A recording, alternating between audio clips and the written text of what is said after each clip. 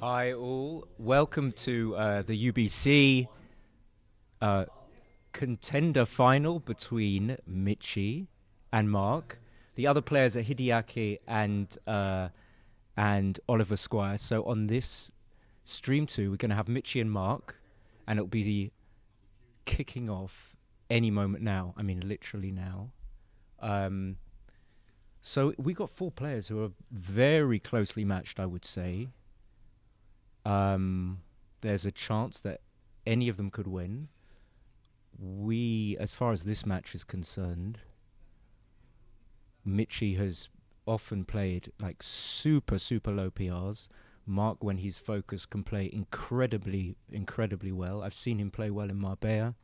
I've seen him play very well in Istanbul in the UBC. So it's going to be very exciting. There are going to be 3 matches to start with in a round robin, and then there will be a further 3. So each player will play 2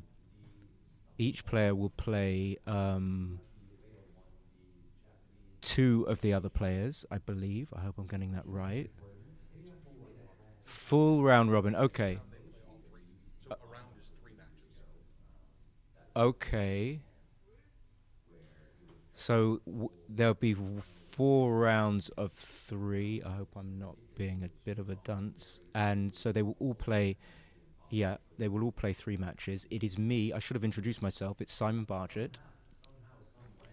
And we're in Monte Carlo, and it's fabulous. And I'm just trying to look around the room without losing my vocal direction, because I need to speak into the mic. And it's quite empty here, where you can see in the background. There are a few people playing just over my left shoulder. There's a match going on. Ali Chetin Belenay is here. There aren't not so many other people here, but the room will fill up. On my left, I've got the lovely Wilson, and Bill Riles is also here. So here's a little stats for Marc. 2803, that's his Galaxy ranking. Nordic Open, I remember that. Okay, didn't give me much chance. Michi doesn't play much on Galaxy, so he's 2491. Okay, these are lovely little baseball card style things, and that was quick. Oliver Squire, 2690, won the California State Championship, qualified via Stockholm. Of course, we saw that match against Seb. And here is the beautiful board.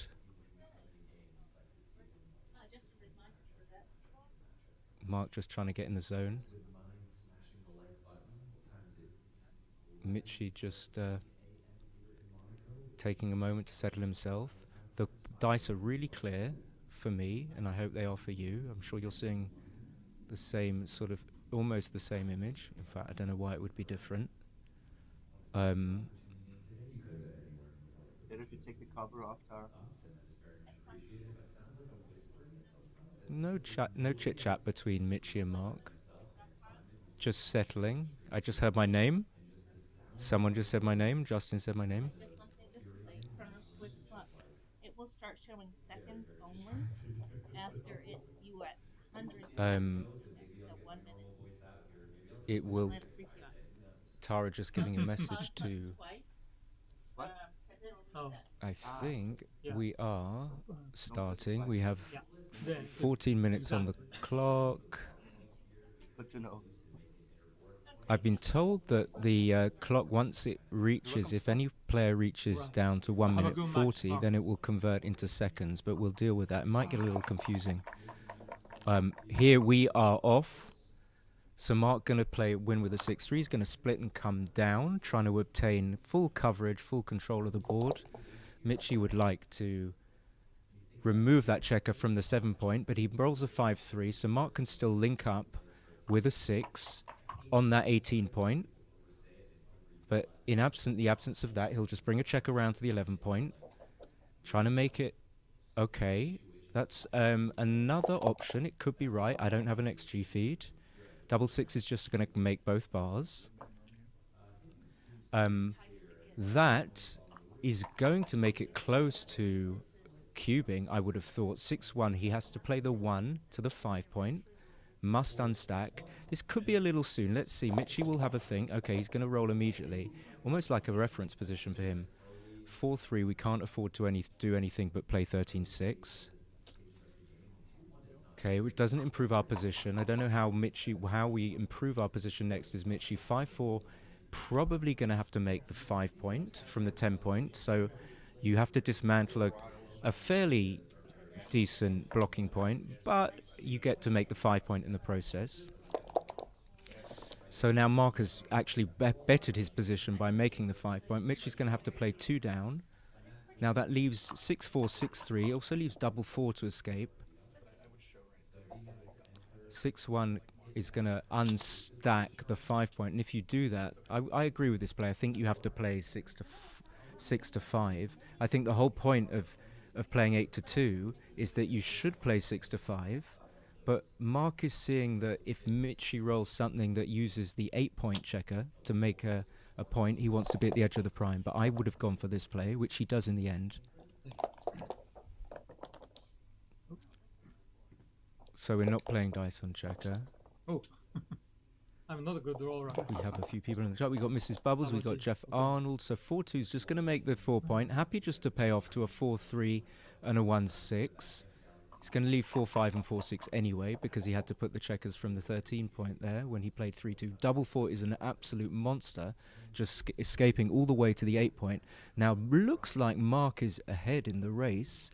112 after the roll. In any case, he's gone from being a very big underdog. I hit that little spot. Michi is they're having a little moment. Double 2 is going to make the 2 point, the 5 point, I think. Assuming that my race assessment was pretty close to being right. But Michi's going to look and check, and if the race is more in his favor, he'll think about moving the checkers on the 18 point. That is really the only deciding factor in whether or not you make the 5, or whether or not you clear from the 18 point or not. So I'm not going to count. It's almost more fun just to look at the position and just try and assess visually. It looks like Marc is still ahead after Michi plays his double 2, but I think it looks fairly close. If it's close enough, it could be okay for Michi to play 2 checkers to the 16 point. Sort of a hybrid play, which he's doing now.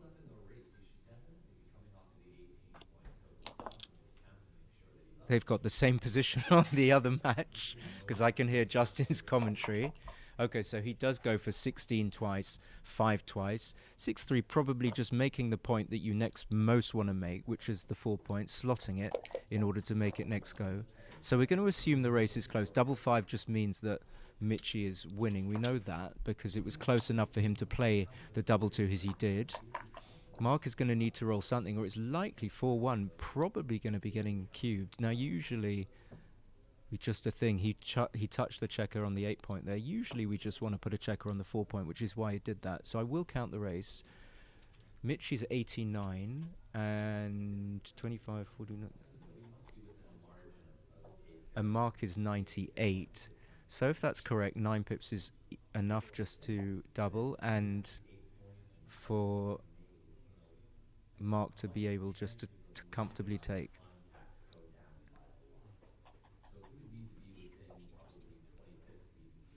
So just a moment to, literally collect ourselves. So we had a holding game, and we had a disengagement of contact partly with the double 2, and then we had the double 5 that ran all the way round.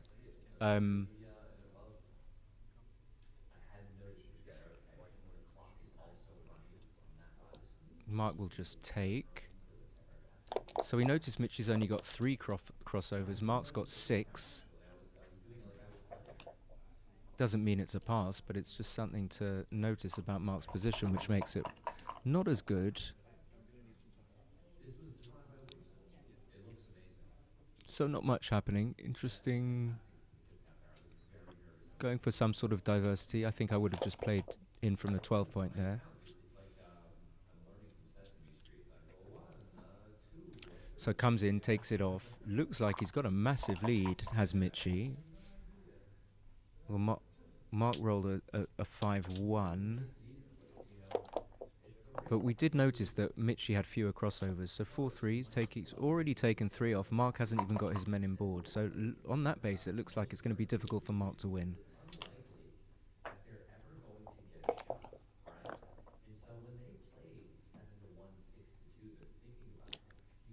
So here with this, Michi can think about whether or not he wants to unstack them all or take a checker off. I think usually these plays are close. There's definitely value in getting all the checkers off the 6 point.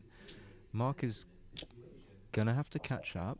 He's got a nice distribution. They've got similar distributions, almost symmetrical, kind of. But if Michi carries on rolling decent numbers, it's going to be difficult for Marc to catch up. 5-4's a start.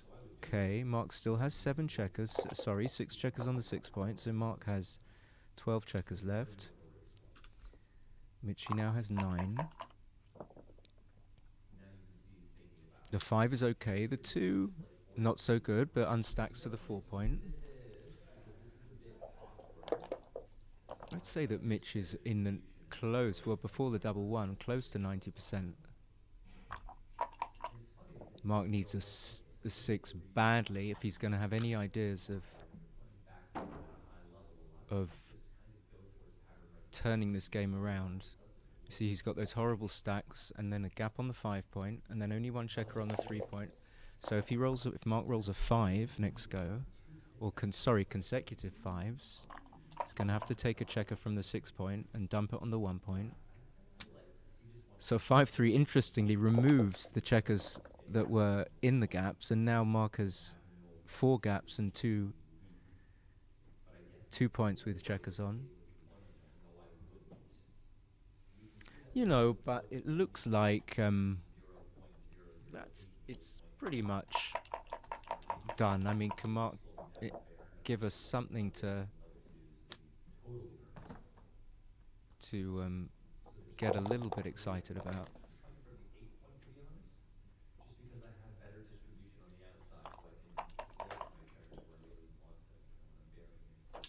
Well, double 2. Okay, so now we have, as Marc, we have 5 checkers. It's sort of looking a little bit more possible, of course. 4-1 takes an off.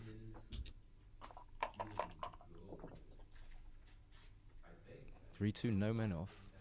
Wow, but even after the 3-2, he's going to play 4-2, I think. I don't know. Yeah, maybe you play for the high doubles.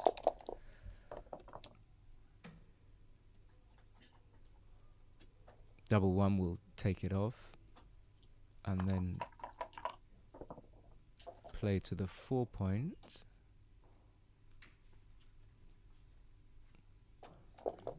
Amazing how this is. If Richie,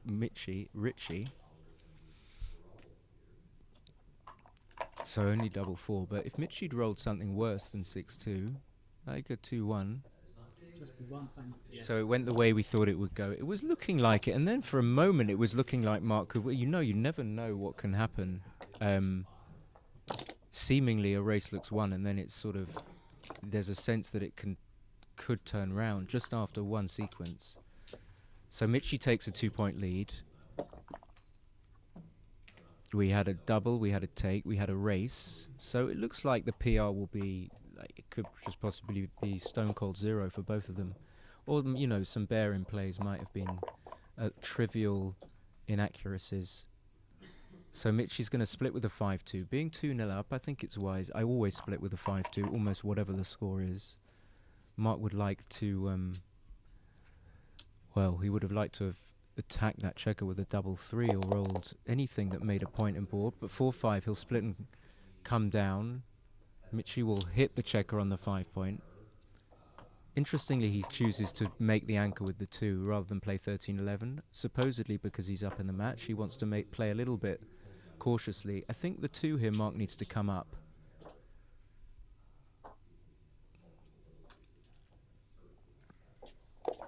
Trying to, if you put the bring the checker up from 24, it gains a little bit of coverage on the outfield there. So Michi's 1-6 comes in and comes out.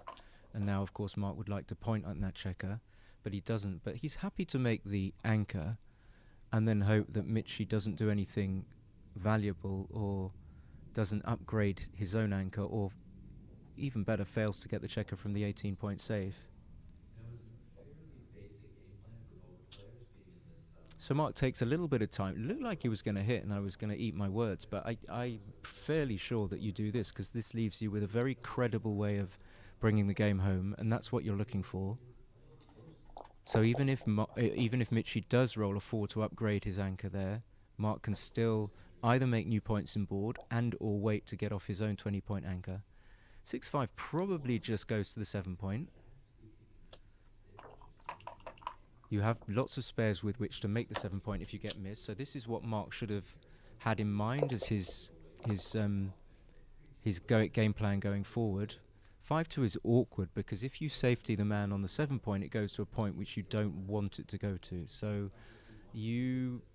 notwithstanding, you probably have to safety the block. Just looking at the Marc's front position, it's too strong, I think. So Michi's going to look at this. I suggest that he will take this back.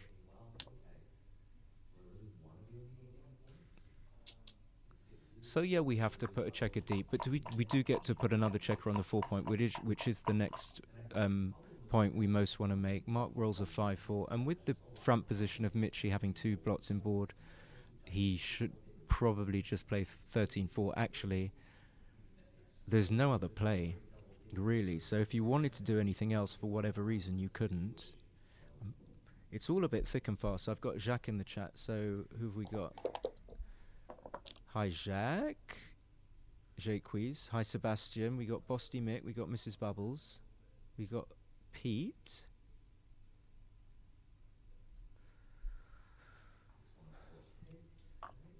But when you look at the chat, it's like taking your eyes off the road. You're suddenly like, oh, I didn't see that car. Okay, so anyway, back 6-5. I don't know how to play this. So probably coming out with. I don't. Is he gonna just hit his clock? I doubt it. I think you've got to think about coming out. Wow, that is a bit. If that's right, he just played it very quickly. Didn't even really consider coming off the 20 point. If anyone is, does anyone? Hi Afshin. So the double 4. If Mitch is up in the race, then he should probably do that. I was a bit surprised by that play. Doesn't seem to be any reason why you would want to make the 4 point here, because if you do, then you have to have a 4th checker on the 4 point, or the question is how would you play the 4th one? So that's 3. Okay, yeah, I didn't see that. That makes sense. Marc has got 3 blots in board, so the gain from that is Michi gets to make the 9 point if he wants. He's presumably not enough up in the race to make it worth him of going all the way to the 14 point. But anyway, but Marc has rolled a 3-1. He's probably looking at making the ace. No, again, I just make the 4 and not be worried about a 6-1. I don't like not having the cementing down the strength in board immediately. Now it'd be difficult for Marc to cover the blot on the 2 and the 1 point. I mean, yes, he could roll a 1, but then he gets to make the ace point, which isn't what he wants to do so much. Anyway, Michi makes the 3 point with a 5-3, leaving the blot there. Happy to leave the blot there. Marc will just solve all his problems by rolling a double 6. So the board making plays are irrelevant now. Superfluous. You're welcome, Wallace. Got the QAT. So now the game simplifies completely. 6-1 just goes to the 1 point. Actually, I would play 5-4 now. Where I think about it, noting that if we're up in the race, we don't necessarily need to keep a strong board immediately because Michi wasn't going to run. Anyway, 3-1, Michi plays 8-7, 8-5. Marc is definitely up in the race. Can he think about cubing? Well, now it's going to be too good or whatever.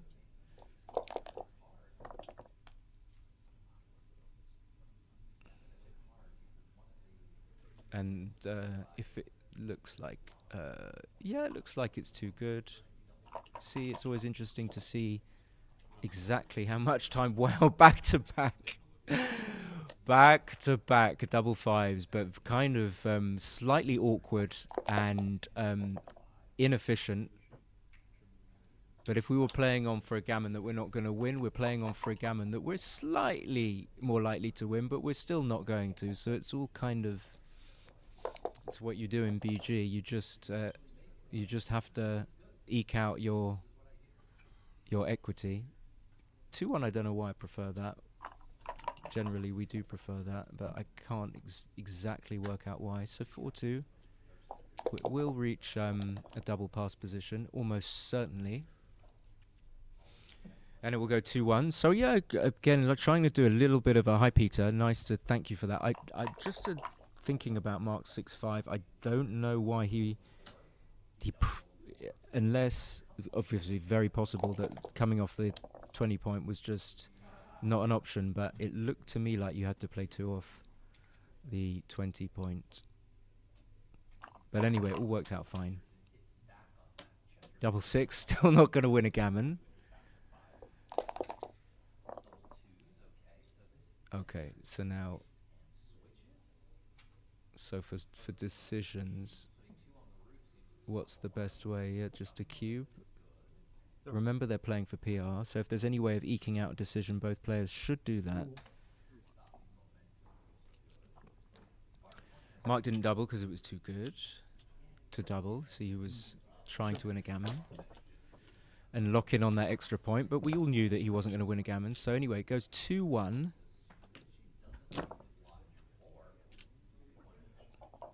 So fairly standard game, just 1 6-5. I don't know why I'm fixated on that 6-5.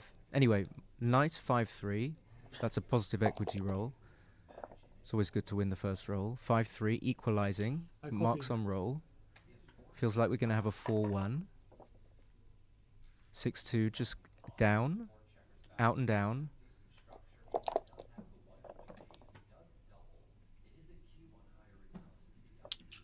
(24-26-1) is just gonna have to hit loose to destroy Marc's opportunities of pointing on that checker on the 5 point. And look at how the swing on that. And now Michi will think it doesn't look like it's enough, but when I'm not in my peak, I tend to look at that lovely camera remote that Tara has. We've seen close up of Michi. Michi's leading 2-1 now. So my first instinct, when you're leading 2-1, you do not. It changes the whole cube instinct. Just that little lead in this 7-point match, 5 away, 6 away. So Michi does roll. 6s are duplicated anyway. There are other positional things. So 6 he can hit either one, but presumably he's going to. Well, it's not so clear. He can hit the guy on the 7 point and get a builder for the 1 point. I'm not sure about this actually. Usually you want to hit the guy that's further away from home because you send him back further. But this, by putting the checker on the 7 point, it looks like Michi's going to do this. I think he might go back and then go back to this. By putting a checker on the 7 point, okay, he does this. Nice. I think I would have gone for this as well. Michi gets a builder for the 1 point. Okay, Marc hits back. Massive roll. Takes the tempo, takes all the momentum. Michi's on the bar, needs to run. He almost a fan, almost 3-1 coming in, and nothing that you can do. Oh, okay, I didn't see that. That's just I don't know why. Okay, I was thinking of 9-6, but this looks better.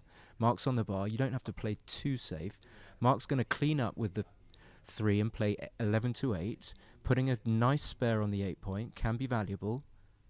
Looking at Michi's back checkers, you can see how that checker on the 8 point could be valuable in the future to make the 5 point or the 4 point. Should Michi fail to make one of those anchors, 3-2 is going to make the 4 point. Initially, I didn't see there was a checker on the 23 point, but presumably you don't want to leave a... I didn't see this play at all. Little bit of fatigue for me. Looks like you just come out, no other play with this 6-4. We have some... The PRs, I can't, but...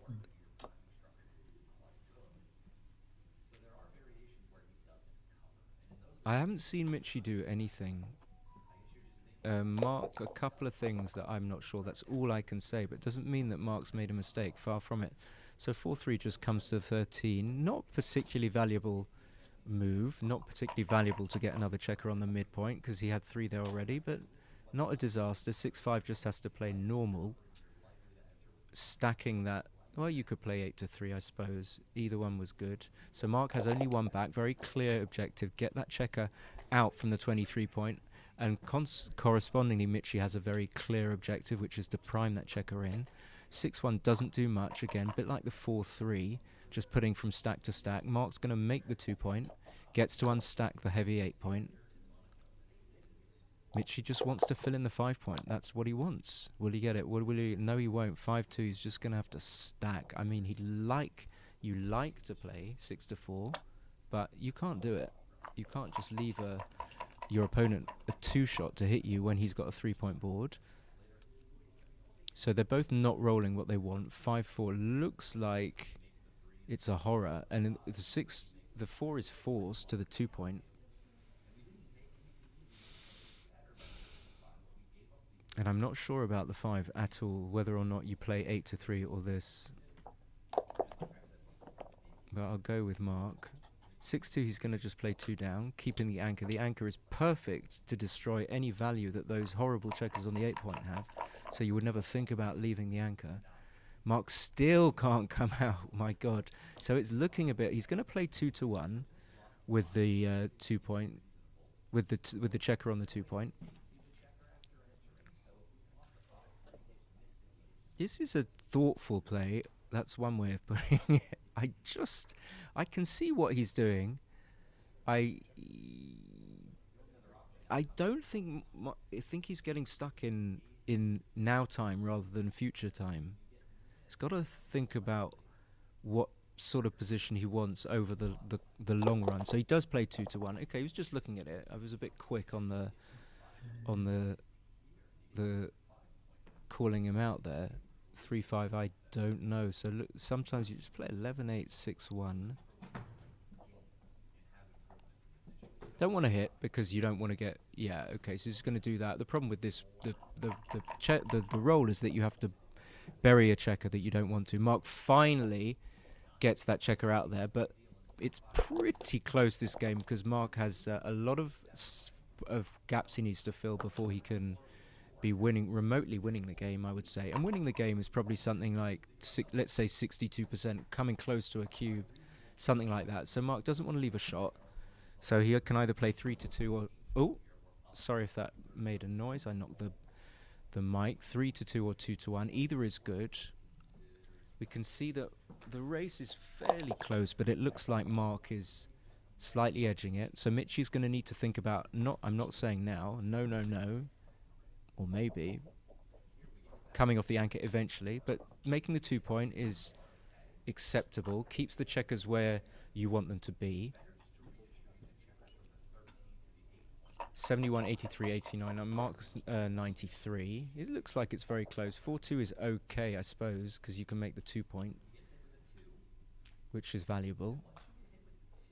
Because Michi's going to be... There's some variations where Michi's going to want to come off the anchor. This looks like it's going to be one of them. But, you know... The problem with not coming off the anchor... The 6 is fine, but the 4 goes too deep. And that's one of the criterion that you consider for anchor leaving plays or not. I had a little look at these kind of decisions. When you of course, also you need to factor in that when you leave the 21 point here, you're not leaving so much, but Michi's just seen all the... I'm going to assume that Mitch is right here, although maybe if I had the race close, I would have more more factors with which to to actually assess whether that was the right decision to leave the anchor. But I'm going to go with Michi without having counted the race. So anyway, 6-4 doesn't look like Marc can do anything but plays 13-3.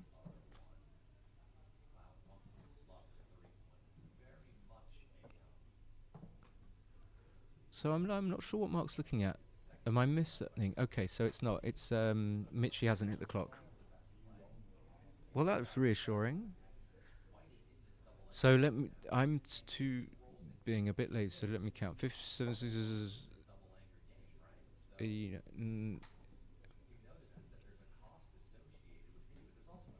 very close. 5. In fact, not that close. 57, 69, 81, 87. I think Mitch is 10 down. Can that be right after the play? If so, it seems like it'd be very... There would usually be no reason. I can't think of a position where you would want to come off the anchor when you're 10 pips down.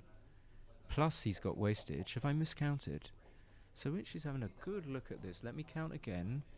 Mitchie is 93. He has played the 6 and he has played the 4. He's played 7 to 184, so he's 93. And Marc, okay, has some wastage. Marc is 85. So Mitch is 8 down after the roll. But then, yeah, there's something about, if we don't come off now, let's consider arguments for coming off. If we don't come off now, we might roll something that we won't be able to come off the anchor with next go. Like,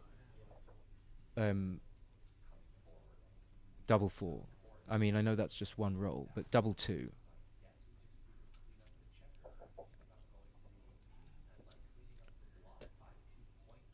Okay, he rolled another 6-4. I'm way off. Okay. Someone needs to keep me honest. So, he's going to be 2 pips up. So it's crazy because I was considering that he should be going after he put the checkers on the board, but he rolled another 6-4. Marc rolled I don't know what Marc rolled.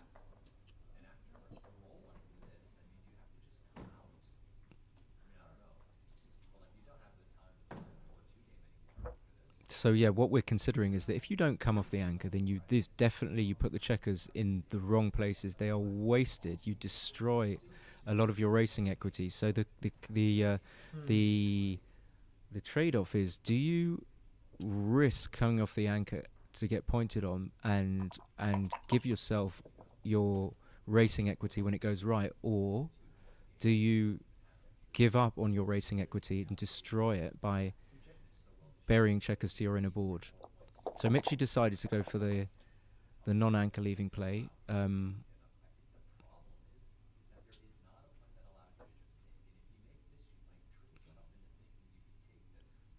But again, it feels like Michi should have come off at some point because he's now stuck back. He's got he's pretty much forced to come off it, and he's considering whether or not he should break the 6 point and stay.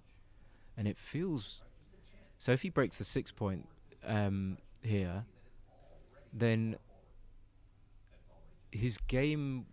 The only way... I mean, how is he going to win the game? He's just going to wait, stay on the 21 point and just be blocked in? So there was always this sense that Michi needed to release those checkers, but he might anyway, even if he did play wrongly with one of the 6-4s, it was still seemed okay for him to stay on this 21 point because now he just doesn't want to get hit or pointed on. So 4-2 would have played much better for Marc if Michi had come off the anchor. So now feels like, of course, when you roll the double 5 that you've made the right play. But it's a massive... Wow, so Marc is going to destroy any notion that Michi has handled that anchor leaving situation correctly. It looks like, unless Michi can roll something big, it's definitely going to be a... Okay, no, there are gaps. I don't want to speak too soon. As far as pips count concerned, Marc is 45. 17, 29, 12, 41, 47, 50. So Marc's only 5 pips up. Only 5 pips up.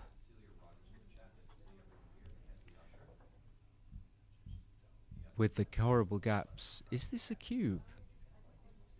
So being even away, being 6 away, 5 away, probably the doubling points slightly lower than it would be at 7 away, 7 away at a normal score. We got Jeff Willis.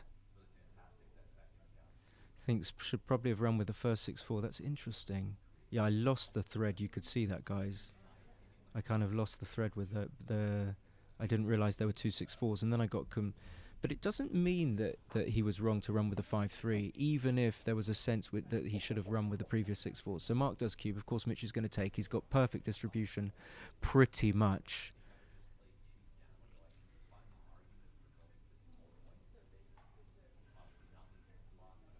So staying with the second 6-4 was wrong. Okay, thank you very much. It makes me feel so relieved that I'm actually spotting some things, especially when it, I'll be honest, especially when it's Michi who plays so well, and the thing with Mitch is hard to, from his disposition, it's hard to second guess him because he looks so composed. You don't read any doubt. Sometimes when a player plays a move and there is an absence of composure, even though they might be absolutely making the right move, just from a psychological point of view, you think, well, they don't know what they're doing. They're making the wrong play. Anyway, Mitchie is taking some time. He's down to 5 minutes 40. And it's surprising because he's just counting, I guess.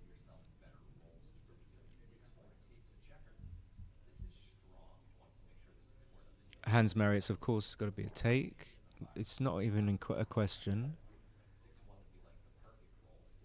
Mitch is only 5 pips down. Adam Defo pass? No, can't be a pass. I'm not even sure if it's a cube, to be honest. Noting the gap to Marc's terrible 5 and 4 point gap. So unless I've miscounted, I think Marc is 45-50. So it looks like a very, very easy take if someone wants to put it through. Of course, double 6 is just an outlier, so it doesn't really count in the analysis, in the rollout analysis. Just going to take a little drink of water.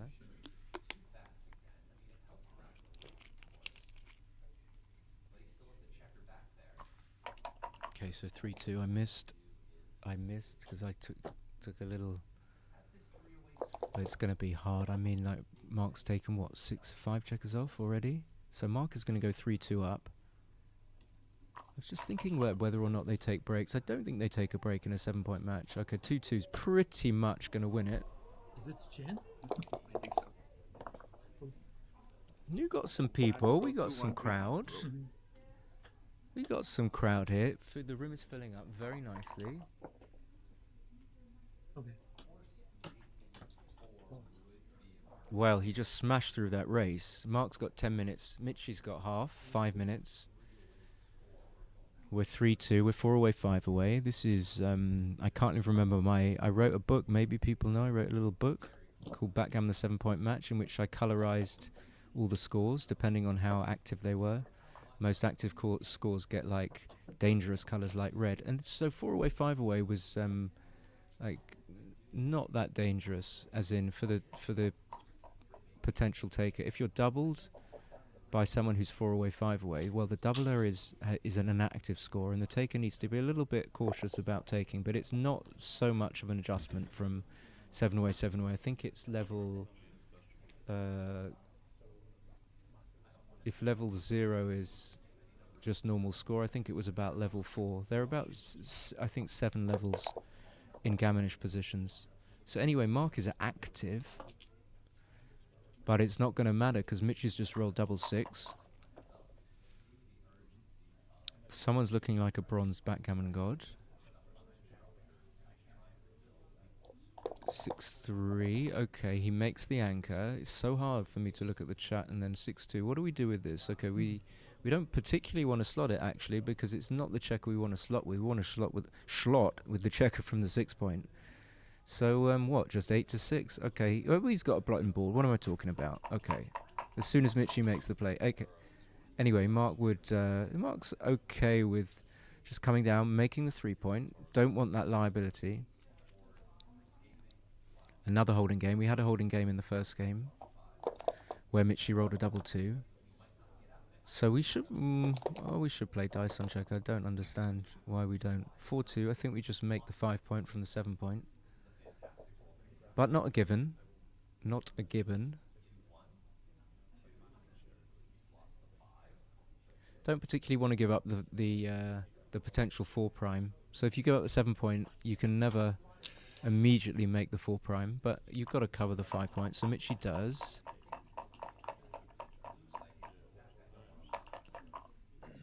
Marc has a little shake. Double 4's just going to make the 4 and the 2 point. Need to keep all the checkers on the midpoint. So actually, that's not true. Now I see that you can certainly play 13-5. Marc sneezes. And again. Are you okay? I'm good. I just got water in my Or mouth. not a sneeze, I don't know.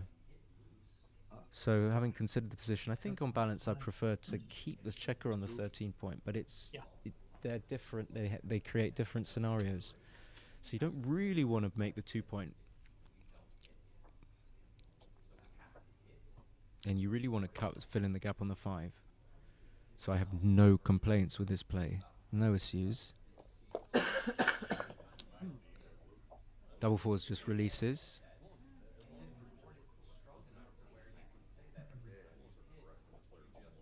Looks like you, okay, if the race is close, you would do this, but it looked like the race isn't that close. Okay, but it must be. 4-3, so he's just going to cover the 5, and then probably just play 6-2, because you want to leave that spare checker out in the 8 point. So Mitch is ahead, but if he played the double 4 that way, he can't be that far ahead, assuming he didn't miscount. 5-4 doesn't get the checkers from the 14 point save, so he's just going to probably play 8-3 with the 5. Don't see that we want to play 6-1 just to keep the checker on the 8 point for whatever reason. I mean, we can still play 6-1. That's often a number that we're looking out for to see that it plays acceptably. Double 6 again. You see, might end up winning Marc the match. You have to think about how long this match has been, how many decisions there have been. If Marc made a mistake or with a 6-5 and there haven't been that many moves since, or he made a blunder, it could be that he's losing the PR by a very small amount, or by about half to 1. So he would need the match to continue for longer without making a mistake to make sure that he brings his PR down.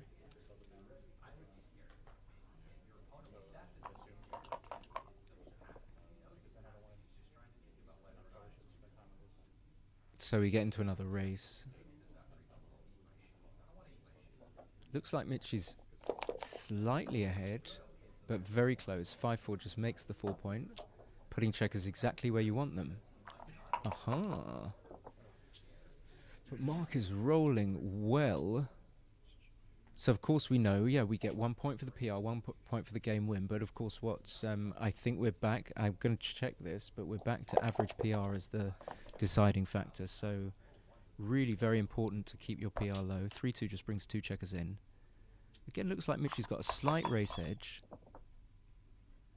From the point of view of Michi doubling in a non-gammonish position, which this is, Marc has a very, very low take point. So Michi probably has to wait a little bit in a non-gammonish position, like this bear off, to make sure he doesn't double when Marc will be taking at a point where his take point is very low.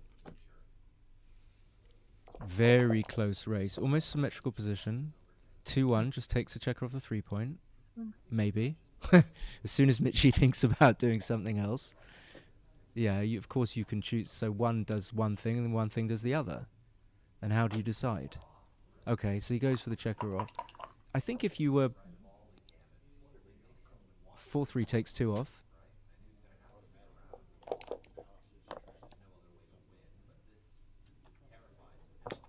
Again, looking very close. Michi's got too many men on the 6 point. 10 versus 10. 5-1, not good, of course. Just takes a checker off. It's like, looks like almost exactly equal. It's not symmetrical, so I can't immediately work out what's what.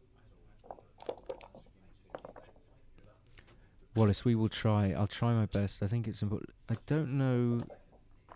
how someone will be transcribing this match eventually, and of course, Marc has a little bit of clout, so I think Marc will want to be seeing the match. So I'm hoping that those PRs will be available. And as soon as they are, I will not only know the PR, but I'll try and have a look at the match just to refer back to some of the decisions. Okay, we had some rolls just so we can. Looks like it's a pass now, or maybe not. So 35, 26. This looks like a pass. Marc's got this very odd position. And we have double pass. So we have a 4-2 score. Marc is 3 away, Mitch is 5 away. Theoretically, March and what did I call Richie? March and Richie.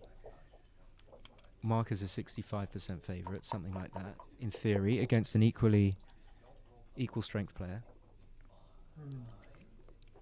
Okay. So 4-1 is the worst roll. 3-1 Marc rolls something pretty good. So Michi needs to roll something good. And again, we have a holding game. How often do we have these holding games? 18-point anchors. Pretty simple to play, but there can be. So I think here you play 22 and 9. This is just a memory thing. But then if you play 24-20 like this and 13-11, you duplicate the 4s. I think you want to unstack.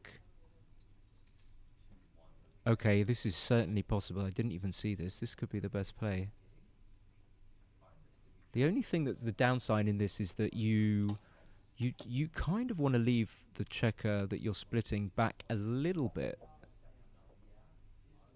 Perhaps if you're behind in the race, but then I say that if Mitchie's got this advanced anchor on the 18, maybe you need to counter it as best you can with as high an anchor as possible. But it's difficult. I think there's some complexities. I don't think it's as simple as just go out for the most advanced anchor that you can get. Anyway, 6-6, he might have to point just to... Although I would consider 4 down. Interesting, he plays it very, very quickly. We have the Q80 with some not heard, about to launch auto. I don't know. Maybe. I don't know anything about that. So 5-3. Again, looking at the chat, losing my plays. 2-1, he just has to make the... Of course, he can't hit here. We're just going to make the 7 point. Hitting or not decision is the most difficult in backgammon that you can have. Michi does make the 7 point. So another holding game, and always the question here is what do you make the 10 point? If you're blocking, I think the answer to that question is if you're blocking, and if you need stepping stones, landing spots, then you do that. But if you're ahead in the race, you wouldn't want to have the extra point. So would I have made the 10 point? Probably. This is a terrible roll. If you want to play safe, you're going to have to make a very, very ugly play. So Michi just comes down with 2, leaves 5s and 4-1. Marc will... See, he made that point, but now I think he wants to make the 4 point. So he's going to have to clear it. So maybe that suggests to us that 10 point wasn't so important. 5-2 just plays safe. Not too bad a place to put the check. I mean, you've got checkers on the 1 point, so you are filling some of the gaps. 6-2 just goes to the 5, I think. There are alternatives. So again, I'm just trying to get my head around who's winning this race. Again, I think it's very close. So after this, 44, 26, 95. Michi is 100. Okay, Michi's 131. He's way up. 120. So he's 26 pips up. Didn't look like that to me. If that's the case, then he can just double. Of course, his position is not particularly brilliant. He suffers from the fact that the checkers on the 14 point aren't even on the 13 point yet. So he gives himself fewer clearing numbers every go. Every go that he doesn't clear, I mean.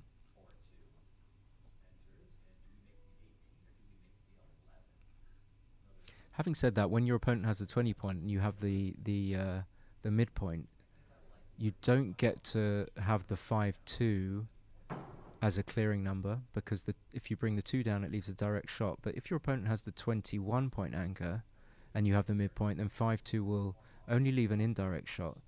So Michi unsurprisingly cubes. And Marc will just take.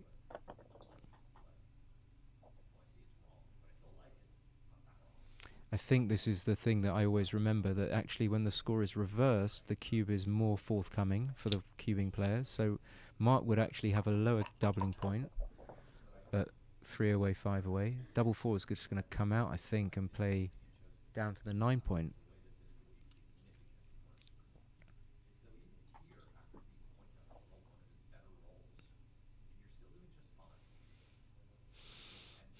Again, it's funny because we can get hung up on the race, and we can certainly do running pip counts. That's what I was trying to say. But I think it's valuable just to be able not to do that, so that you force yourself to look at the position, visually see what's happening. We see Mr. Banana in the background. It just looks like you just want to come out to the 16, thus putting a blocking point in front of Mitch's checkers on the 14 point. And then because you don't have any better fours to play, you come down. You don't necessarily need double coverage. You're not going to be able to maintain double coverage on Mitch's anchor on the 14 point. So then you come down with the 2 checkers on the 9 point. But we've got to assume that the reason Marc's taking time, although it doesn't look like it from his bearing, is that he's counting the race. But I don't know him well enough. I think sometimes players are a bit demonstrative, and when they make their count, they kind of do things with their fingers. But I think Marc is quite a subtle kind of player, so he doesn't necessarily show that he's counting, just does it in his head. So again, if you come out here, I think you just automatically play down with the 2 checkers from the 9 point.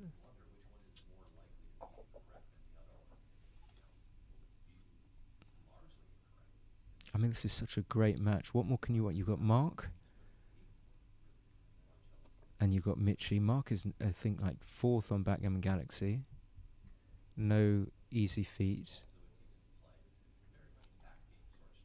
And you've got Michi. I mean, must be his PR, top 8, top 9, at least, in the world. Like, this is the pinnacle of backgammon. This really is.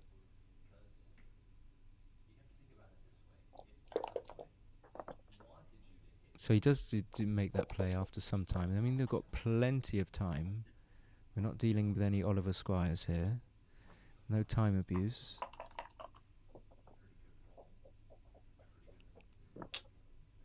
So we have this balance between, we want to get checkers in, but we also want to keep aiming for our very strong board, because we do have some shot equity. There is a high shot quotient. That's a term that I was kind of toying with myself when I was looking at these positions.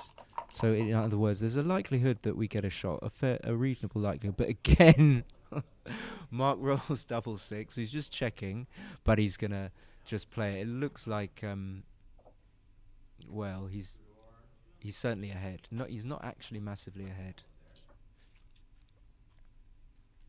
Hi, Tudor. Initially, I wrote wishful thinking. I read beautiful commentary, but boo, he wrote community. Hello from Romania. Okay. Beautiful community.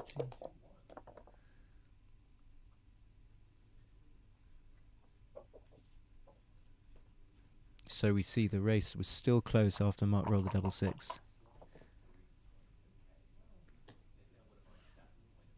I like to put checker on the 3 point there. I don't know, but just that's what I. Yeah, that's interesting. Another close race. Just brings it in. Again, looks like Marc is a slight favourite. I mean, of course, holding the cube is positive for him, even though he's leading 3 away, 5 away. So he doesn't get to cube until he's about like an 80-something% favourite. Mitch's take point is 15-something%. So you need to be approaching that when you want to cube at leading 4-2 to 7. So Marc has now taken 2 checkers off. Michi suffers from the gap on the 2 point. Michi rolls 4-3. Fighting. What's Marc going to produce? 2-1, not good enough, but he still gets to take a checker off and unstack the heavy 4-point. He's got the 3-3-3 configuration, 3-3-3-3. Michi's suffering from that. He's got that gap on the 2-point. He still manages to take 2 checkers off, and what he really doesn't like now is the gap Michi I'm speaking of. He's got that gap, but he's got that horrible extra checker on the 1-point. So he's got an inefficient bear off. Marc's going to be taking off with everything. At least 1 point, one checker.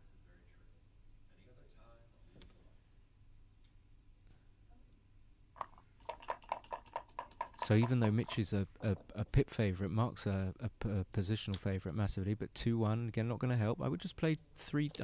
Marc likes to play for the... You just play 3, he does do it. Play 3-2. Just keep the checkers nice and smooth and nicely balanced. 5. The 2 is not easy. Michi sometimes says, not easy for me. That's not a very good impression. I find Mitch is very difficult to do an impression of. Very, very difficult. 5-1. He gets to take the checker off the 1-point. Okay, fantastic. So now Mitchie's got 7 checkers, but he's got the gaps on the 5 and the 2-point. Marc's still got this lovely position. You see that the tendency in Marc's position was to retain this nice structure. Unless he rolled something very awkward, Marc was going to be able to keep a nice structure, which is the one he's got. He's got no gaps where he suffers too much from having them. If he rolls a 3, he gets to fill the gap with the checker from the 6-point. So he's thinking of doubling, but doesn't look like... I mean, he's just having a little look-see. 28, 10, 13, 15, 18. I mean, he's 10 pips down. That's a clue. So, but he's got 5 checkers left. Michi cocks the double 6. So this just takes the checker off.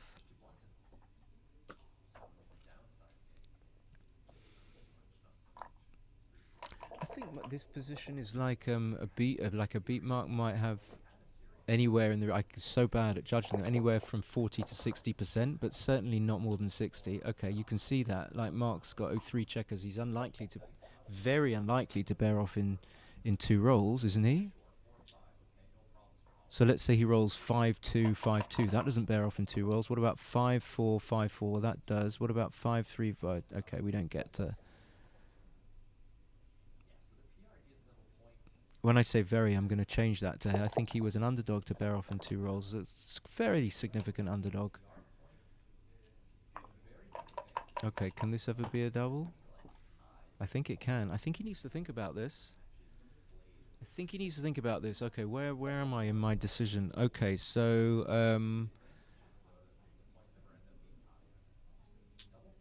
the doubling point. Okay, we need to understand what our gain is. We need to understand. I'm not going to do the calculation because I'm...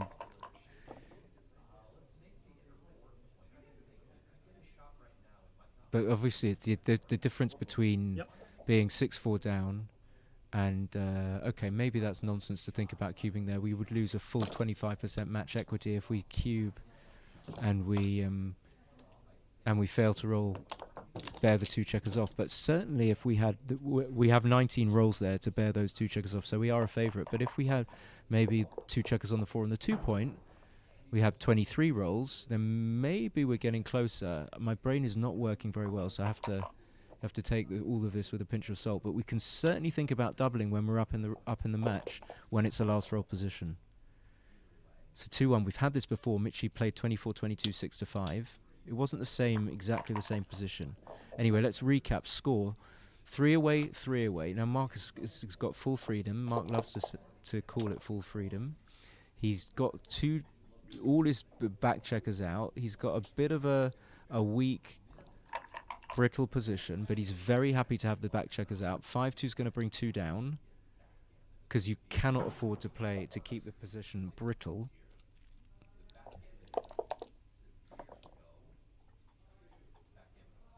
Six-2 hits. I didn't see it. Wow. Okay, so this completely changes the game and also gives Michi some sequences. So he's going to start to be able to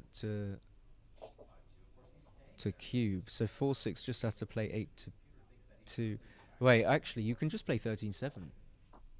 But it's too much. Yeah, I think this is my play. But Mitch's fours are very powerful, so by playing 13-7, Marc would just duplicate Mitch's fours. But Richie, you could see with the 4-5, Mitchie would be much happier to hit and come out than do this, or even hit on the 4-point. I'm thinking he should be hitting on the 4-point, actually. I didn't want to say it because I never want to go against Michi.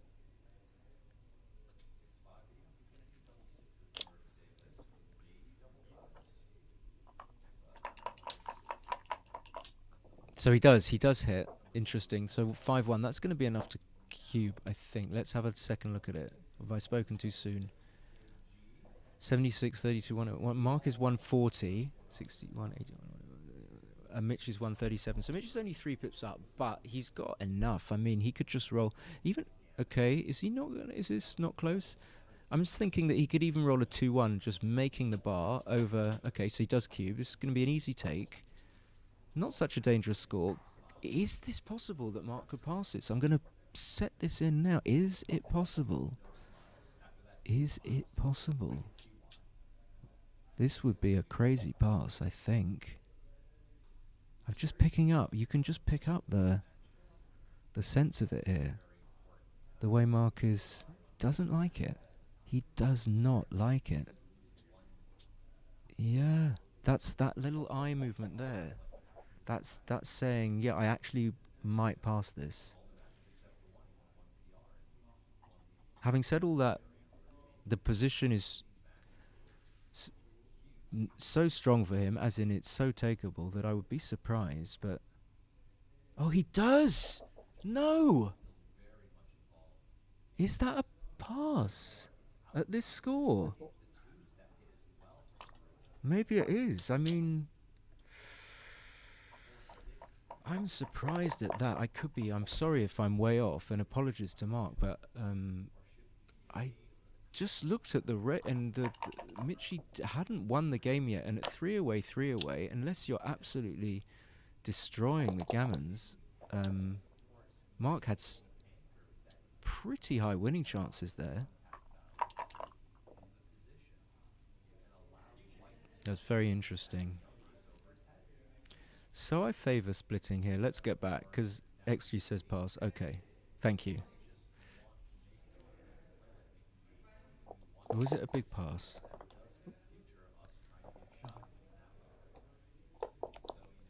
So 3-1, he splits. I'm sure you did. Yeah, well, with 6-1, you're leading, so you don't want to do anything silly. I think you would just play 13-6 at a normal score.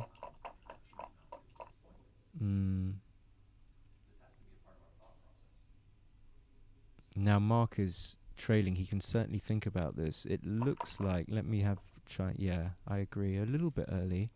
So he wants to keep all his doubling potential open. It looks like the way to do that is just play 13-8, 6-5. Hi, we have May Sam. Greetings from rainy Easter. Oh, it's rainy. 6-5. Oh, you don't want to cock the 6-5 there.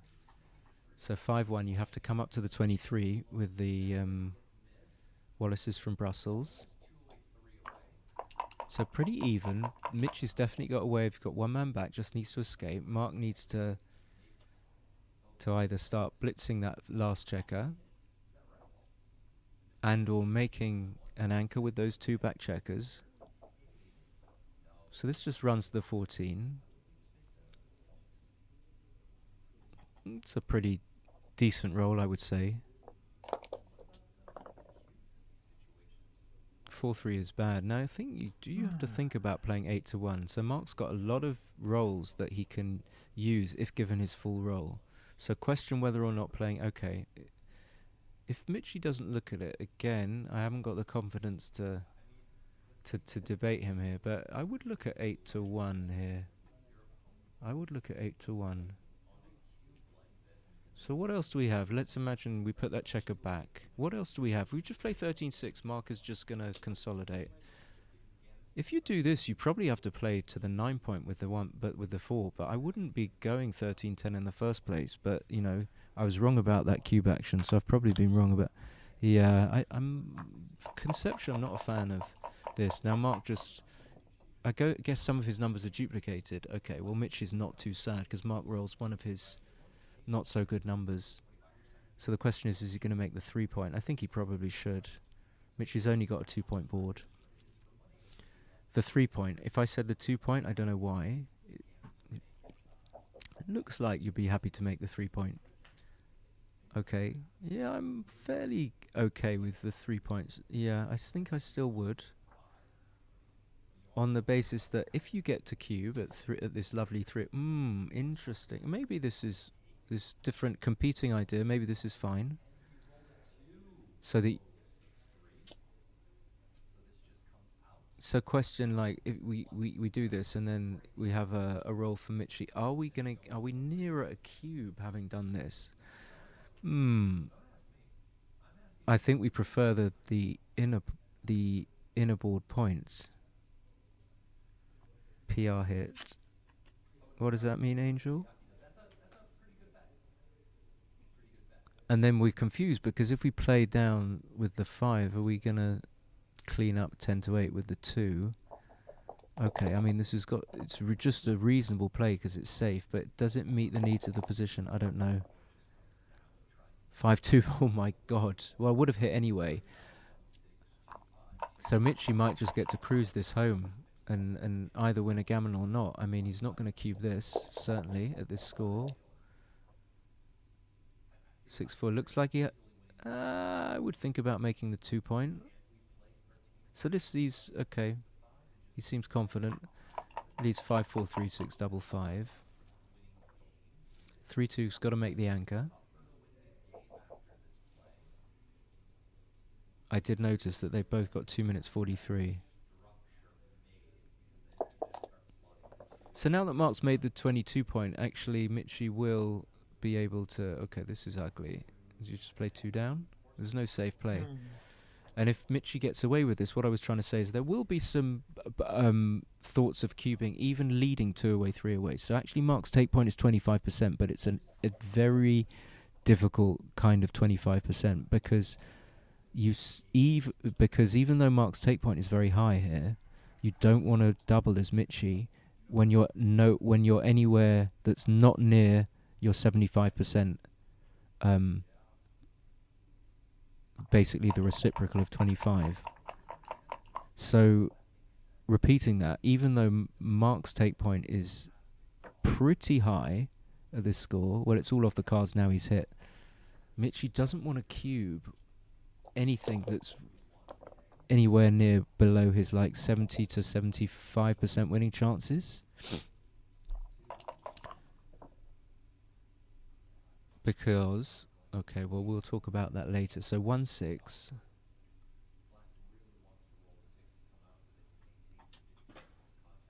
maintaining the better outside point, but yeah, you get better distribution if you play 12 to 11.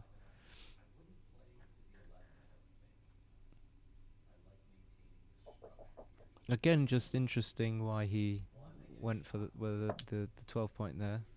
Just wants more coverage. So now Michi doesn't get past with double 3, 2, 1, double 1. Have to have a little bit of 0.063. Okay, not too big. Thanks, Chris. Not too big, but still kind of absolutely right to pass if it's 0.06. It's kind of a weird concept that you're never too displeased to make a... I'm not trying to excuse myself, but you're never displeased to make a 0.063, but it can clearly tell you what the right idea is.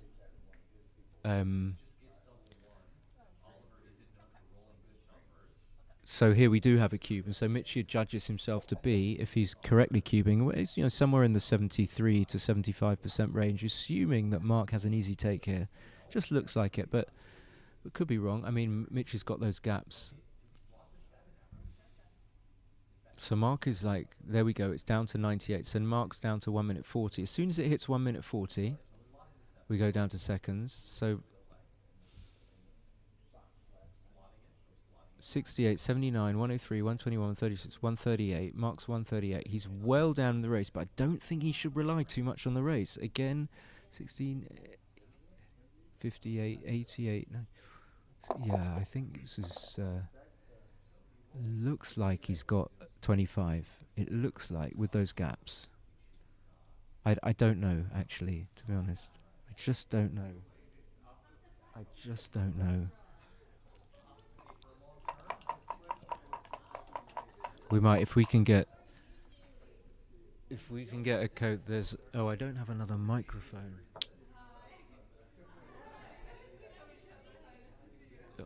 Oh boo, we have a very special person just walked in the room. I think you'd be able to guess who it is. If I had a microphone here, I might have to kind of drag him over here, force him to talk. Justin's talking about the soup Nazi for some reason. Okay, but back to this. I think Marc had a take, but it was a difficult one that you had to think about. Marc hasn't recubed yet. No need to recube yet, but I just do it like immediately. So it was a double take. Okay, good. 7 points game, no. Why no redouble? Okay, so Marc only needs to redouble when he's got a market losing sequence. So he doesn't have that yet. Anything, even if he rolled double 4, Michi would be taking the following go. But I just redouble these immediately. Hi, Eran. Hands, yeah, confirms.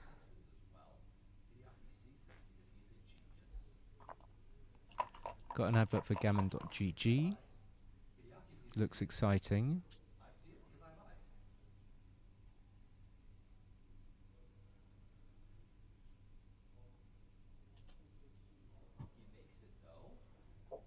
So Marc will recube.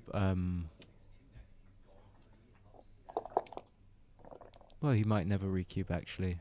Michi makes the. Excuse me, Michi makes the 5.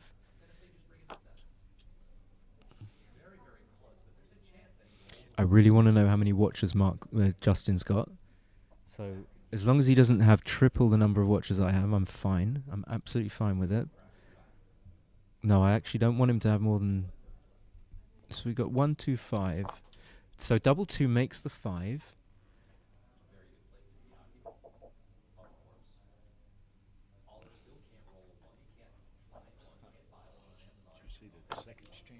Yeah.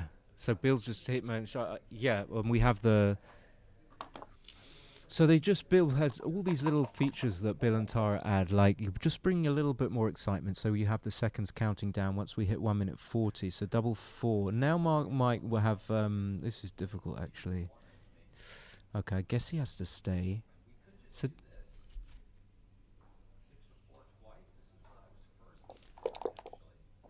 So Mitch's take point here is 30. Am I right? If Marc recubes, Michi can pass if he's got less than 30%. So maybe Marc was close to a recube there actually. Double 6, 2, 1. Question what percentages that would have left Michi with. So the esteemed person that we had in the room has left the room for the moment, but we can try and get him back. Maybe. I think you can guess who it is. Can someone guess? Okay, so you can see if Marc rolls double 6 and Michi rolls 2-1, could be a market loser. But it's high level thing to hold on to the cube here. I don't know if I do that actually. I am looking forward to seeing the PR. This is the thing. I don't have. I could transcribe it as we go. Thought it was my phone.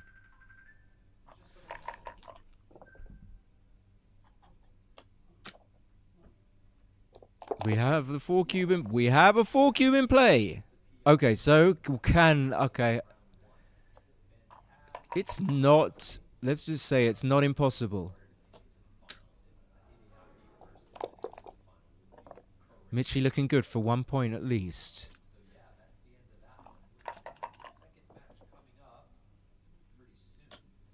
Marc gets to take 2 checkers off, though.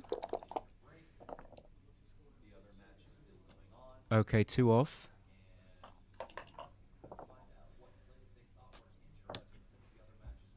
No, it's not Jedi Master. Good guess. Okay, we need it to happen now. We need the double 3 right now. Okay, double 1. Unless... That's it, it's Jin. Yeah, Michi knows it's Jin. Sometimes you don't see it's Jin. Yeah. I think it's, Yeah, I yeah, think yeah. it's kickoff. Yeah. Thank you. What a great match. Nice. Kind of a purist match, you know. A lot of standard holding games. A lot of the times when the decision, you have this 1 or 2, these crucial decisions like the 6-5 maybe. Marc made a very good pass at 3-away, 3-away. I kind of went it got a bit excitable. Thought it was an easy take. I was completely wrong.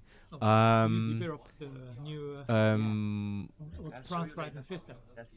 Okay. On the mobile phone. No, I don't know. No spoilers. I don't know. Oh no, yeah, I thought someone knew it. I feel like I must be the one to know first. Come. No, listen, if someone knows, I have no idea. the next one. Who do you think won the PR? I have a suspicion that Michi. Really? Yeah, yeah. So that would be 2 points for him if it's true. It would be 2 points. Okay, well, Hideaki won 2 points over here for sure. Oh wow. Okay. Are you live? You're live. Still live. We're live. We're still live. Yes. So Hideaki has won 2 points. Talking to Stream 2. Stream 1 and Stream 2. So Hideaki has won 2 points against Oliver Squire. Wow. Okay. Yeah, and it was the sickest last game. By And we will wait. Michi has won the match. It was a solid match. And we're going to take a little break. If Tara can, we're going to be back with with the next match in 10 minutes, and Tara's going to put it on break any moment now.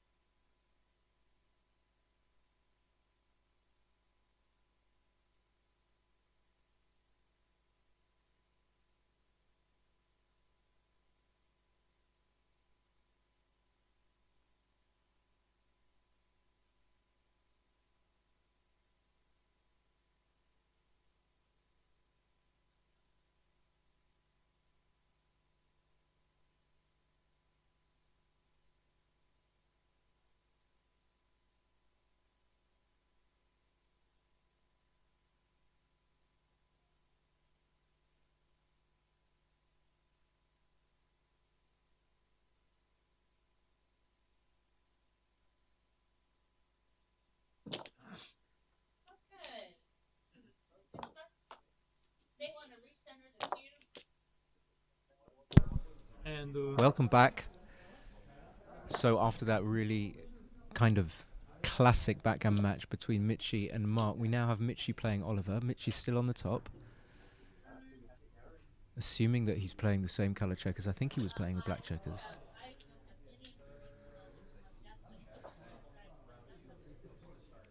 We know that Oliver's lost match from PR, so Oliver's got no points so far. We think that Michi, well, all we know is that he's won a point. We don't know about PR yet.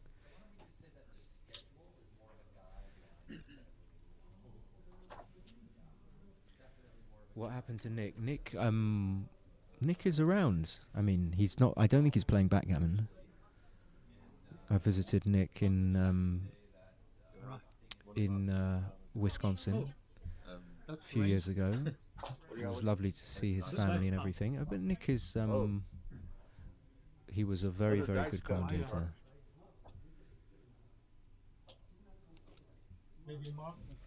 But yeah, I mean, for example, I don't think he'll be watching these streams. We have Gigi.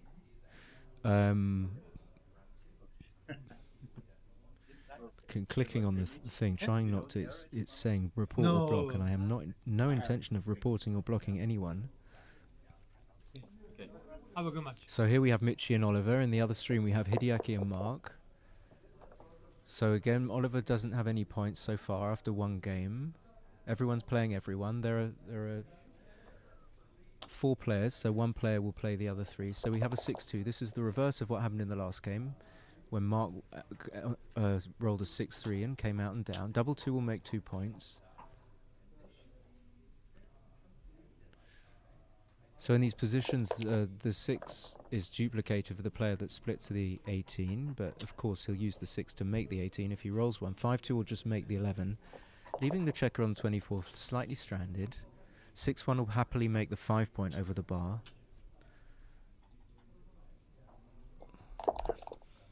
And now Oliver's taken a small advantage in the race. I do strongly favour dice on checker. Michi gives it a vigorous shake. Sometimes those dice end up landing on those checkers. 2-1 is a little bit awkward. Of course, we know we don't want to come up to the 23 because it deteriorates our likelihood of escaping the checker on the 24. So he's going to play 13-10. So the reason he does this is because he's thinking about playing 24-22, presumably, but that would be a bit dangerous, I would say. So he goes for 13-10, keeping the checker on the 24. 6-5 is very happy to escape one checker, and now Marc has taken an even greater lead. He's made his rack, he's escaped one checker. Double 4 is going to equalise the position. Difficult to know what we do with the last 2. The first 2 are making the bar, and then it seems like Michi knows that we have to take the risk of making the best point counterintuitively because Marc has got a really good board already, and we need to equalise. So I think I go for that play as well. Marc has a lot of very good... Oliver has a lot of... Have I been saying Marc? Oliver has a lot of very good numbers. I would give it a little think, and then I would disregard cubing, but I would certainly think about it. 3-2 is difficult. So we definitely want to come up, but then we definitely want to come down with the 3 as well. With the 2. So I think, having looked at it, seeing it on the board now, I would happily play 24-22. So what happens if we come up to the 22 point? Then Michi will point on us with a 5-3, which will be worse than just him making the point without pointing on us. And then having a quick look at what... Yeah, okay, we're going to come up, and then we won't say any more about it. 3-1's going to make the 5. Happy, very happy to do that. So, of course, you have to give up on making the 8 point immediately, but you're certainly willing to do that, to turn that down for the gain of making the 5 point.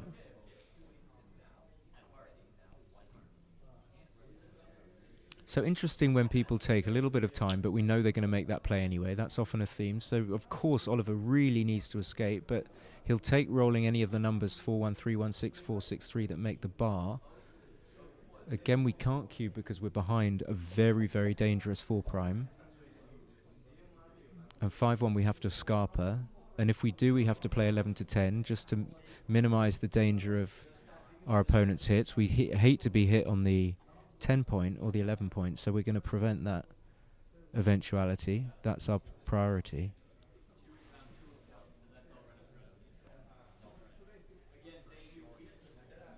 So he's in the mindset where he's thinking it's too dangerous to come out, and I'm in the mindset where I think it's too dangerous not to come out, which makes my decision easy. But it doesn't mean I'm right, but I am right. I think I'm right. So of course 11 to 10, and I think the 5. There are other reasons why, minor reasons why you don't want to play 13-8. You just don't want to play that checker. I mean, simplifying it, you don't want to strip the mid, but on a more complex level, the checker that you want to move is the one on the 22 to keep your position together, to keep it compact.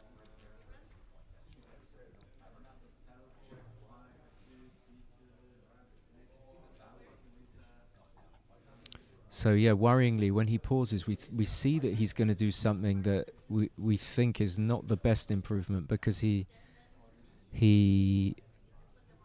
deems it to be too dangerous. And he gets pointed on. You see, he would have been hit, but he wouldn't have been pointed on. Oh no, he would have been missed.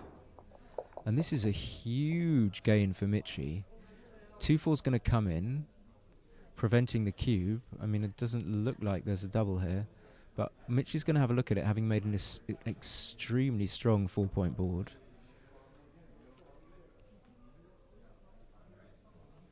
I can only eyeball it really in the time that I have.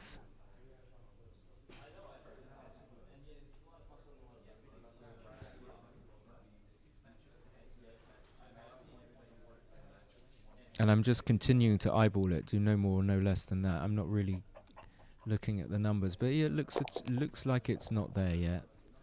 Of course, he'll regret having not doubled if he maybe even this. Well, 5-4 was the big market loser, but anyway, he rolls the 4-3.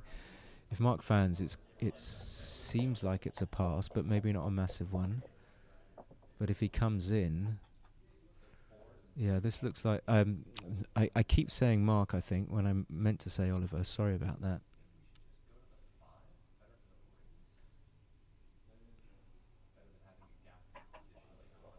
It just looks like it's gone for Oliver, this position. We're black and we think, oh, well, I just need to check because there are only 15 numbers that cover. Only 15 numbers, only 11 5s, 3 2 and 4 1. But although Oliver wins some games, there's just too many gammons to take when your opponent's threatening to make a 5-point board. That's insanely strong.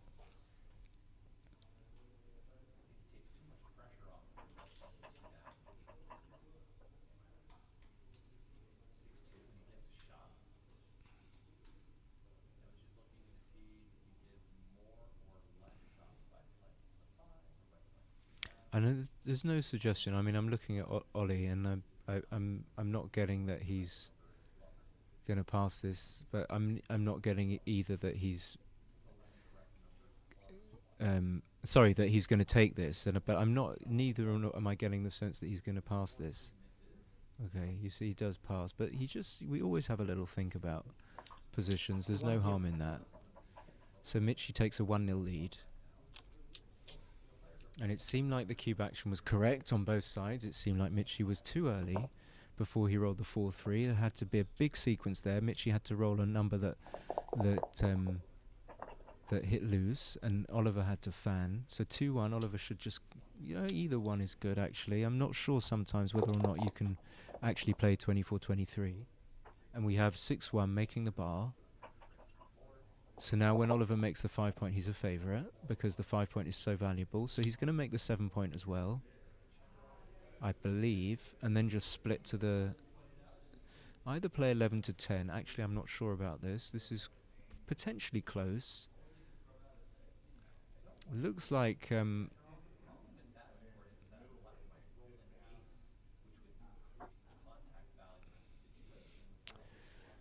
lost the sequence, but is Oliver only very slightly up in the race, which speaks against splitting.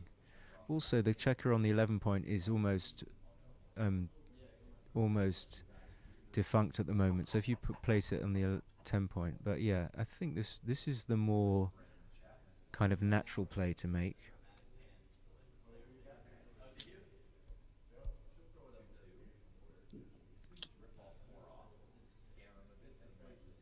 So going back to whether or not we make the 7 point, I think we do. So it's not an easy play.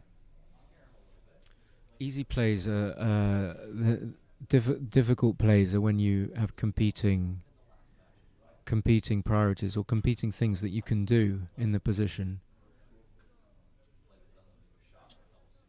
So this is what I would go for. The disaster numbers are of course 7s, so 5-4 is not. And this is very difficult. Question whether or not you have to make the deuce. So this duplicates some numbers for Oliver, which speaks against making the 2 point. You decide, am I going to give my opponent his full roll or not? So often not taking away your opponent's full roll destroys the integrity of your position. So if Michi wants to deny Oliver his full roll here, he has to break up his bar point, which is not very good at all. And if he decides he doesn't want to do that and just keep his position kind of primey and kind of pure, even though it's not amazing, then Oliver has his full roll.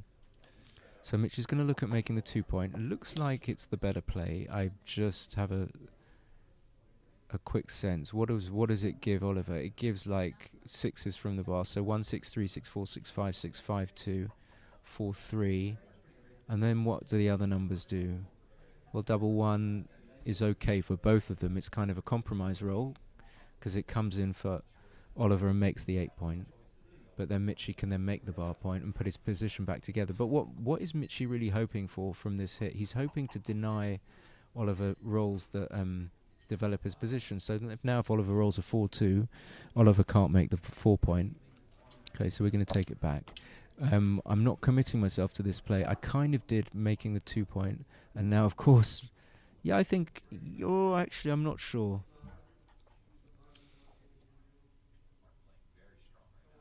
It's very difficult. Very interesting. I think the plays might be close, actually, and it sounds like the standard get-out clause. So Michi does go for the 2 point. And having done, he's not happy he does so because that hits, boom, makes the 8 point. And then the last 3 is debatable. Okay, he's played 4 of them, unless that was illegal. So 3-1's going to give Oliver almost a pass, as in whatever Michi does, and I'm not sure what he should do. Okay, definitely not a pass. I didn't see you could play 24-23. But this is certainly a cue, maybe not a particularly strong one, so I completely over-egged the pudding with the pass there. When Michi can split to the 23, the fact that Oliver has no attackers makes it not very threatening for Oliver, so Michi's just going to take this. There is a slight score element to this, the fact that Michi is leading, so he wants to be a little bit conservative.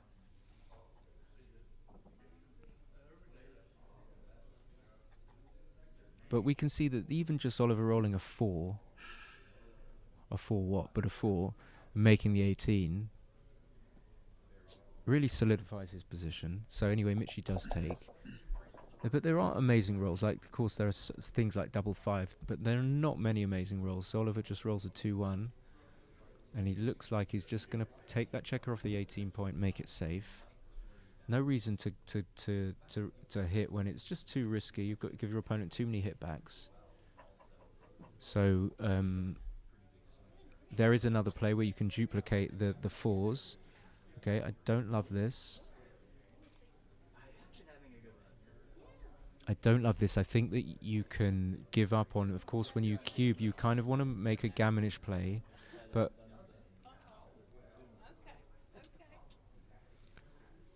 I think I like 18-15 more than 18-16. More than 18-16. More than... Yeah, I like this more than 18-16, 6-5. Although I don't know why.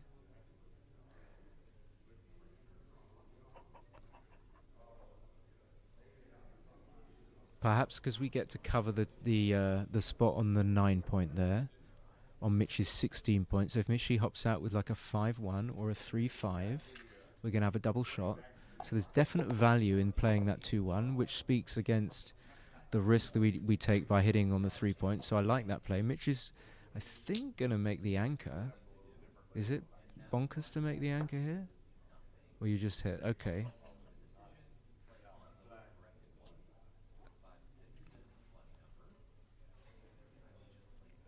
Okay, this would be surprising, but I can very much believe that you have to hit here because it's not that dangerous.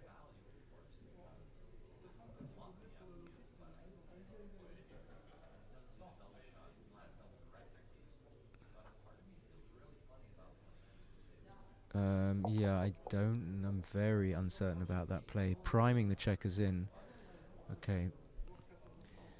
Oliver's 1-6 though is also tricky. You can definitely come out to the 18 and you could just do this, but I think there's more value in coming out to the 18.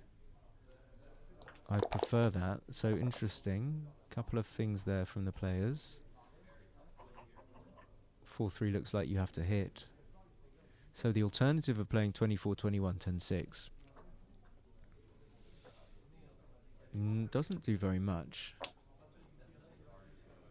Okay, interesting. I would not have done it. Double 4. Okay, massive roll. Question is, does he make the 9? My initial thought is you just come out to the 14.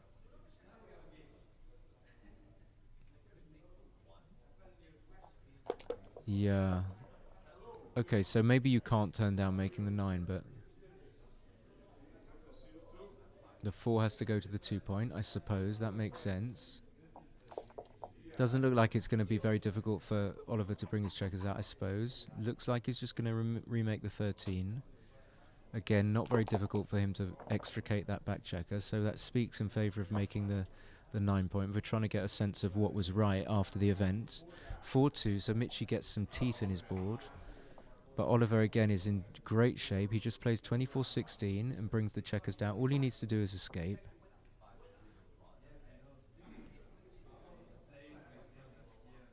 Those two come down. And of course, Oliver's knowing that even if Michi hits, he's got a lot of stuff that he needs to do. And now the question is, does Michi need to extricate a back checker? It looks like he does.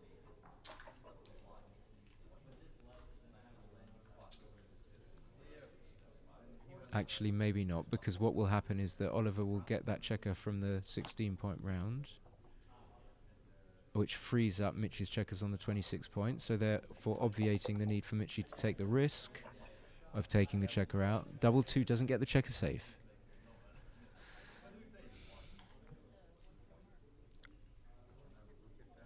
So we come closer and just shuffle, something like this. 1, 2, 1, 2, 3. We got one more. We got C Stensgaard in the chat. So we look at the consequence of not, let's see, we didn't extricate the back checker, but we've still got checkers to play with as Michi. 6-4 finally gets that checker safe, takes it to a good spot on the 4 point. But Michi deserves to roll a 5 at some point. 4-1 makes the 5 point. There's still... No, okay. This, it just doesn't... Well, okay, I can see why it probably isn't a big deal. But there can still be some shots in this game. Okay, but that I actually like more, because there are no shot levers now. That just brings it in, preparing to... Really the checker, the point you want to clear is the 9 point, of course, but you're happy to pre-clear the 7 point. So there we go. Michi makes a very good play and gets rewarded by making the full 5 point board next go. Oliver rolls another double 4. Doesn't get to pre-clear the 7 point, but he can go to the 1 point with 2 checkers. And he's looking locked in for 2 points here. So trying to review what was happened. There were a few moves here I was a bit off with. I'm not sure if anyone's like... has a sense of, oh my, double 6, okay, for Oliver. Thought it was for Michi. If anyone has a sense, but there were some plays there. The 4-3, Mitch's 3-1, I think, was the most surprising for me. When he put the hit on the board, I was very sure he was going to play 22-21 instead of 23-22. And I was thinking of making the anchor. So that was a very... I was very uncertain about that. 4-2. Could come out, could do that. I think I want to come out. I mean, sort of a freak double six, and Michi could be a little bit concerned about losing the gammon. You know, something like a freak 2-1, double one. Like that, 3-1. Oliver rolls a freak double five, double six. Maybe it's just not on the cards, and there's no point even suggesting that it's a reasonable variation, but I maybe argues for coming out with a 4 there. But now we look at the position, it looks tenuous that, okay, but then taking 2 off, but still semi-tenuous that Michi loses a gammon here. Brings it in. So Oliver's got 5, 7, 9, he's got could be off in 3 if he rolled doubles.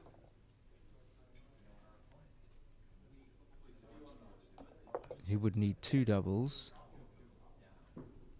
Okay. So just saying all this stuff to see how, I think, you know, the gammon was reasonably close. Most of the time Oliver won't get a roll at it, but sometimes he does.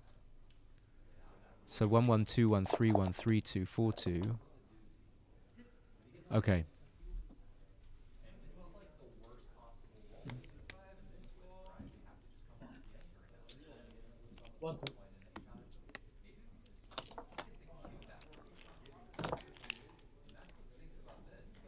Oliver locks it in, gets 2 points. We're looking for Ollie to get a point here. He's not got a point yet. We know that he lost the first match in the PR. Who we got in the chat? We got Jacques. We got anyone else? We got Chris. We got. Okay, finally got rid of. Have I got rid of the report site there? So 5-1. Oliver chooses to split. I like that play. Lovely opening game. Michi's going to play 24-21, 13-11. Controlling as much of the board as he can. Giving himself an opportunity to make advanced anchors and points. Oliver hits in the outfield. Doesn't have to think about how he would play the move otherwise. That makes it easy, because he might have had to have double hit there. 6-1 just comes in and comes out. I don't see that you would want to play 13-7, that's for sure. And I don't see any mileage in 21-15. So the downside of these plays, of course, is that you leave your opponent some double hits. But even those double hits are not so dangerous. You know, consider something like 6-3, 6-2 for Oliver. Michi would have to pretty much fan with both checkers for Oliver to have any. Something has happened. It looks like the dice has disappeared into a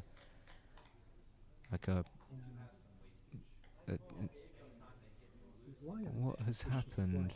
Oh, the clock has reset itself. So I will go. Tara will do this anyway, but beautiful iPad we have in front of me as well. Or it feels, maybe it's not even an iPad, but the screen is very nice. So Tara's just going to look back on the video and see how many seconds. I don't know. Didn't see what happened, right, when the clock reset itself. But we were talking about the downsides of this playing 1-6 coming in, coming out, leaving checkers exposed on the 18 point and the 21 point here, leaving yourself open to being hit twice. And there are loads of numbers that hit it.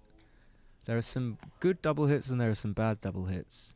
But then we say that it's not so bad for Michi to expose himself to being double hit, because even if Oliver does it, Michi would have to roll very badly after it happens for Oliver to have any sort of kind of doubleable position or anything approaching that.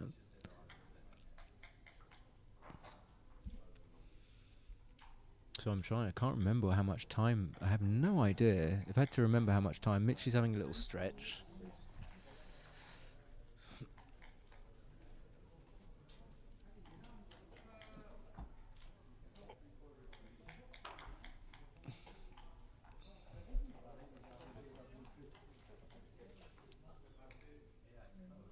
So we can remember what happened. Oliver rolled a 5-1. Michi split, rolled a 3-2 and played 24-21, 13-11. Third roll, Oliver rolled 5-4, hit on the 14 point, and then Michi rolled a 1-6. So we can like imagine the transcription. And then 1-6 bar 18. Maybe like almost an anti-joker, but can't be that close.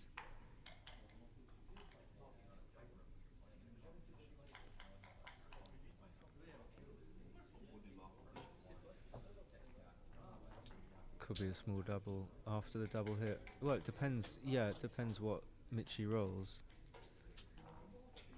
This is not a double. But then I'm thinking if it was the scores were reversed, no, it still wouldn't be, but it could be close.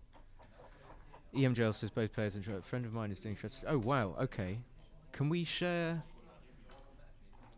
We can share. I mean, yeah, for sure. If you wanna. Good morning from Costa. Thank you for hi, Backgammon, Costa Rica. My pleasure. Yeah, just don't hit this button 2 times. Yeah. Just 1 time and then punch yours to take it off. It's all fine, no problem.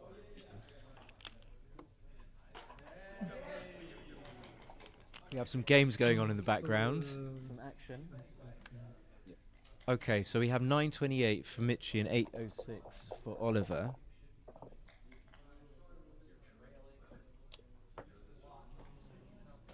And here we go. We have the double hit. We have the 6-3. So we talked about this. Can this be anything? No. Oliver's not even going to think about it. I don't blame him. So Oliver can roll like a 5-1 to point on 3 point. 4-1 is perfectly acceptable. Making the 4 point, putting a checker up on the 13 point. Lovely jubbly. 5-4 makes the 18. Standard. Everything very standard. Probably played 0 so far. Oliver just take it like a 6-2, 6-3, run the back checker. Double 5 makes both points. The only weakness is the blot on the 8 point, but a fan is just going to be a stone cold pass, I think, even at this score. But there is no fan. Coming in is a huge swing as opposed to fanning.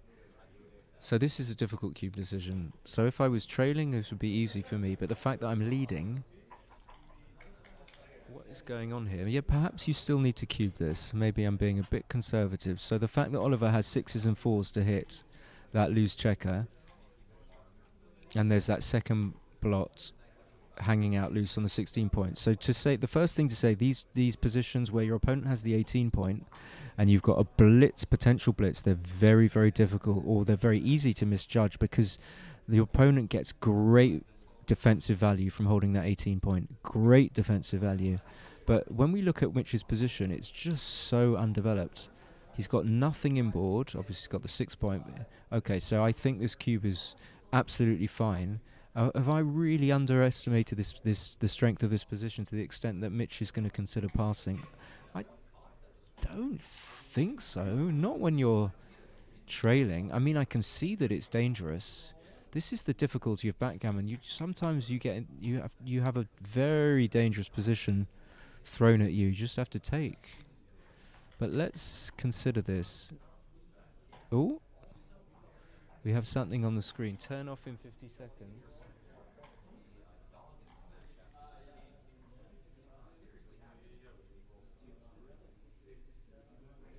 It says turn off in 45 seconds. Is that the TV?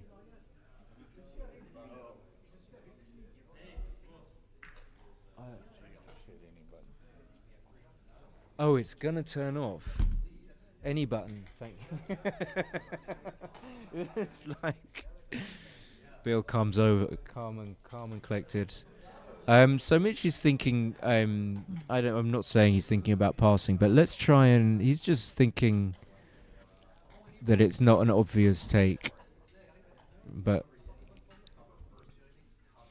let's go through some numbers here. Let's do it. 2-1 from Oliver's perspective. 2-1, not particularly good. 3-1, not amazing. Just make the 5 point.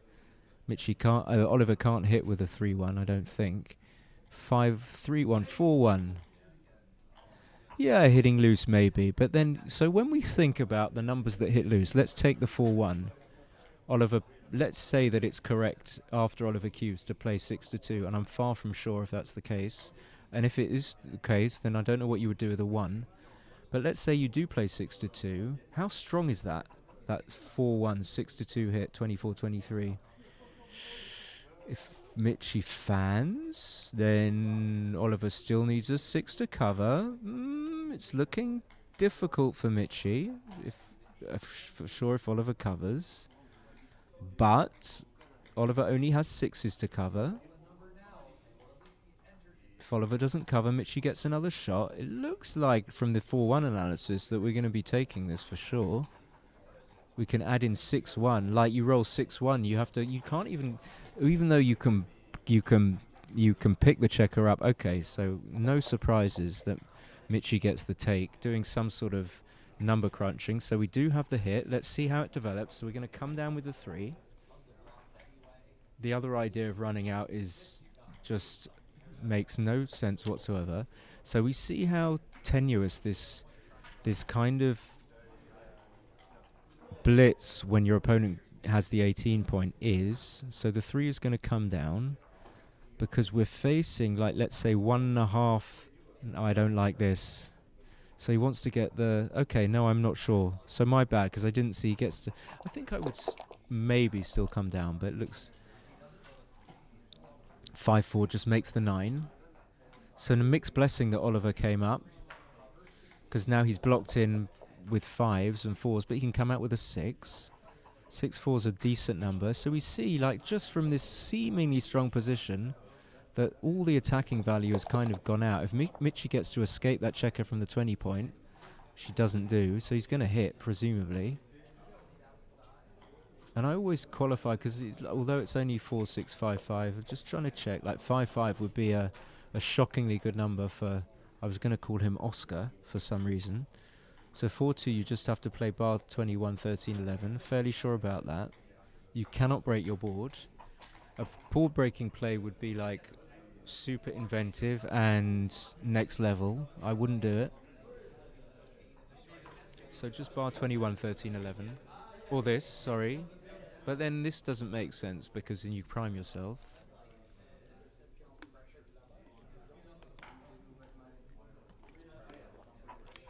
I like this. For Oscar. Okay, I like this play.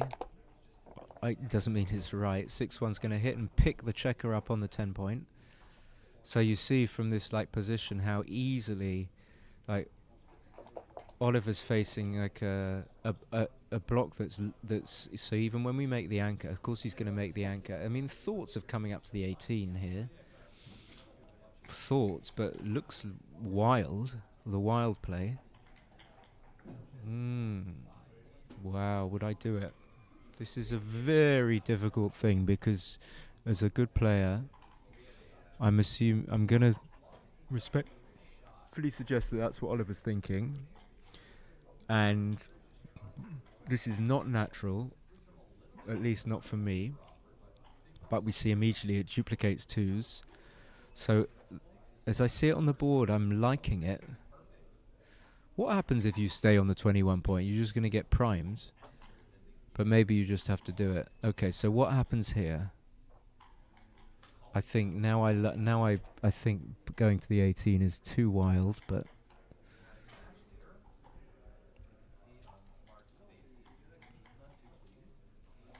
so we just, if we come off the anchor and we give up like rolls like 5-2 would be massive for Michi.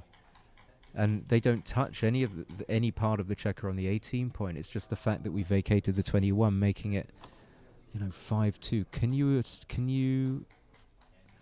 you stand it when your opponent? Yeah, maybe. Okay, I have zero idea. I'm just trying to. Okay, so there's the 5-4, and then the question is, is this palatable? Is this acceptable for us? Is the better adjective? Like, we have to roll 2, 5, 3, 4, 1, 6, or can we come in? Okay, yeah, we can come in and hit that. Okay, so we're okay with the 4-3, monopolizing, making use of our very strong board. Michi cannot be happy with that double 1. He looks so composed. So we have one more to play, and we're just looking at how our numbers play. Do we want 6s to hit, to bear in on the open point, of ours in our board, or do we want 5? So with 6s, we're going to make the 18. So maybe we give ourselves a good 5. Michi fans. But now we see still so much stuff that Oliver needs to do before bringing this game home. Double 5 is just going to bring another check around to the 8 point. So we see how many rolls Michi has to be able to get into the 20 point. So unless Oliver rolls 5, 3, double 3, that's the only numbers he will have to close the point. Okay, so now it is 5, 6, 5, 3. 4, 3 does nothing. Again, it's only 5, 3, double 3 that are going to make the point. I don't see any other number. Okay, but now that's how much stuff you need to do as the consolidating coming home player with that structure to make it a lock.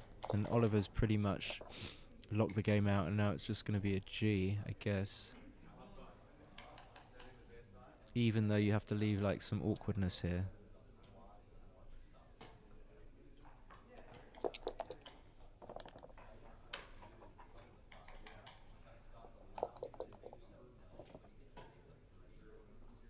Five, 4, yeah. It's never perfect. 5, 1, 5, 3. Are we going to see that? Do I get a sense of a 5? 5, 2. Okay. Now we have to decide, are we going to leave the checker there? We leave ourselves vulnerable. It looks like you just give up. That would be my insta-play. I would be surprised if you leave it there.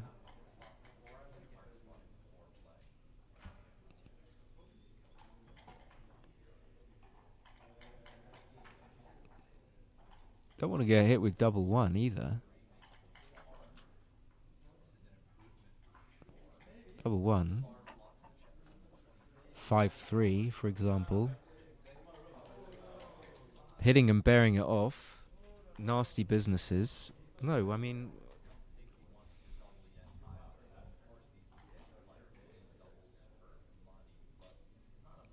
But this is the thing, you don't just play the natural play, you think about it, you get into a deeper groove, and you use your abilities and your mental energy to work it out. So he will come to the same conclusion, I think. No, an update on the PR, but I'm assuming that Sebastian's friend is just gonna have the match after. Okay, so I'm a bit mystified, but maybe he's thinking that we'll probably get gammoned, likelihood get gammoned anyway, so he can risk it. He gets away for 1 roll. I mean, of course he's gonna stay now. And now there's only double 1 that hurts him, so... And by staying, he prevents Oliver from taking a checker off. Oh, it counts. And I have to say, this is the psychological First one checker count. aspect of backgammon when I'm commentating, and I have an idea that if Michi makes a play, then it's going to be right. But there's no... That's nothing to do with... anything to do with an analysis of the position. It's simply because of his low PR, and also to do with his composure. So it's difficult to know when there's a sort of a weakness in his process. So you just find it difficult to trust your own. That could be a reflection of my psychology as well, of course.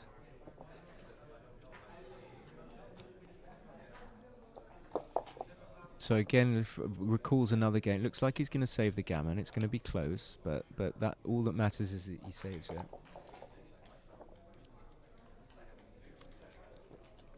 Even now, dare I say it, but he's going to need to get 2 checkers in. He's not. Okay, the best he can get is like definitely double. Can he get double 4? Yeah. So he plays 12, 9, 11, 10. Gets double 4. Oliver's going to take a huge lead in this match from absolutely nowhere. And Michi didn't get punished from staying, or by staying. And Oliver goes 6-1 up. 1-6. And again, we just need to know. We need to know what the PR is and how close we are. The format of these playoffs is we just play. Each player plays.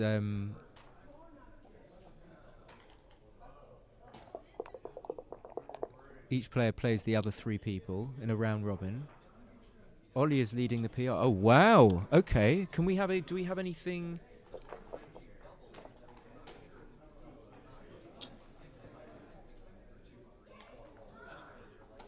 So each player will play each. Ollie won, but Mitch is playing 6 points. Wow. Okay. My God. You see what you see? Where was Mitch's? Where was Mitch's? That's crazy. Where was Mitch's? Like you see, you don't. It's nothing to do with an analysis of the position. It's just because you think, oh well, it's Michi. You know, he's not gonna. They play. I'm trying to say. I'm back to your question, Peter. There will be 3 matches in this section. So each player playing each other player. There are a total of 4 players, and then there will be another 3 matches. So a series, 2 series of 3 matches, and that makes 6 matches today, and then there'll be 6 matches tomorrow. Not giving up the 18 was a blunder. Not giving up the 18. Ah, I wish I had the match in front of me. Anyway, so we come back to this position. Ollie's leading. He's 6-1 Crawford. He just needs to sort of avoid losing a gammon, just bringing the position home safely.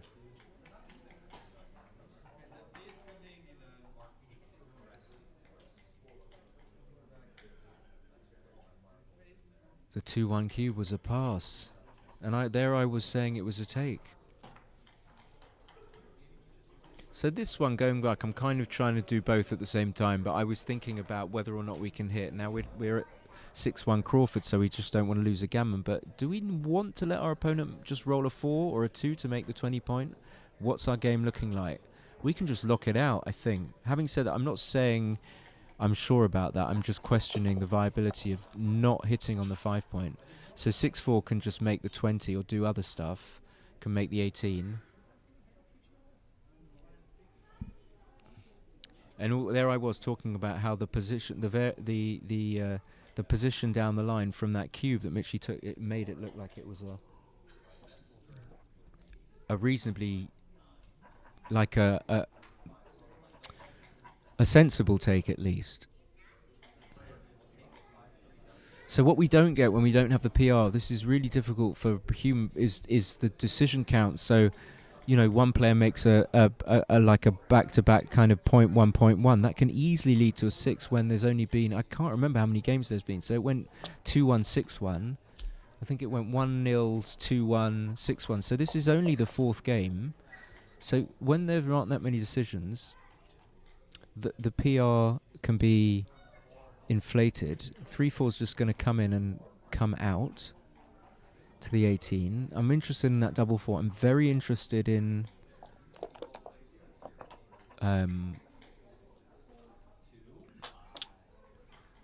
other stuff. Okay, Michi's just going to carry on hitting. Of course, Michi doesn't mind playing aggressively because he can afford to lose a gammon. 5-6 in and out. Well, Sebastian says the friend lost internet, but I mean, if he was playing at 1.14, then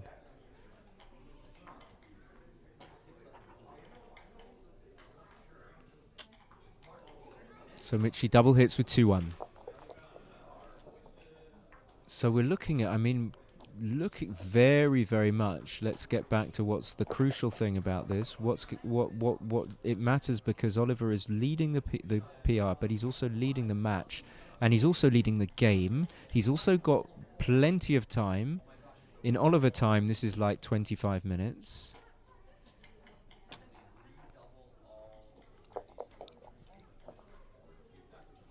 Michi will, of course, have a sense of he's done something wrong. The 3 again comes out, so we're trying to just make a run for it. 3-6 he just has to hit, and it's fine, it's acceptable, but we have to leave 6 checkers back in the home board, and how are we going to bring them out? We just have to worry about them later. 4-1 can hit, can make the 21 point. Aaron is back.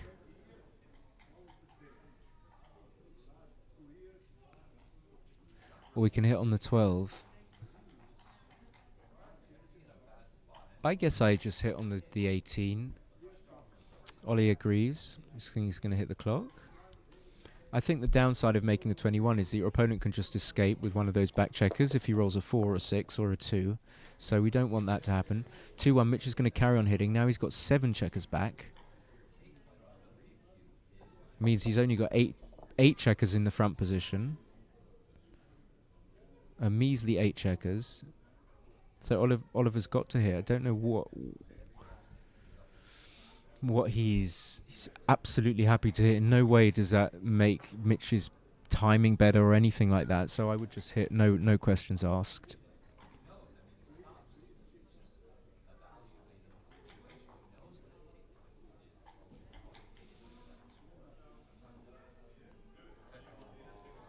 And I wonder what he's thinking. I mean, what if he is thinking, okay, if I come in on the 22, then, well, okay, let's not go down that road, because he is playing this play. This play just makes it very difficult for your opponent. You can end up making the bar point and stopping your opponent from coming out altogether. So it makes absolute sense for Ollie to hit on the 12 point. Mitch is just going to come out with that checker. Again, they're kind of slowing down a little bit, but okay, not too much. No other play. Now Oliver's again happy to hit with double 5 just going to hit, and then we don't have that so many better 5s. Once we hit on the 18 point, it looks like we're just going to hit on the 2 point. Okay, so he's doing a reverse order. So that's 3 of them. Oh, sorry, touch the mic.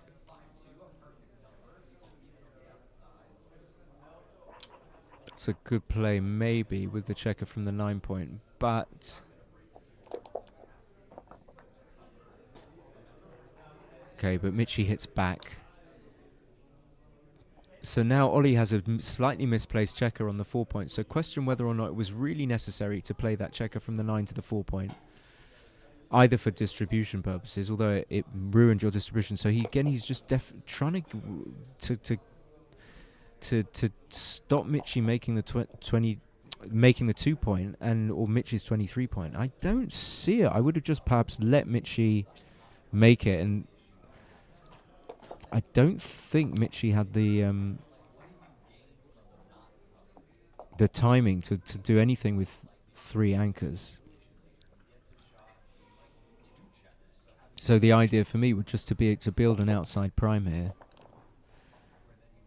But having said all that, it is an advantage to stop your opponent making the 2 point. The 2 and the 3 point as a double anchor, even without the 5 point, is tremendously strong. But the 5 and the 3 point, or the 22 and the 20 point, aren't that strong.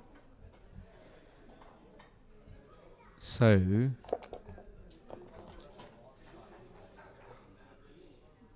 again, cock dice. So just trying to suggest it's going to be difficult for, whether or not Michi had the other back points, difficult for Michi to just not crunch. His checkers on the 20 point are primed on 6s, 4s and 3s. His checkers on the 22 point are primed on 5s, 3s and 1s. So something's got to give. 1-6 is a great number. Now Oliver won't be able to hit unless he wants to break one of those outside points. I doubt he will. So 6-1, reasonable, just comes around to the 11 point.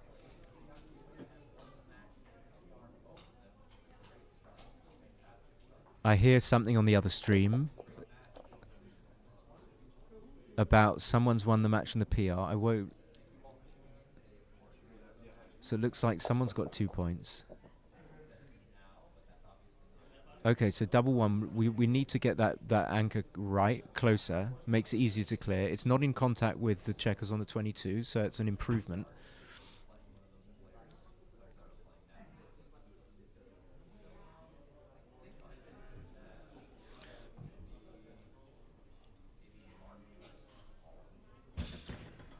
And then the last one, yeah. Again, I'd like to get a bit closer to make it easier to bring that checker from the straggler home. But there are other considerations, and just wow, like the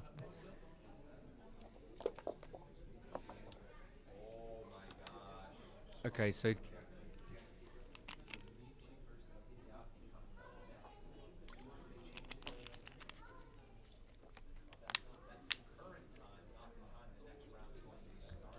and then he gets the 2 out, so he gets 2 checkers out.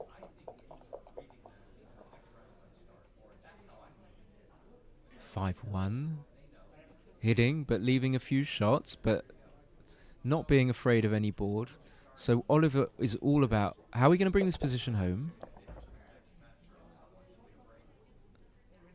Which checkers do we disengage? Which points, sorry. Looks like you have to come in on the 24. So I'm just trying to like get my head around these positions. Sometimes are confusing to the eye. Which anchors are you looking to break? So you want to break the 9 point at some point, because that's in double contact with the opponent's anchors. The 10 point isn't. So the 9 point is the one that's tricky to clear. Of course, the 8 point you want to clear, but that's a very important landing spot. So we've got thoughts of priorities clearing the 9 point. Of course, if we can't do it, then we can't do it. I'm not really following this number. What's he played? Has he played all of them? Okay, so 3-6 just going to hit. Your 6 I'm not sure about at all. We got all the lovely people joining.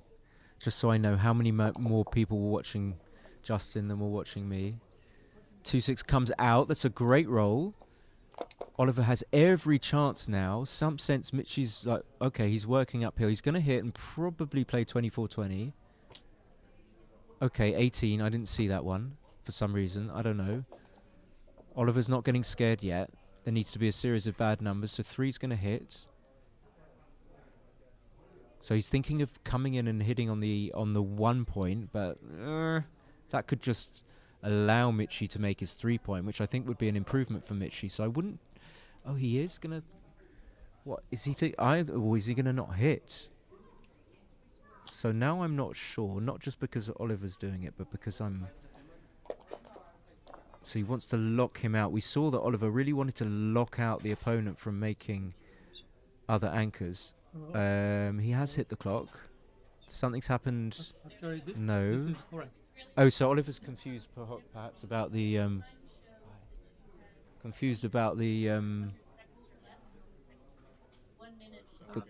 about the 91 seconds maybe. I wasn't following. Oh, it could just be transcription. Yeah, okay. Makes sense. Oh, okay, that's not bad. Okay, so we have a result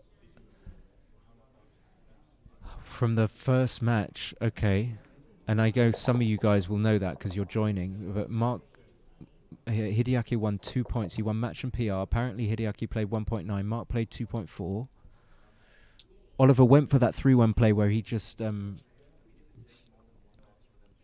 where he turned down the hit on the 22 point. Okay, initially I was against that, so Michi will just come in and hit. So now Michi's got his checkers in a position that they can just spring out, so he's pretty okay with his position.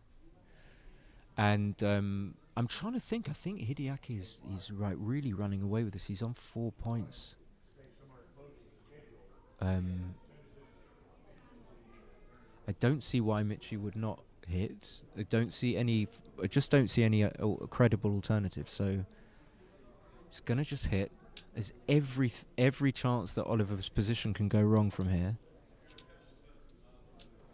just forcing Oliver if he rolls a 1-5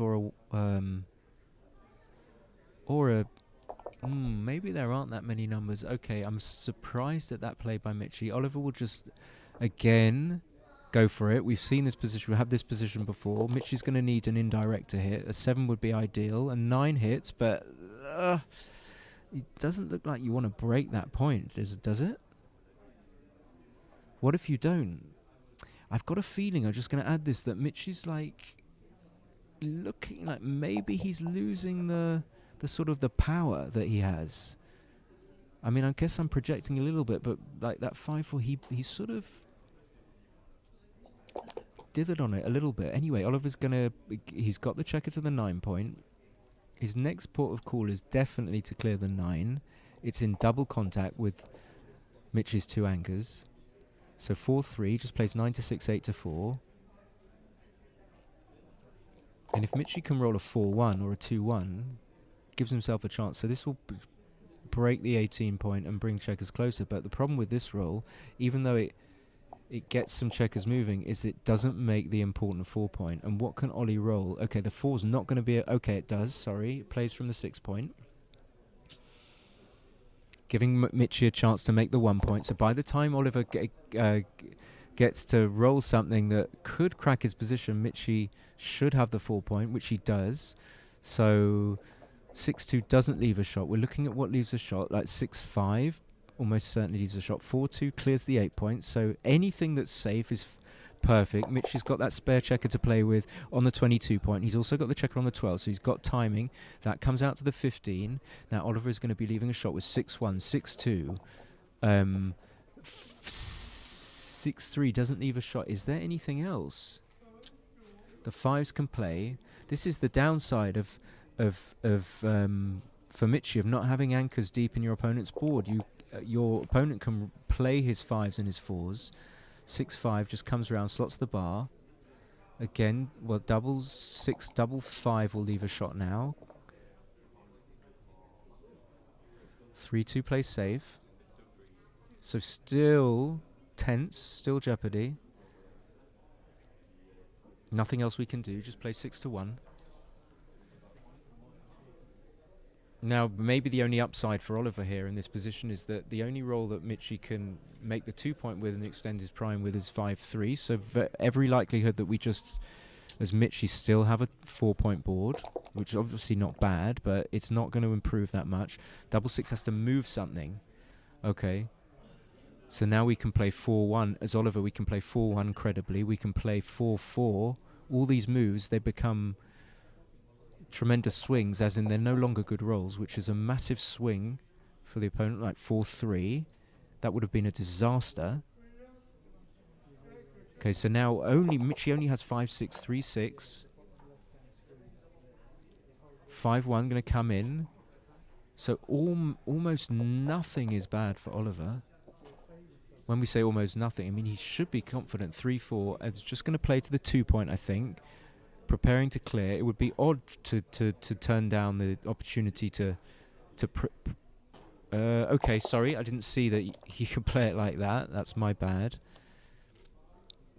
She comes in and still not many shots. So Oliver just needs something like 6-2, any 2. 5-2 and he clears it. Okay.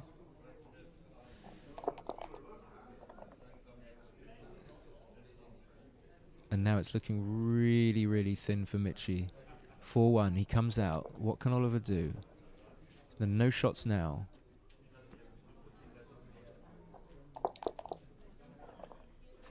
So leaves himself with 8 numbers, 6-1, 5-1, 4-1, 3-1 as shot levers. 8 numbers and then 11 shots. And he doesn't leave them, so he clears it. And now Michi is down to like vapors, nothing really to play on for. And it looks like Oliver has won 2 points. If the PR was correct and it was 1.1 to 6, then it's almost certain that Oliver has won 2 points here. No, you are 5 roll position. And I think that would mean that Oliver is on 2 points. Michi is on 2 points. That is it. Oliver takes it, and we will have an update with the PR as soon as possible. but we'll be back in about 15 minutes or so.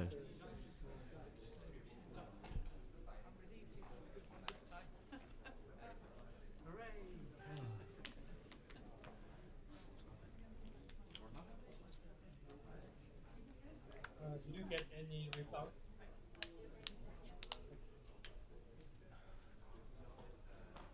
for the first round?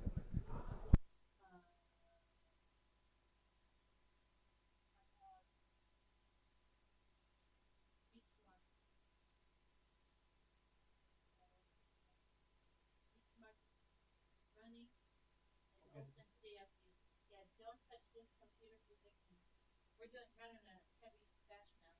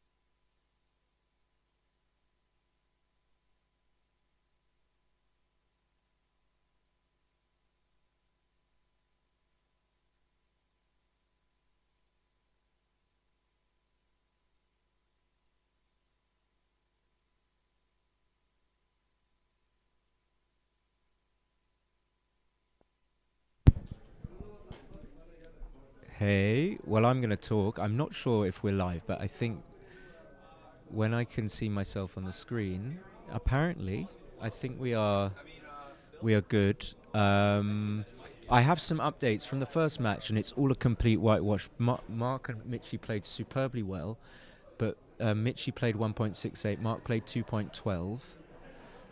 And Michi won the match, so Michi won 2 points there. I don't have anything on the last match. Ollie and we do. We have the mid game PR from Sebastian, which was 1.16 to 6.1.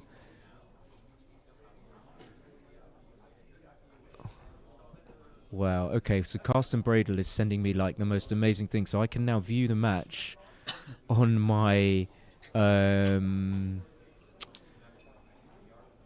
from my computer. Okay, and let me give you. I can see that they're there. So we got Oliver and Mark.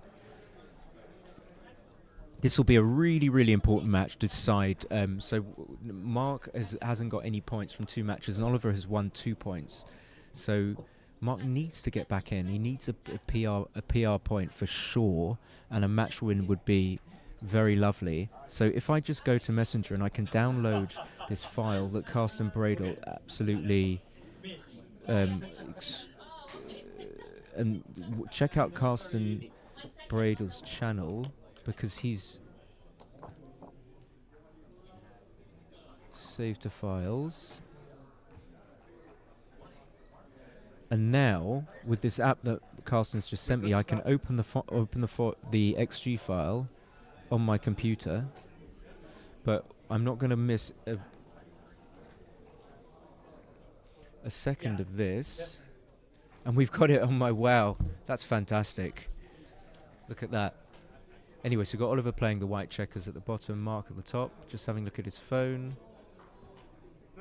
The crucial thing is about all this stuff is, are you there in the zone? Are you seeing things clearly? Have you got like kind of this energy, this very kind of balanced energy running through, and it tends to zone in and out, especially when you get fatigued, it goes out. But anyway, Mark opens up with a 5-4, splits and down.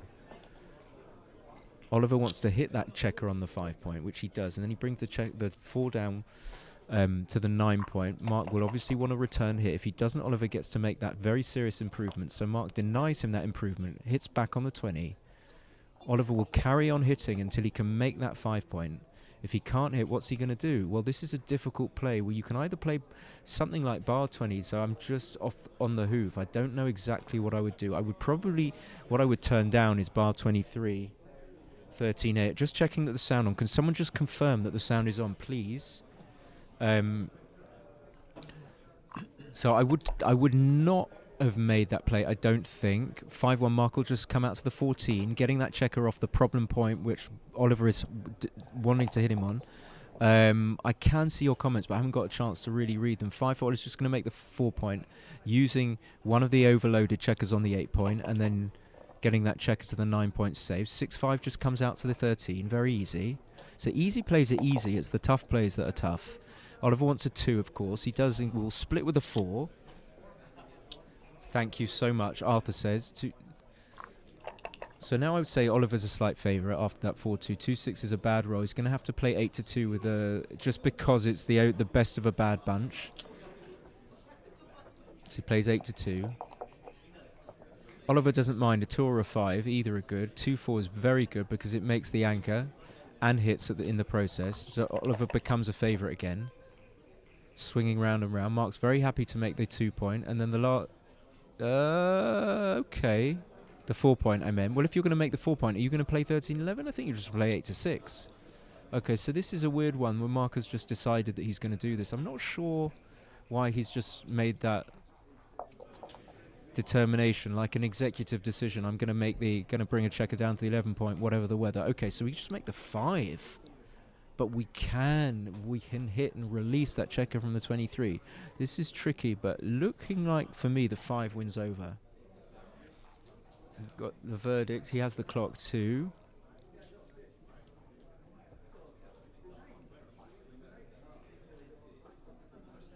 I think I'm making the 5 here. I don't know. Oliver seemed...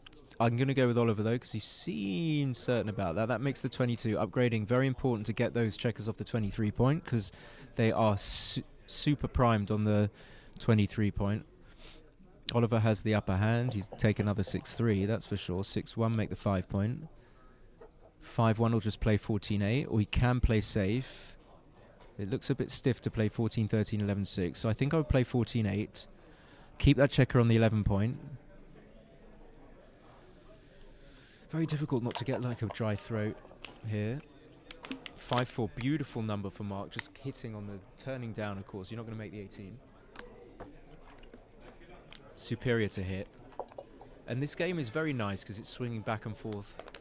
It's another sort of classic backgammon sort of theme, that going back and forth. 5-4, I think you probably have to play 8-4. There's nothing too bad about putting the checker on the 4 point.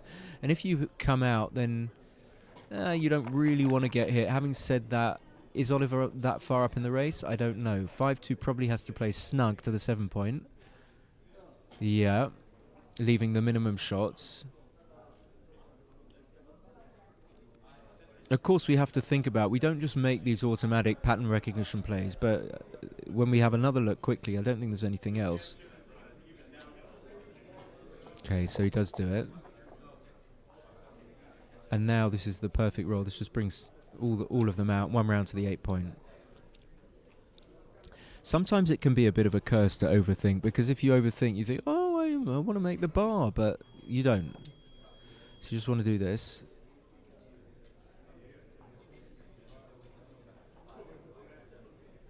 And this is the last of the 3 matches, the round robin, so that means that all players will have played all other players. 3-1, we just make the 5. Oliver now has the upper hand, of course, after the double 6, closing in on some sort of position, but far away from a cube. Doesn't even look like... Well, he is up in the race, but he's got these gaps. So we've got to consider what a market-losing sequence would be. Well, certainly another double 6 would be a market loser, but it might not be a market-losing... Well, depending on what Marc rolls, it might not be a market-losing sequence by much, because they still have that impediment of the gap on the 5 points. So... try and look what else would be a market loser. I don't know what else would be.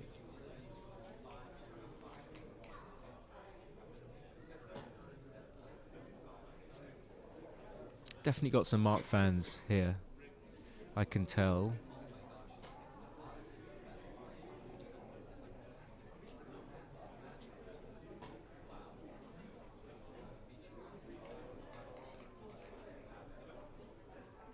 And just speaking to Marc just a couple of minutes before he went into the room, that just then he was telling us that he played 2.3 over the 2 matches, which is an average is perfectly acceptable. I mean, you know, you can't even the players at this level, you know, if they're playing like 2.8, 2.9, they might not be that enamored with that, but when you've won no points and you're playing 2.3, I think you can feel satisfied that you've performed pretty well. So he does cube, and it's an easy take. So he judges what double 1 and something to be a market loser. That's a very good roll, but it's not going to be a market loser. Solves the problem of the 14 point. Eran confirms it's a small double. Verdict goes for Ueda. 3-2-2 down. I think Mitch is close to Hideaki. I mean, it wouldn't surprise me. I'm not saying if Mitch is actually better, but most likely that Hideaki is slightly better and that they're close. But that doesn't mean that that's what will transpire over just 12 matches. We saw that Mitchie played quite a high PR in the last match.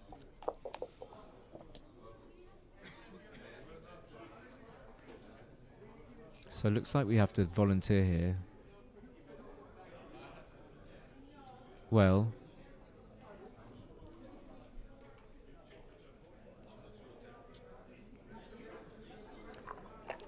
qualifying. We'd like to volunteer.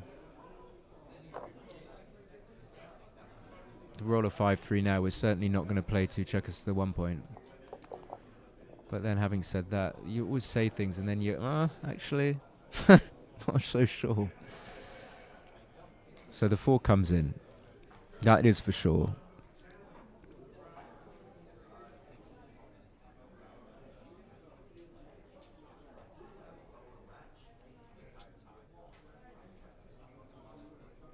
Leaves a distribution that you quite like.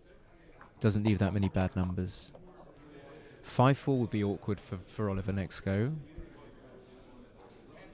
Now Marc doesn't want to release the other checker on the 13 because then 5-4 Oliver will be able to play 13-4. There are other numbers that will have a consequence on, but that's the first one that comes to my mind. So anyway, he brings it in, correctly identifying you can't just give up the coverage on the 13 point.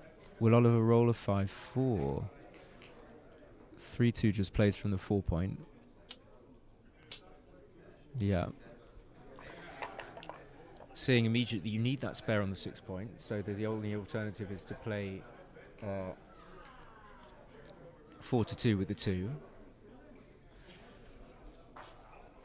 Marc gives up on the coverage, probably a little bit too much to risk being hit with a 1 when your opponent's got no board weakness. 3-2, I mean, doesn't seem like anything but leaving the 6-4, which of course Marc is not going to roll. 3-2, just comes in, makes the board. And I'm just, I was about to say, I'm not sure about Oliver's double, but then I remember that Aaron confirmed it was a small double.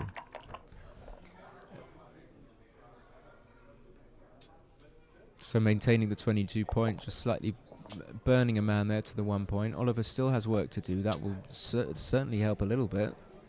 Double 6. Marc can come off the anchor now. He's not much threat, but he can't. Just only rolls a 3-1, so 6-2. Oliver's worst is 6-3 and 5-3, leaving a shot, an internal shot, the worst type of shot you can have. And then 6-1 just coming out. So now the 6-3 isn't that bad.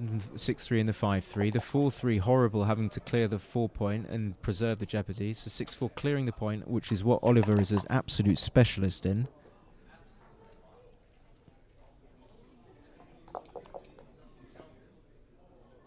And he's left it. He's left the shot, and this is a big swing. This is a big, of course, it's a massive swing in a 7-point match, especially when Marc is needing his points. He's got only a little weakness there, just the blot on the 6 point, but with Oliver only having taken off 4 checkers, this is a huge opportunity for Marc. Keeping him in this tournament, maybe. And he hits it!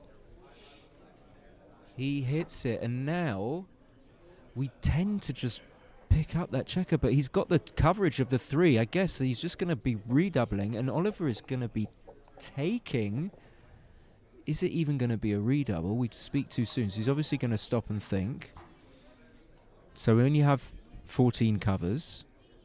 All 3s, 2-1 and double 1. The downside of Marc's position of those 2 spares are ugly biscuits. Okay, so he's just going to recube. I mean, I would take a little bit more time if I was in checky mode, but this has got to be a take with that dumpage. The weakness in Oliver's position is the checkers all stacked on the 2 point rather than some of them be on the 1 point. So if Marc left that checker there with the 2-1, he's going to leave it there now. Again, Oliver gets an opportunity. So we can see easily it must be a take at an even score.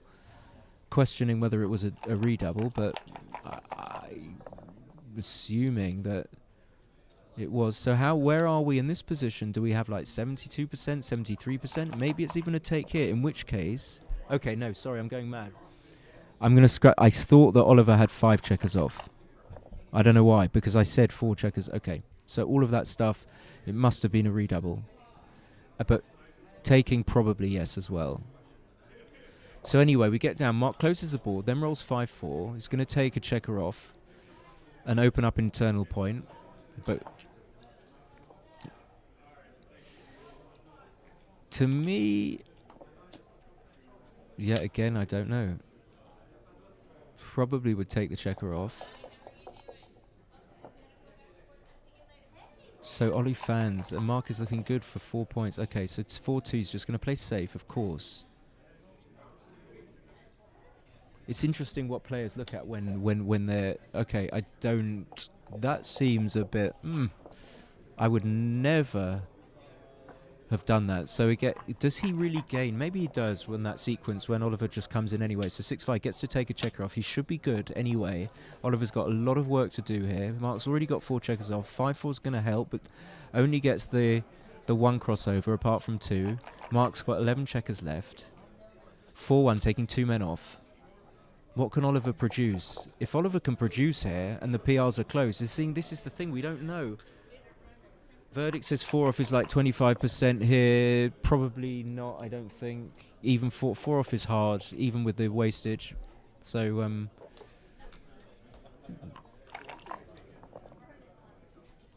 6-5 takes 2 off. Oliver just needs 1 measly double. Okay, no double for Marc. 5-3. No double for Marc. This would be ridiculous, the Squire. Mr. Squire. No. Okay. 4-0 to Marc. A relief.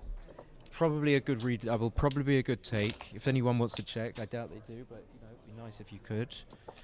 Put in a bit of work for me. Got the verdict, we got Aaron, we got Jake Quiz.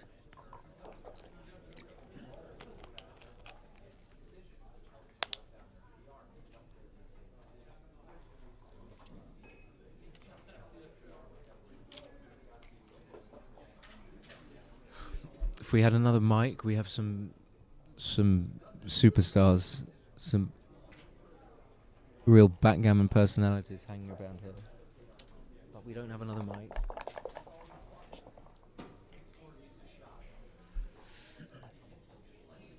I've just turned around and I've seen the screen. The lovely, it was just the way the transcription panel looks. Anyway, we have Oliver plays down with a 4. Okay, yes, he's trailing 4-0. So Marc counters with 4-2. Oliver has to make the 4 point with the 6-5. Too big just to run and leave all these shots. This one I know. Got Ali Reza Moini in the chat. I don't think that Oliver won't make the 4 point. Let's put it in the double, triple negative. But yeah. Structure okay. You see he has the same structure as Marc, except he's got 1 extra check on 6. So there is a downside to this structure. You don't make the 4 point with the correct checkers, but it was all about not leaving too many shots. So there are other things. Marc looks like he's behind in the race, but I think you have to get the back checker moving. I don't think I would leave it there. But he spots something suspicious in the position. I absolutely don't blame him. But I think I'm just running here. Especially leading 4-0.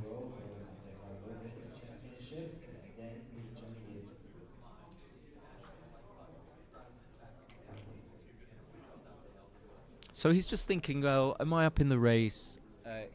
If I'm not, I shouldn't really be running. He knows that very well. He wrote a book on it with Mochi. Okay, so he does run. It just seems right, prudent when you're 4-0 up. Don't make any silly plays. That's going to make both points, and it's going to be a cube, pretty much whatever.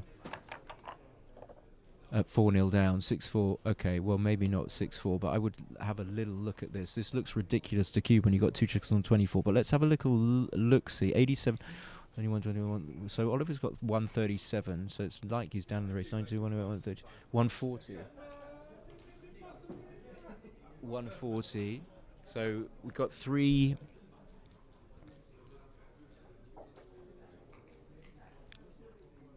He's 3 pips up. So now I'm looking. I'm only looking just to see what's going on here. If I had to make a deliberation, I would cube.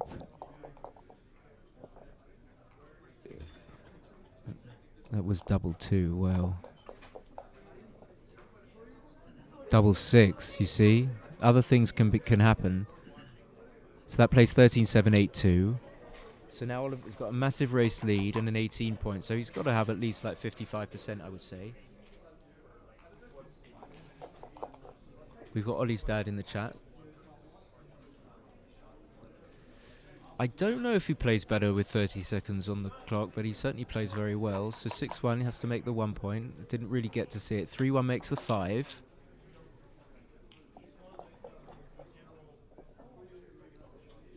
Double 5.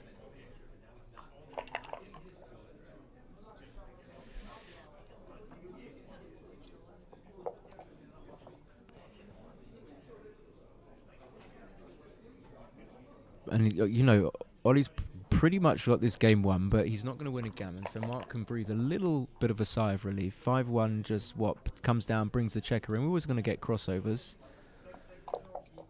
You know, we tend to make the same moves as BG players. Nothing, there are no special people around, unfortunately. Double 5, just 3 down. Maybe 8-3 is fine, okay. Sometimes there are stylistic things. Feel things. 3-2, maybe just bring them in. I don't know, difficult.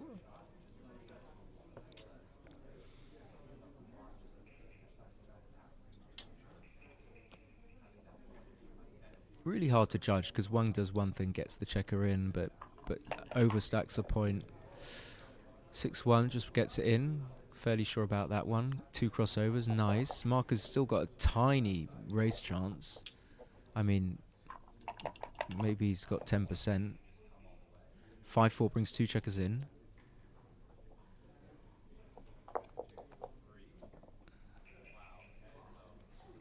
4-1 off.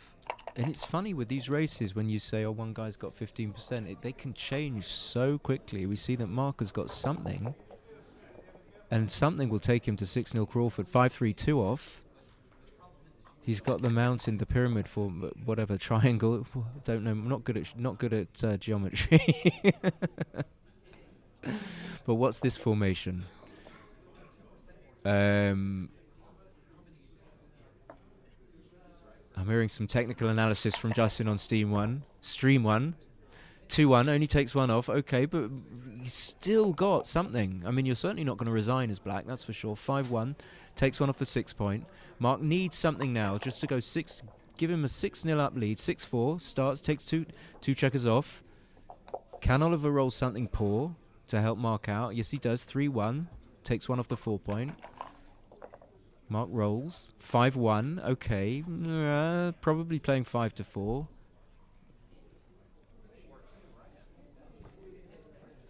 We've seen that Marc likes to maximize his big doubles, but does he really need to do this? Is he that far behind that he needs to make his double 5 effective? I would be very interested to see those because they're very easy. Just look at the analysis. Very easy to learn. Just look at the analysis.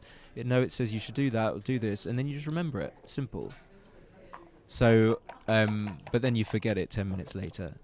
Anyway, he does that. 6-1. Okay, now he's going to play 5-4. And from nowhere, I don't even know how this happened. Don't know how to play the 1.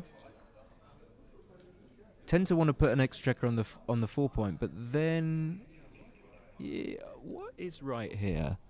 So not 6-5, I don't think. Could even play 4-3.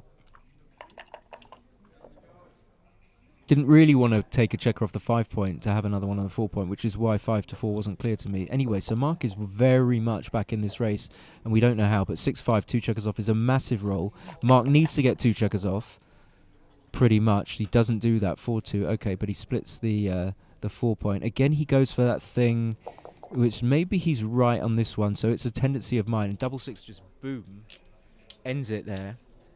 So verdict says 6-5 looks better.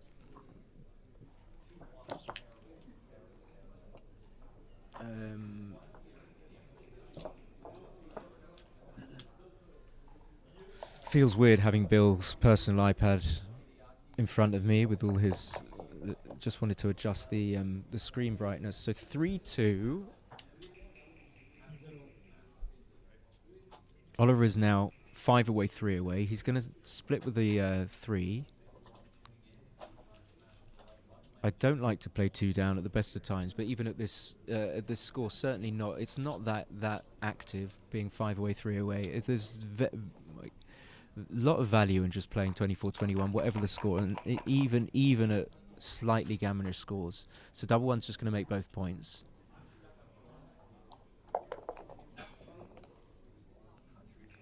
double 3 is a tiny bit of glare, so you have to play to the 21, and then the other two are not so clear, because you can make the 10 point, which safeties up the blot on the 10, but yeah, I would go for this.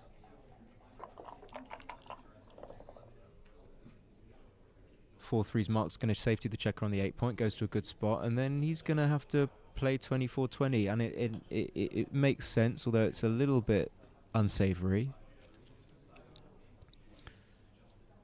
Again, you tend to think when you're playing, of course, this is totally legitimate. Sometimes it can cause things like this. I don't think this is when if I said to Marc, wait, hold on, he's got an advanced anchor, I'm sure he would just take this back, because it can't ever be, I don't even substantially wrong not to try and make your own advanced anchor. And I don't see much bad with this play, even though I see it's dangerous. It challenges everything you need to challenge. But he does. I didn't see him hit the clock, and Oliver cubes, so I'm a little bit behind, and that seems sensible because Oliver can just roll any point, one of the pointing numbers, and once he does, it could be a market loser. Double 5, I think you just go round. Oh, this is difficult. So this is a very, very blundery roll. So the two choices, one... okay. I didn't see this play, which is a bit embarrassing. So if you can put 2 men on the bar, then of course you can do this. But I didn't realise he could hit twice, so I was looking at coming out from the 21 point. Okay, so Marc has got in, but Oliver's still got something, but it's not a clincher. It looks like he's going to have to carry on the blitz.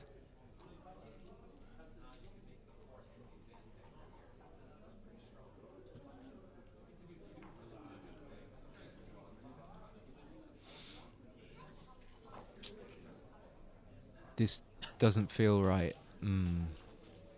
So this just allows Ollie to anchor, Marc to anchor immediately with a 2, for starters, and or roll a 5, for the gain of what, having made the bar point. In addition, Oliver's trailing 5 away, 3 away, so he doesn't really care about creating a gammonish position. And so this is... I just hear the word upside from Justin. This has tremendous upside. Even a 4 and a non-entry, this has gained a huge amount. And then if I was to do this, I would never do this with the 1. So I could be way off. Again, I always say that, but because when good players make plays like this, you just have to question yourself. But if I'm not wrong, it feels like they're kind of losing a little bit of precision, because I just think that you would do this. The only other alternative to 8-7 is 5-4, but I don't see why you would do that. So we have the double take confirmed by Eran.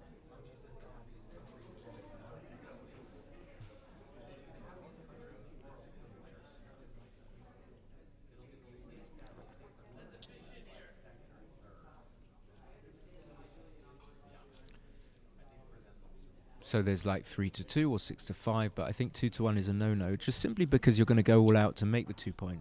You don't want to lift it.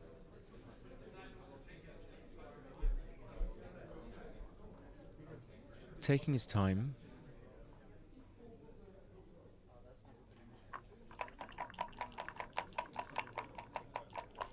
So I'm confused because I thought there was a 1 to play, but obviously not. And of course now, huge gain that you kept the checker on the 2 point there, that you could cover it with a 2 or a 6. Gets a 6, going to cover it.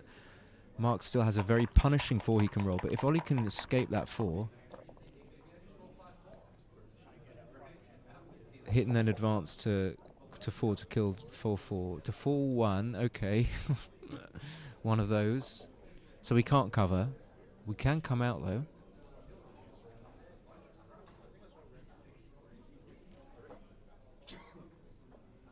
Yeah, I mean we can, but you just want the extra covers and builders. I think you're easily going to be come out, so we don't need to worry about coming out. Marc rolls the 4. That is huge. Now, Ollie only has 5s and 3s, some 5s and 3s to return it. If Marc can roll a 4, looking at it from an optimistic Marc perspective, if Marc can roll a 4, he's doing very, very well. And of course, 5-1. And he rolls double 4, so he's just going to make the 9 immediately. And the last one is just there. And after that, Marc is a favourite. What a roll. And this is just kind of crumbles. I was about to say, what can Ollie roll that can put him back? I mean, they didn't have anything, and he rolls double 6. And even now, you see how destructive that roll for Marc was. Ollie, even after rolling his double 6, is in a bit of a tenuous position. I mean, he's got 3 strip points on the outside. He's got wastage. Double 3 will help, just makes the bar. Landing spots. But he's still got strip points. Marc's looking to make the 3-point. So I guess we're going to do that. He would say that's a little bit front-loaded. 4-2. So there's the non-pay now play, but it just looks wrong. So it looks like you just play this. You can get Gammon, but the Gammon cost is small because you're trailing 3 away, 5 away. So if 4-2 misses, Marc will just make the 3 and slot the next best point. Oliver has quite a few rolls that get this guy safe. 5-2 is not one of them. 5-2 is a direct shot. So you just minimize shots, I think, unless there's anything I'm not seeing. Well, you do like to get the checker from the 9-point to the 7-point, but I don't think at the cost of the extra shots. So this is just 4s and 3-1. Marc is desperate to hit, and he does. He hits. He hits. The 1 you can just play down. I mean, gives you.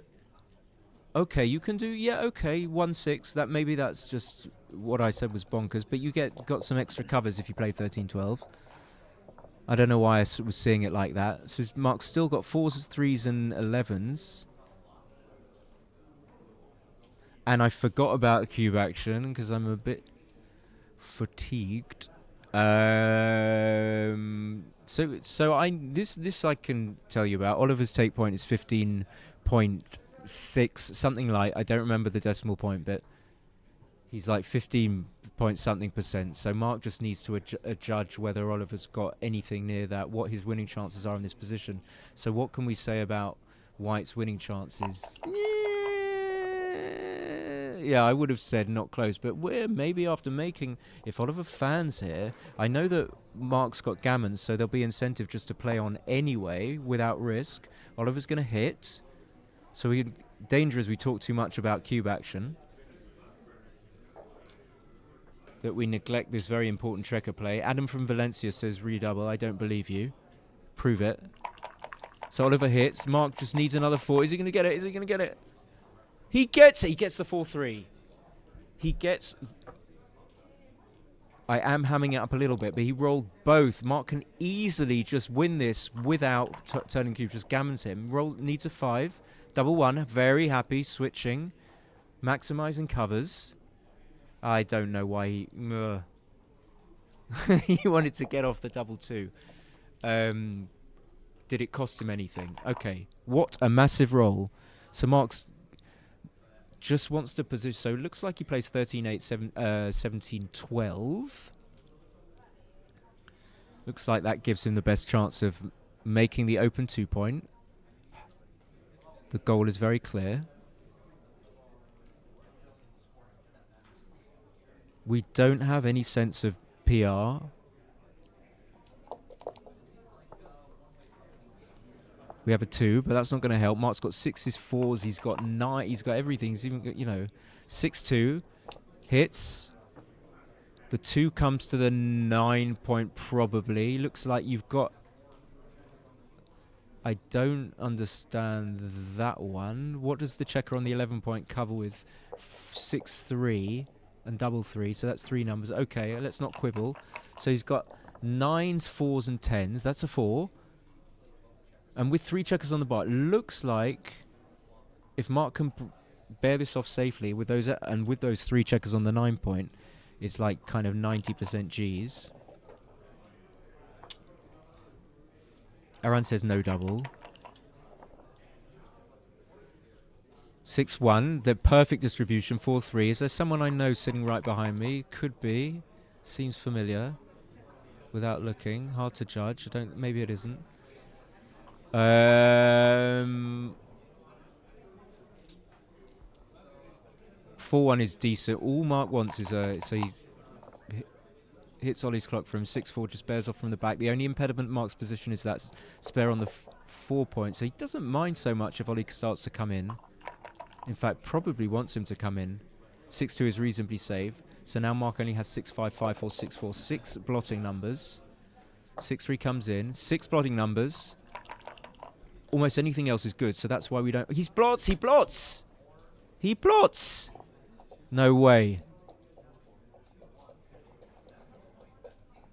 No way, and we've lost. I don't know why they have that now. Oh, he doesn't get it. He doesn't get it. Okay, so there can be no more accidents. I can't believe he blotted there. Okay.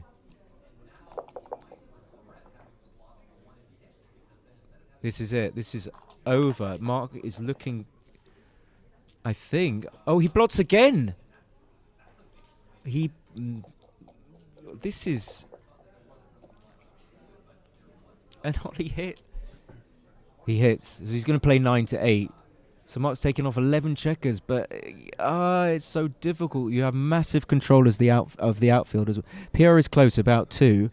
Okay, so Marc's got every chance of winning. Ollie can either make mistakes or lower his PR. Marc's not going to get any decisions here. Unless Marc rolls like... No, he gets no decisions. So it's all forced. Marc's PR can't come down, but Ollie's can. So let's see. Is Ollie going to make mistakes here or not? I can't say whether he's going to make the right play, but he can certainly make a mistake on this play. Are we going to be slotting points? I don't think so. So we want to aim for outfield control. We want to get checkers to the 14 point and the 15 point. I would say something like 19-14. We want to get coverage on the 4-3 and the 6-1. So this downside is Marc rolls a 5-6. Of course, we get hits. And now Marc is looking at the recube. So let's consider this 15%. I don't. He's backed himself into a tough decision here. Hold on. This could be close. So Oliver's take points 15%. Marc might have those kind of winning chances in this position with the open 5 and 4 point. And in fact, it wasn't Oliver who told me about these positions. It was Reese and another one of.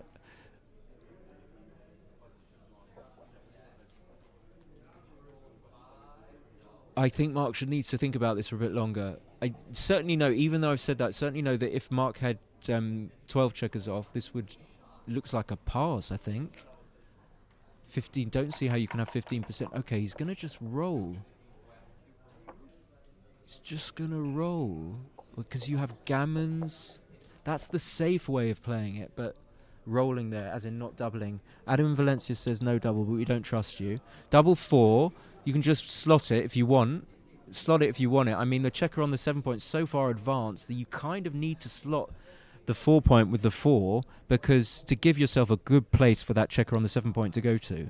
So that's what we do with the slotting. And now if Marc was thinking that wasn't right, he thought it was too strong.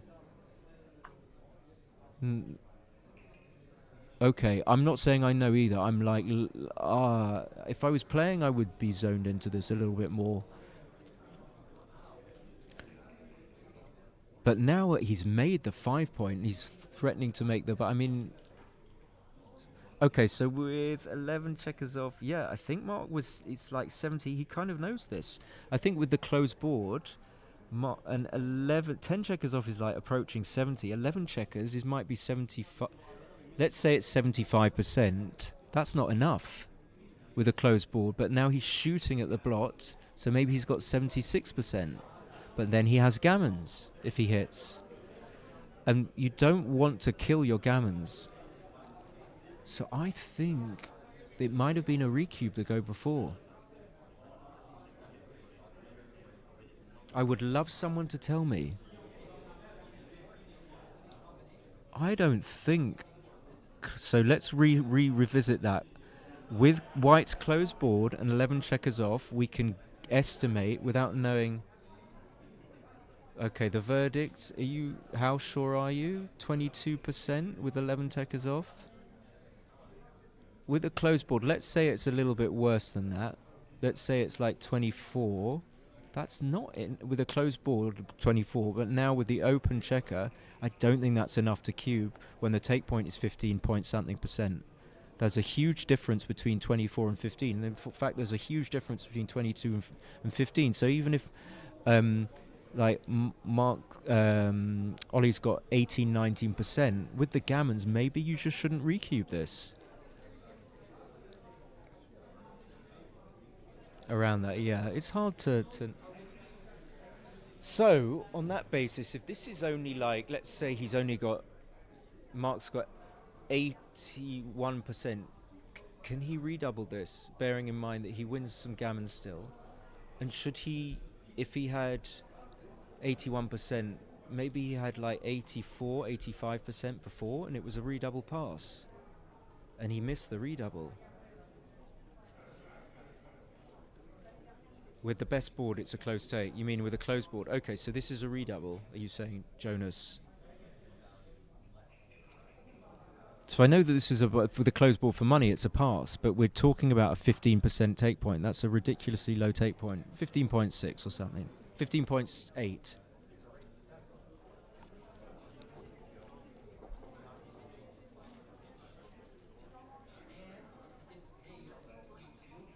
Okay, so you are, Jonas, you are saying that this is a pass.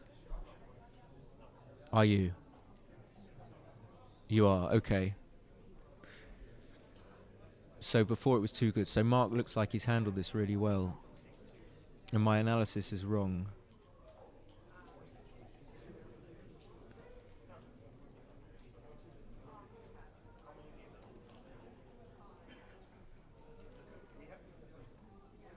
James Newman, not sure Marc ever has a redouble unless when he registers quickly later. No, it looks like I'm wrong. I'm assuming Jonas has got it like it was too good before. Yeah, well, of course, if this is just, yeah, he's handled this very well. But I was thinking that 11 checkers off was like 78, something like that. You think it's a pass? Ah, I thought, no, I thought you were saying it is a pass.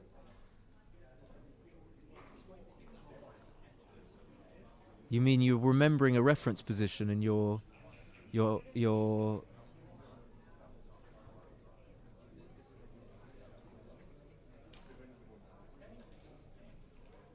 just watching the chat. Yeah, I'm not sure.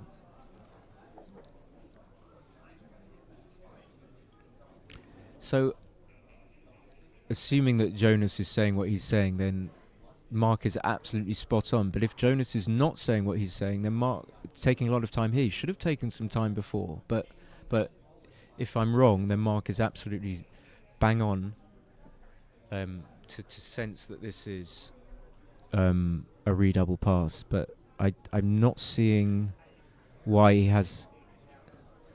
I guess it's the open point. No, you're just okay.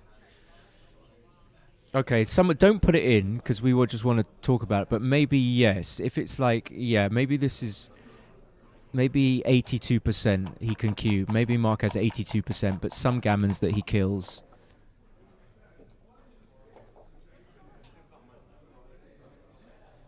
So Ollie's not going to recube until before it was huge too good. Okay.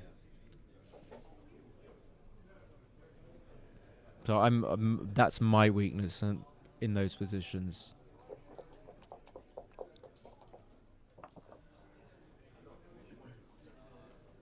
Way off.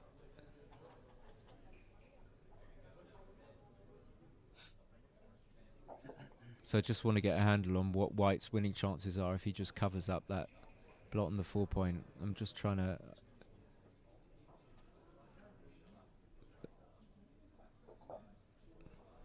I just thought it was like 80%, so it probably was, and that would make it, with the open point, it would make it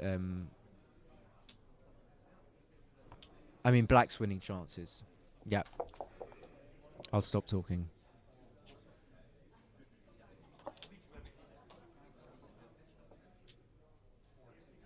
So we got to say black's winning chances like 80 now, something like 80%, depending on where the spares are, with 11 checkers off. Tempted to put like just too little, put it in my XG mobile.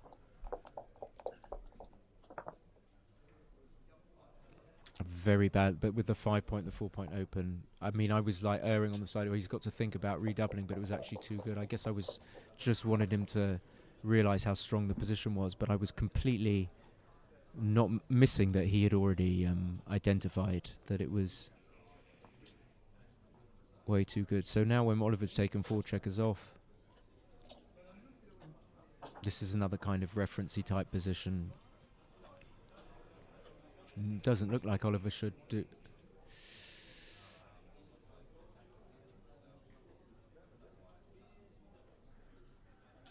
I'm thinking so much about the other position that I'm not sure whether I was initially just not leaving a shot here, but this is nice and compact. If you get missed here, you've got some numbers which just either safety the checker and don't, or take it off, but there will be some numbers that leave a shot. And now Oliver's thinking of recubing, just because there could be a market loss. What, double 6 fan, I guess. So this is one of the numbers that leaves a shot. So you're just going to take it off, play 6 to 3. Marc is still a big favourite, of course. But yeah, Jonas, when you say it was huge too good, that makes perfect sense. Just can't get away from that position in my head. So Marc is a huge favourite. So we now kind of see why he needed to wait to cube until Oliver's position got better, to give Oliver a chance to catch up and get his near 15%. But he needs to roll something. 4-1 is might not be good enough. It might not be. Marc has only got 4 checkers though. Oliver can take 2 off. Marc can miss. He rolls double 3. That's it. It's Jin. He just steals the point. He just steals the point. And we don't know what the PR was. I mean, if anyone can update. What a shocking, but super well. I mean, just have to hand it to. I mean, Marc got a very difficult recube decision, which he took time correctly on, and seemingly got it right.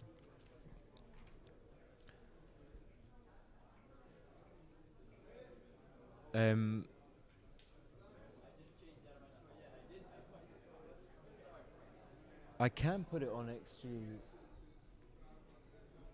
XG. Yeah, I was thinking, Marcus, I was thinking that before, I think you got your cube decision right, but I was like, what? It was too good, massively too good. When I got rid of Before. before, Yeah. okay, good. Is it? No, I'm asking I you. don't know. Because of the open 5 and 4 I point. played them too good. They were saying. Yeah. Saying what? And then you took time in the correct. I was like, wait, hold on. And I didn't realize it was massively too good. Yeah. When I redoubled, it was massively too good. No. When Was you it correct played when I on. redoubled? I think so. Okay. They said in the chat. They said it was correct. to Yeah. redouble. And I was saying, why didn't you stop the go before? And that was too good. Way too And I didn't spot it. I was like, But you've it was got correct. 11 checkers off. What do you think your winning chances are with the go before? It was too good before. Like 87%, something like that? It was clearly too good. He couldn't take it, and I had too many gambles. Yeah. What about when I redoubled? Yeah, I think it was a. I did. I wouldn't. But there's another thing to think about with it, whether or not it's readable or not. Gammon. If you don't double, if you don't double, like if he closes the board, you're gonna get a bunch of probable close enough double decisions that you get decisions. Whereas, as it happened, once he has the cube, so it could be the difference. Like 15 Wow, interesting one. Peter, yes, Thompson's saying that maybe cubing is practically wrong because if you don't recube, when you get the closed board, you get some repeated cube decisions. But trying to put in roughly the position on XG Mobile, which should get it right.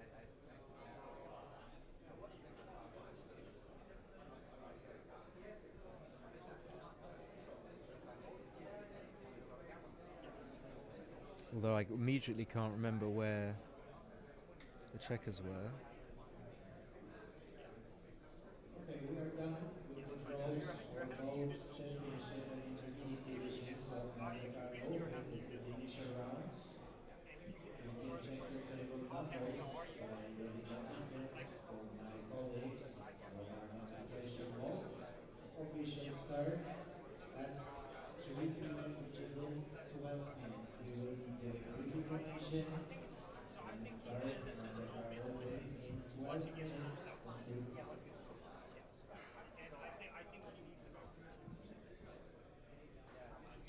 Anyway, I'm gone. Yeah, I can't put the position in because I will do it later. See you guys in a bit.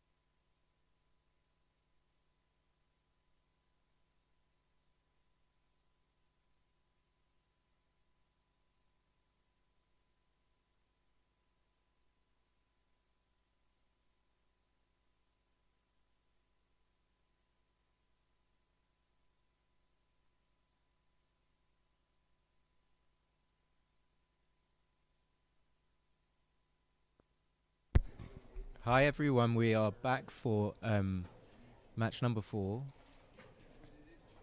And we've got Oliver versus Hideaki, which will be a great match.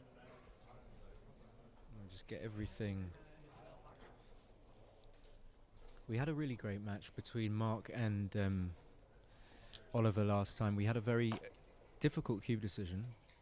So we see the board has just got a fright. First time commentating on Hideaki. So he's playing the white checkers at the bottom, and I was just chatting to Oliver. He seems very calm and collected. So let's see if that will translate into a good PR for him.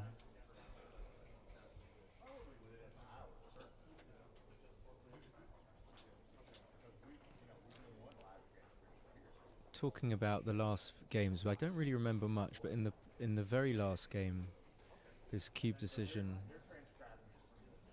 that Marc had was a really interesting decision from my point of view. So he had 11 checkers off, and he was on the bar, and then he had two points at which he could cube, 2 junctures of the game, and he chose to play on for the gammon, I think, which was correct. And then it got better for Ollie, and I can't remember what the sequence was. And I put it into XG Mobile, and apparently it wasn't quite a redouble, but we might have got the position wrong. So ZZ is here. Oh, hitting the wrong things.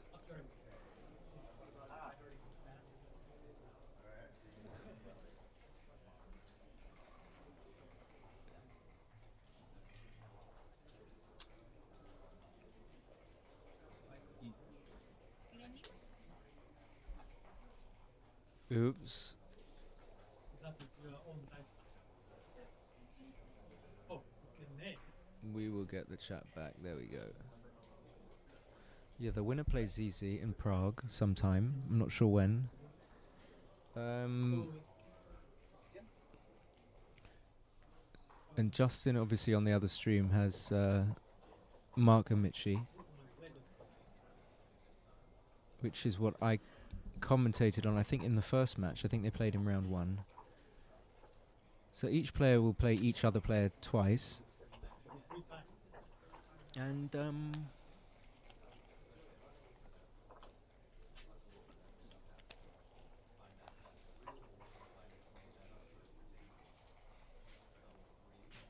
I don't have anything to say. So we're waiting for Oliver, actually. He's not there. I think he's in the room. I thought he was, but not sitting down.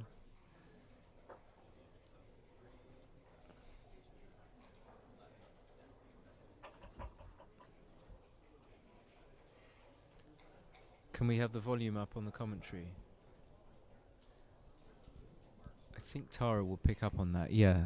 I mean, I can talk closer to the mic. How is it now?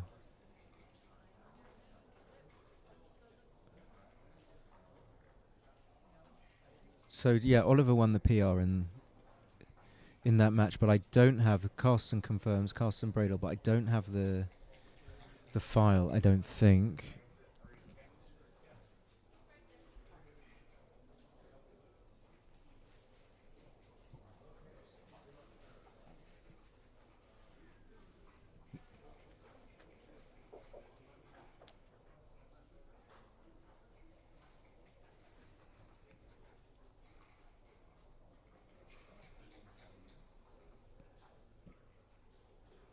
Okay, here's Oliver, and we're.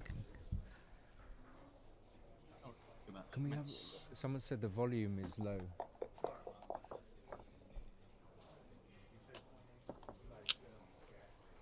Three 1. He makes the 5. 5-4. He comes down. This is apparently the worst sequence you can have for black. Well, I think it is, or maybe not. 4-1. He doesn't split because he doesn't want to split into a blitzing structure. But 6-3, he's reasonably happy to make the 3-point. That consolidates his position. And now, pretty much whatever Hideaki rolls, Oliver is doing fine. 6-5 is a big improvement. He's looking at making the 3-point, but I think the fact that making the 3... Okay, he's just not really going to look. So taking one checker out puts him in charge pretty much. It looks like Oliver's going to have to use that checker on the 6-point wisely and unstack it. And then the one I'm not sure about, or distraction, could just come out like this. Okay, I'm not sure either way, because I would have played... I think I would have done something else. This is just going to hit once, I think, on the... Oh, I didn't see he can make the 4-point. Another thing I didn't see. And I think I would. Looks like he's... looks like Hide's winning the race, so he probably shouldn't jeopardize his race lead and his racing chances, which is a good way of winning the game. So he should probably... Looks like he should just make the 4-point. It uses the spare on the 5-point really efficiently. It's nice. He can still hit that checker on the 18-point later if he needs to, if he wants to. So Oliver really wants to roll a 6 to tidy up, and he gets it. And the 2 is probably just going to come down. Very standard. So now Hideaki just wants to escape that checker, and Oliver wants to prime it in. But he gets another 6-5, and we have a holding game.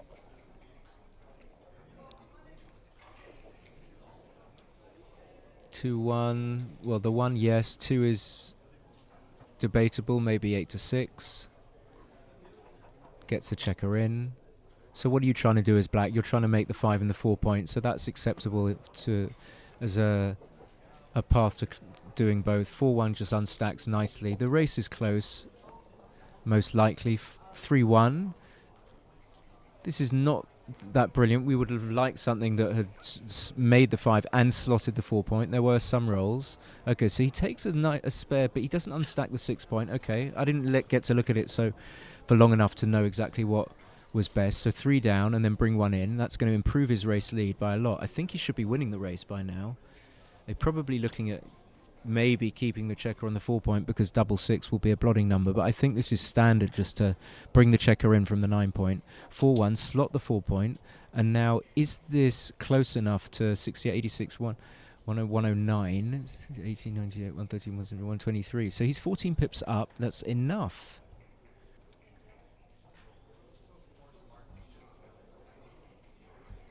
I think this structure is fine to double, not much jeopardy. Again, like 6, yes, leaves a shot, but apart from that, there are some really good numbers, and there are some just acceptable numbers. You've got plenty of spares to play with as white, so you can afford to cube here because the downside isn't great.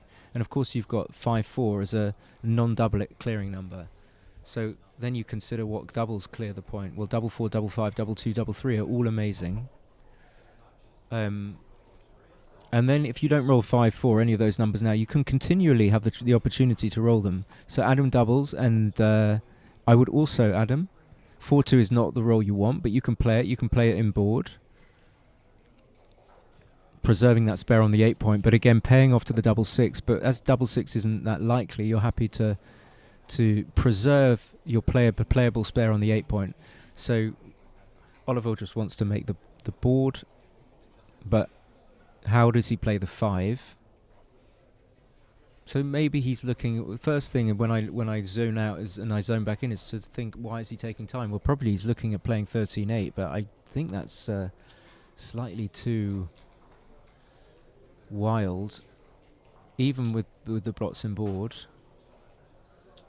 But if he doing this is perfectly acceptable. So turning down the immediate gain of the 4-point, is unlikely to get shots now. So all these plays come out, and the 2 is the 2 I would play 4-2, but maybe this is better to keep a slightly better board, preserving the 4-point but leaving 3 blots as opposed to keeping a 4-point board and giving up the 4-point. I think I would go for the other one actually, but they're bound to be close. So we have a doubled cube, holding on Oliver's side, a holding game.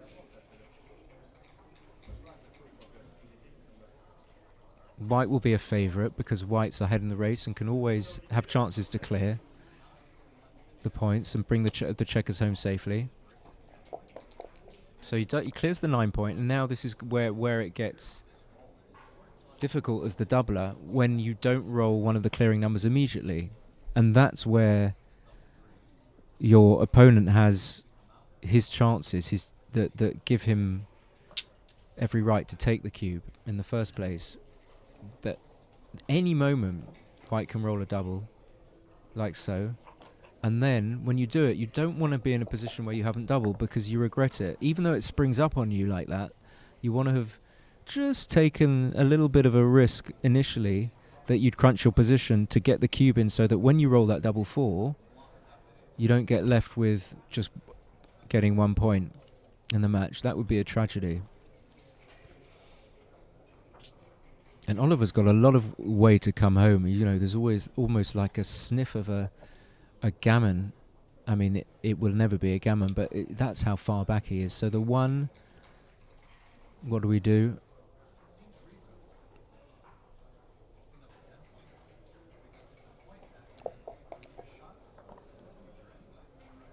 (5-1), you just bring it in, I think.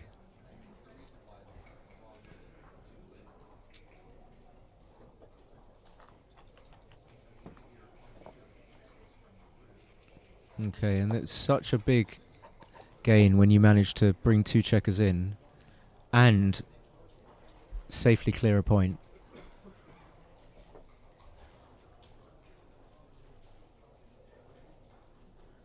And then this is that thing, this phenomenon that seemed to appear in the last few games, that when the race seems won for one player, suddenly you look at the position again and it looks like the other player could catch up. And there's, obviously because of the variance and such a short period of moves, is every chance that one player can roll like big numbers. Are there enough moves for that to happen in?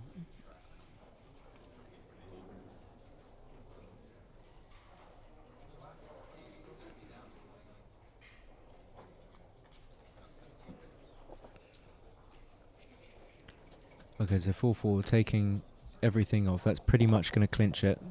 Hide's going to take a 2-0 lead.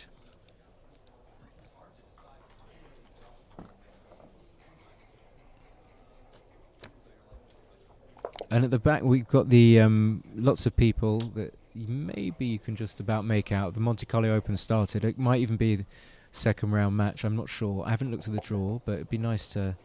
I can give you some updates if I do. But this is how this race is, now we can safely say, is completely lost. This is how bad it needs to be. Okay, double 4 just takes one off and makes it completely gin. So no players will have made a mistake, I don't think. Apart from was there one thing that Oliver did that I wasn't 100% sure about, but... So, kind of a quick match. 6-5 he runs, of course. 5-2. If the best player's 2 down, certainly at this score. It's a weird one. This is a mistake. 6-3 is just going to run. Well, now he would have got a double shot. Ollie would have got a double shot had he played 2 down. 5-2. Question is, do you make the anchor? Well, if you don't, you're going to have a weakness in board, so you probably should, even though you want to retain the contact.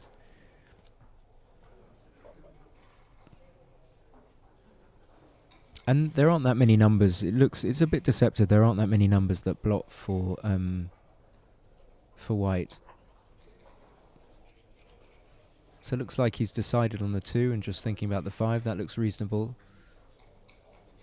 It's not the point you most want to make next, but it's playing 13-8 is not a good alternative. 4-1, just going to play safe.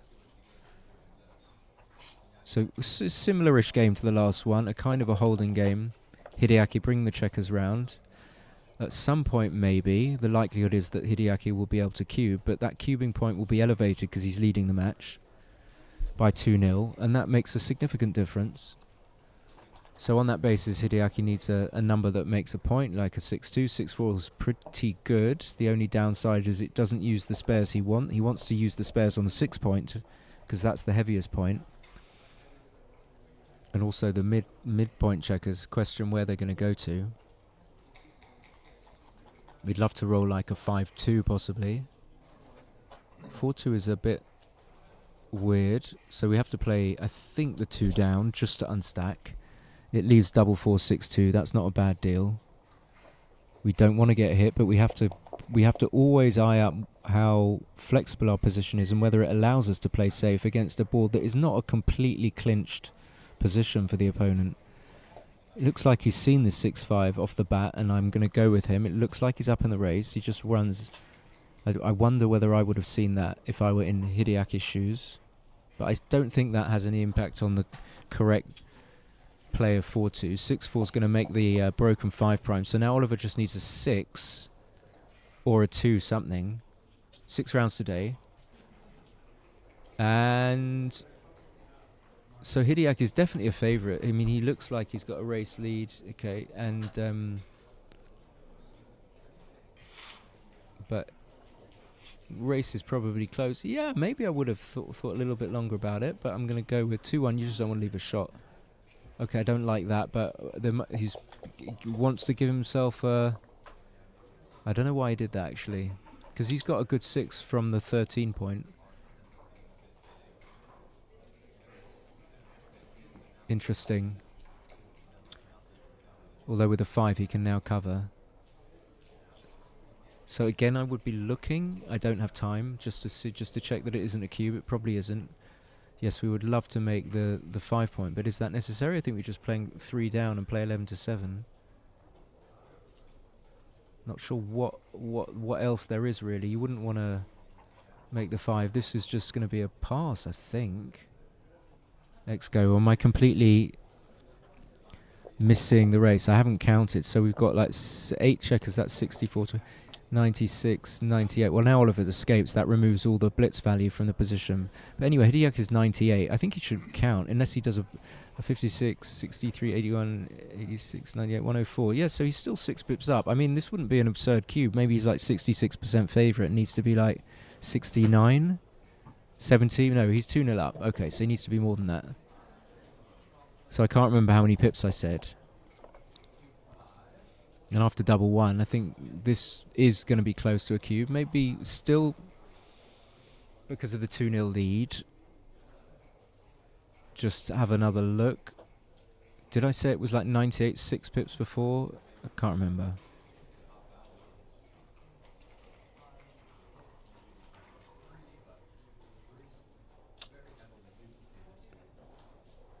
But just eyeballing it looks strong. 26, 21.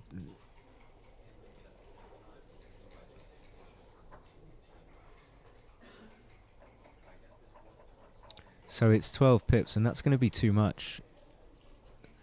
At pretty much any score. Maybe if it was 5 away, this could be a take. But at this score, this is just going to be a pass. If I got the pip count right, and it is 8800.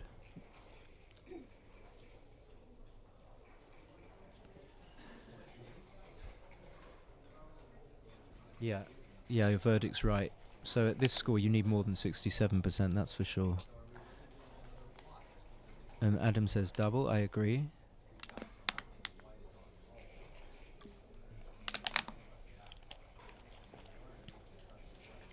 Ollie takes, maybe I miscounted. Can't be too bad, but I think I would pass. So double 1, just what do we do? Get 3 in and then play 6 to 5? That looks reasonable. If you don't get 3 in, what do you gain by doing anything else? It's debatable.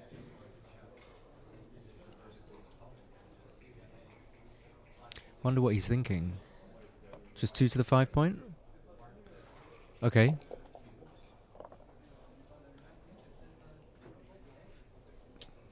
So that's the 2. The 4 is either 12 to 8, but that looks better. Gets a crossover. So I'm thinking about this cube. I mean, it's not like on the scale of cubes, not, let's be honest, not super interesting, a race cube. But if it was 12 pips, I'm still tending to question whether or not that can be a take at 7 away, 5 away. It seems a little bit too much, like every pip counts. Verdict says 62 win and 20G as a cube at 0-0.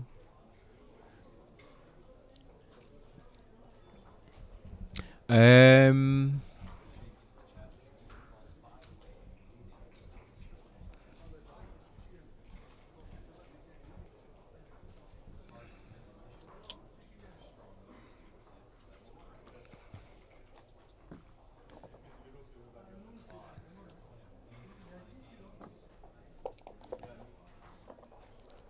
Yeah, the race isn't looking so good now, but we've zoned out a little bit on what players have rolled. But likely that Hideaki's going to take a 4-0 lead. And then, can be tricky to play from 4-0 up. Can be a little bit tricky. What we either hope for or hope against. If we're a pure backgammon purist, we hope for a nice, tricky 3-away, 7-away cube decision. But if we're trying to just duck and dive a little bit and... Well, not dive, duck our responsibilities. We don't want to get into any difficult cube decision territory. So this is looking pretty clinched for Hideaki to go 4-0 up. It's almost, these positions are almost like run-outs, all-in run-outs. You just wait for the cards to be dealt out, the 5 cards.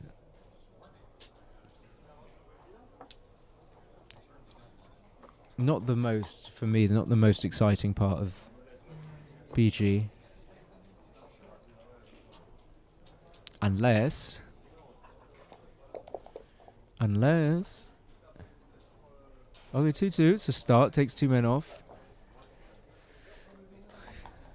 Hideaki's still got 8 checkers, Ollie's got 11. Okay, 2-1, but it still takes 2 men off. That's why he put them there. In fact, that's why he played. Remember the move with the something? He had a 2 and he played 3-1. Maybe that's what's going to win the game for him. Double 4, 2 off, 2 to the 2. I believe. But I'm not sure. Looking at it again, look at it for a few more seconds.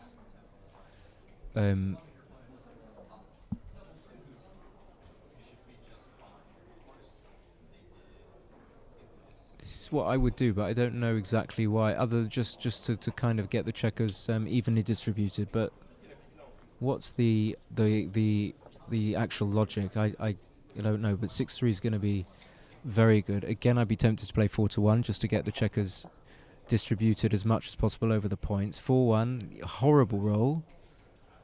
Especially, I mean, it's not going to matter too much because he's such a big underdog, but that's not going to help him.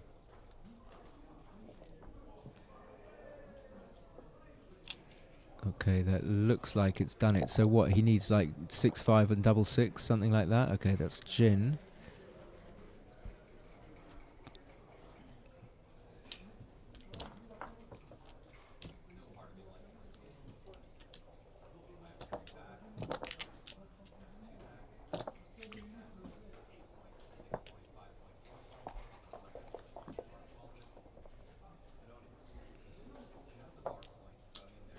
Okay, so he does go 4-0 up. Well, he rolls a 3-1.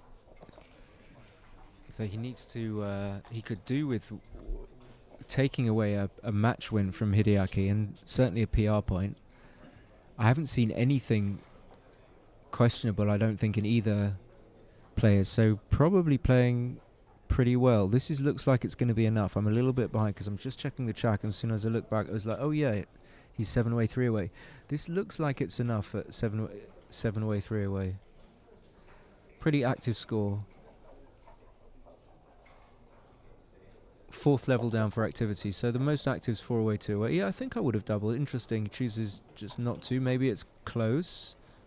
Should be close. If it's not a double. 5-2, he comes down and splits. That's a nice improvement in a way. Not his best. 4-3 is really awkward. You just have to play safe, I think. I think it's too dangerous to be 4-0 up and to start hitting, even though that's what equalizes the position. But it might be a thing that you have to equalize the position. And then having said that, I would probably just give up and play 13-6. So the problem with this roll is that the other things you want to do, like 24-21, can't be done because then the 4 is not possible. So he does just play 13-6. I would think about cube, probably cube here for sure. Noting the ugliness of the position, that extra checker on the 6 point.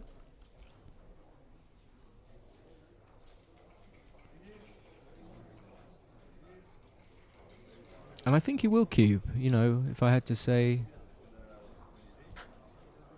Sometimes what we do is we've already made up our mind and then we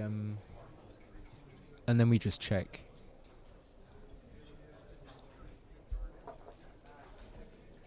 It's after round 3. I've just been given, Bill's just come up with so I'm going to read out. Wow, after 3 rounds. Okay, I'm going from the bottom up. Hideaki's winning the PR with 1.6. And then Michi 2.21. Marc 2.8 and Oliver 3.5. And as far as points are concerned, Hideaki's got 5. Michi's got 4. Oliver's got 3. And Marc's got 0. Wow. That's maybe not what we expected in some ways. So Marc on a 2.8 and Oliver on a 3.57. We know that Michi played quite a high PR in one match, but he's still playing 2.2. So the PR must have come down. So Oliver did cube.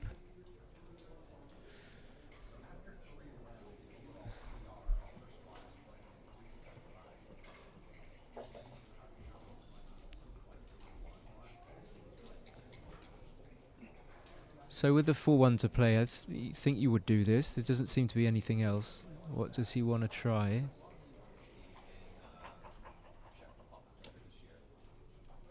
So it gets rid of this weakness on the 1 point, so it's not totally without value. And now Oliver's got a lot of good numbers. 6-4, he's just going to point. There is some sense to coming out and hitting loose on the checker, on the point you really want to make, but you don't want to leave a shot, so you're going to pass that up and just make the 2 point. Permanent asset. 4-6 comes in, comes out, I would think, from the 24 point. Verdict's not surprised with the PRs, so 24-18.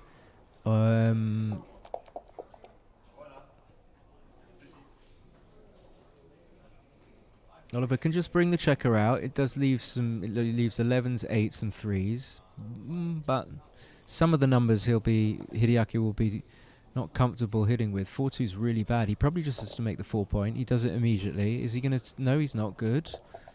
Ollie's still kind of threatening. He's threatening to hit that checker, so he will do and just play 7-5. So I think you prefer not to be hit on the 7 point than on the 15. That's my logic. But 15-7 could be okay. So this is I think a Mochi thing, and Oliver I know is trained with Mochi. You look at a play that is not necessarily in the grand scheme of things, but you just look at it and then you look at it to reject it. And I would definitely reject this play because you want to win a gammon, and so is a very, very large value in picking up that checker on the 7 point. So it's just a question of what he does with the 2, and I've already decided I'm going to play 7-5, but there could be a reason. One of the things you're not going to get hit with double 5. Excuse me. If you make this play, that makes it slightly preferable. That could swing it in favour of playing 7-5 with the last 2 rather than 15-13. There's something I don't like about like the 4-3. Yeah, how likely are we to make the prime here? Oh, well, he would have hit anyway. 1-2 is going to make the 5. This is bizarre. Like Ollie can roll a double 2 and just make that double 3 play look silly. 3-1, he's just going to have to hit back on the 7 point. And now this is a really weak hit. And the only thing that stands against it is the fact that Oliver doesn't really mind losing a gammon too much because he's so far down. So if 1-4 is going to hit, and this is like going badly for Ollie.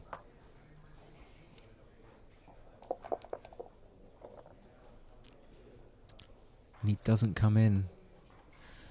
So this is going to do some tricky plays because Hide's going to have to kind of hold back on hitting loose there, maybe. Although having said that, he's got a better board, so he can't hit loose here. So that's not going to be a trap for him. So what's the best distribution of his checkers? It looks like you would immediately play 18-9, but there is 21-16, 18-14. That does get those two back checkers moving.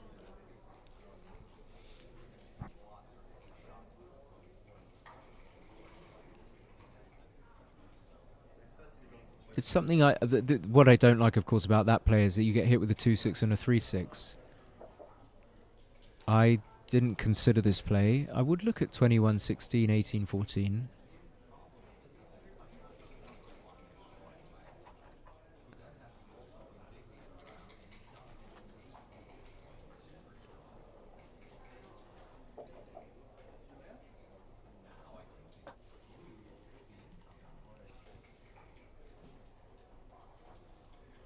I'm not sure if he's just not seen it or not, or just thinks it's bonkers, but at a leading score, when I want to protect my lead and play safe, I think where I want to put the checkers so that hitting is least punishing to me is 21-16, 18-14.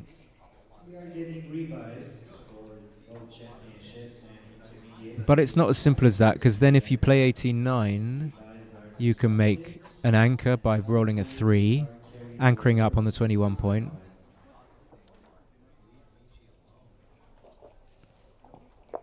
So he's duped his 6-3 for sure. He's duped his 3s by doing this. He does get hit back, and he wouldn't have been the other way. And this is a big hit. And like, say he doesn't come in.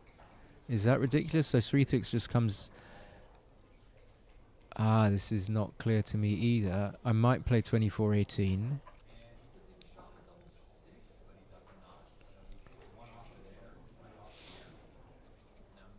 Idea being that like something like a 5-1 and Oliver chooses to hit. Well, he would hit twice actually, so maybe that speaks against. But what I was trying to say was, if you come out to the 18 and Ollie rolls a number that just hits on that point, then you have lots of returns. 4-1 he's going to hit.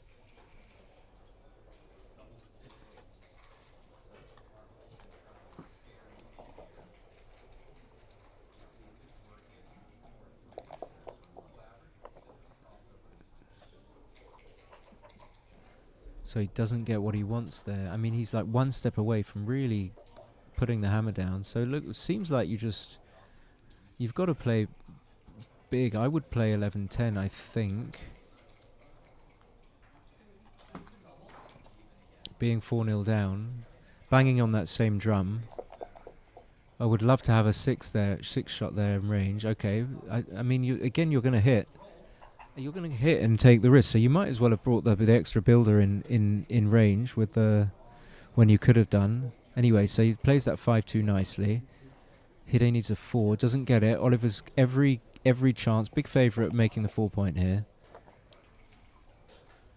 The 1 is going to be forced, 6-5. If Hide comes in, he's okay. His game is okay. Okay, maybe not with 1-4. He's probably going to have to play 6-2. I mean, I wouldn't consider 13-9. But it's no fun playing 6-2, because where's his next roll going to come from? 5-2, absolutely perfect. I mean, there was only two numbers that made the 3 point, and that was one of them. So he is in a bit of trouble. It could be going all the way to 4-all, which is what happened in, I can't remember which match. Okay, so the only upside of that roll, he gets it safe. He's desperate, Hide is, for a 6. Double 4 is just going to do whatever, it doesn't matter. Presumably you get the checker out to the 10 point and then just play it into the 6. There is some thought to staying back, either on the 18. Now, if your opponent rolls like a 5-4, 5-2, they just happily come down without having to have the threat of being hit. So perhaps you think about doing something fancy, but then having said that, usually you just get the checker out of there. So let's have a think. I think you need to put pressure, actually. This is my final thought. I think you need to stay back and, like, so again, like 6-3 is a great roll because he gets it out. I don't think he can afford to stay there. Despite the staying, they will allow him to make the 2-point. That's just too much to leave 24 shots. This only leaves 13. So 6-1, double 6, double 3 makes the bar. 4-1 does nothing. Just comes down. Hide will get that guy safe. Gammon's not high, not low, I don't know. 25%. And then fill the gap. Oh, okay.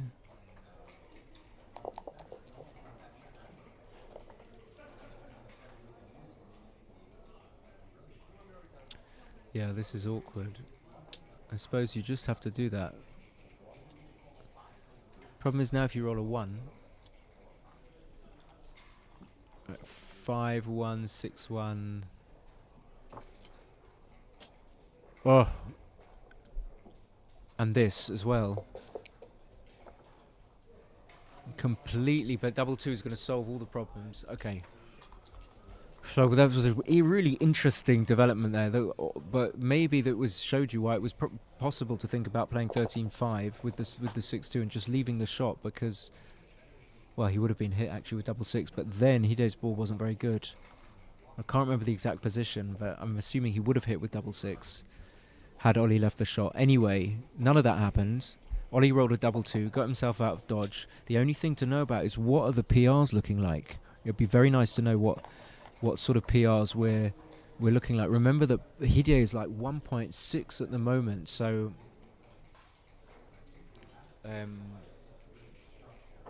if points end up being close, which they might be, that PR is going to stand him in good stead because that will be the decisive factor. Anyway, at the moment it looks like it's just going to go 4 all.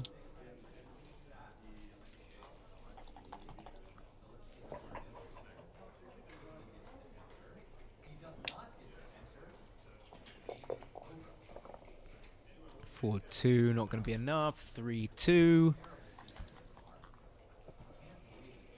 6-1. All just icing on the cake, really, or anti-icing on the anti-cake.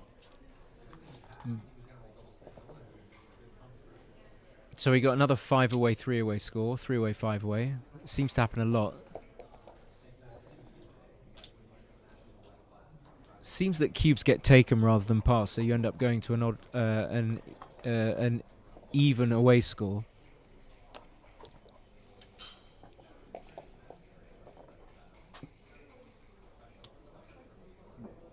Okay, so there it is.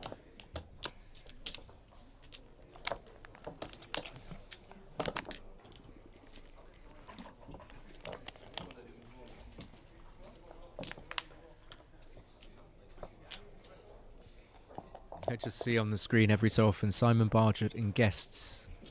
That's so cute. I should have brought my cat. 2-1, so he splits because he's 4-2 up. Makes sense. 4-1, we're forced into this weak double hit. I don't think we like to do this so much. We just do it out of necessity. Denying our opponent their full roll is one of the reasons. 2-1, so this is a disaster. You get hit back. And now you've got 3 men back. You need to get that man out, so you immediately play bar 15. Definitely has value, keeping checkers nicely distributed. You could even say that bar 21, 24, 18 is a kind of an overplay, because you don't really need to go for that when you can compellingly play the checker to the 15. Ollie does. Could well be right. So again, this kind of double hits, but they're not that punishing. This can double hit, but it looks... Oh, I don't like... Oh, he can just make the burr. Okay. Which I didn't see. That's far preferable to getting into any hitting complications. So Ollie can come and make the 21. Beautiful. Hide wants to unstack. He'd love a little double 1 here. 6-1. He's going to hit and come down. So even though he's leading, he's not going to turn down unstacking that horrible stack on a check on a point he next most wants to make. That's a very, very clear. So maybe he's just thinking about the 6, but I'm not sure why he's thinking about the 6. I think anything else would be a big mistake. So he goes for it. Ollie needs a 5, of course. Gets the 5-6. Just going to come out with that exact same checker. Putting Hide back pretty much where he was. He's not too displeased to get a checker sent back when the board is so weak. 5-2 is going to come in and hit. Very nice. Very nice. 4-6 just coming in and out. Similar thing. So what do we want to do here? We just want a 6-1, preferring to hit that checker. We're not looking to hit here. 6-5 can just make the 18-point best improvement. Negates all the advantage. So let's say Ollie rolls a 3-1, points on us on the 5-point. Well, it negates a lot of all that kind of shenanigans like this. Double 4, yes, hurts us, but are we ever going to be closed out from here with the 18-point? No, we ain't. No, siree. No, sir. So 2-3, question whether you just have to hit here. Okay, no, he just picks it up immediately. He's not going to get he's not going to get tricked into hitting. I'm just going to go with him. I don't know what I would do here. Well, since you can make the 10-point, I would just make the 10. I mean, okay. I think I would make the 10. Anyway, again, you can hit, but you can just come out, play 6-3, consolidate. One of the things I used to have trouble with, and still a little bit, and like would always jack up my PR, were these kind of spots where I would used to hit unnecessarily when I was just up in the race, and all I needed to do was consolidate the position and keep it snug and compact. And you see that Hideaki had no thought of hitting. I'm just going to assume he was right. It looked like it was right not to hit, but just to see the speed with which he turns down any hit just shows he completely knows and understands what he needs to do in the position. 4-1 from here. I don't think it matters too much whether you play down to the 15-point. He's not going to hit you unless he has to. He showed you that. 6-2. Well, now, he rolled it. So you see, that's why he. So how many shots is it?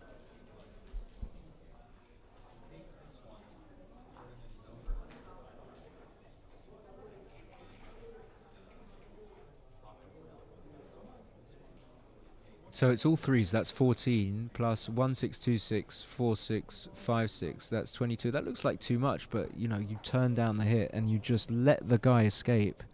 These are very tricky. Okay.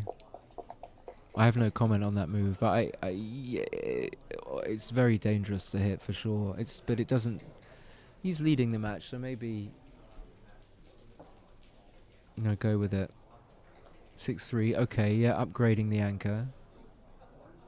Can just stay back and play 15-6.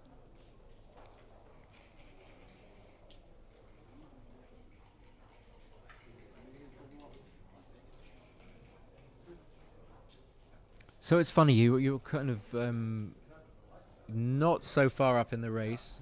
Maybe the race is close, but yet you make the outside point. Why are you doing that? Why are you giving up the contact? Well, it's a kind of a dragon without a tail concept. You've still got contact with the man on the 21 point. He's not in danger, so you get better contact at the cost of being pointed on with 4-2. But I didn't see. Just for the fact that I didn't see that play immediately makes me question it. It doesn't mean anything, but I would have just played 15-6. So then you give up the contact from the 15 point. The decisive factor will be whether or not you can hold the 15 point and use the contact that you get from making it. So 3-2 is just going to safety that checker. And we know that all Hideaki wants to do is just bring the position home very cleanly. So the 3 is just in. Building the board in the order that you want it. Double 1, perfect. So now you have a landing spot for a 6-2 and a 5-3. You wouldn't. I don't think you would pay now with a 5-3 from the 18 point. So that landing spot's going to serve you well. 4-3, good question.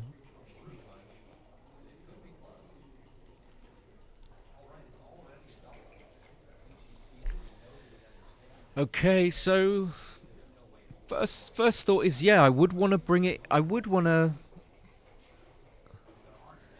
just bring it in, and okay, we are forced off something if we do it, but it will serve us well. Are we ever going to make our 4 point? Well, maybe. But we create a liability, and the liability is the uncertainty of whether or not we are going to make the 4 point. I think I go with the 4 point now. I do go with the 4 point now, but I mean, all that's going to happen next go is that we're going to have to break the 8 point. So we might as well just break it now, and then even if we're not sure where we're moving our next roll, whether it's going to be from the 21 point or the 13 point, we should just make the point that we most want. So I would just play 8-4, and then I would bring in the checker. I mean, you can't leave a shot, so he does that. Okay, nice. So he just got that one playable checker on the 13, which goes to a great spot. And so this is the question, where are we playing the checkers from? Well, I mean, you're going to play them from the 21, right? We know that. Just going to come out and play 5-4.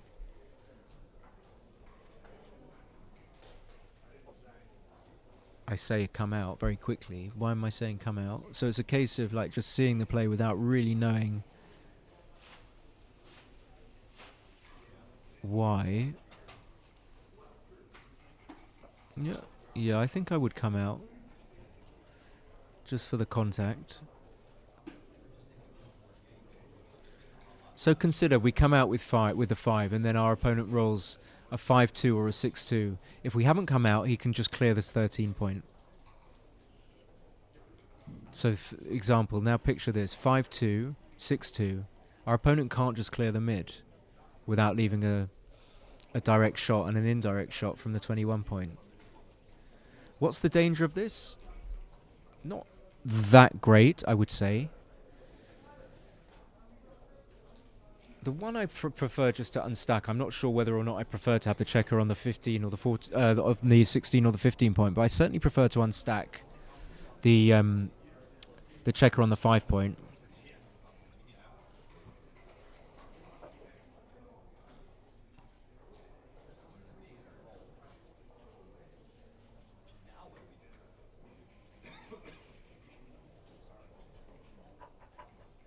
There's two things to downsides to the... Well, there's another downside to the 5-1 play he wants to make, I think, or he might end up making, the safe play, which is that it puts a checker on the 1 point.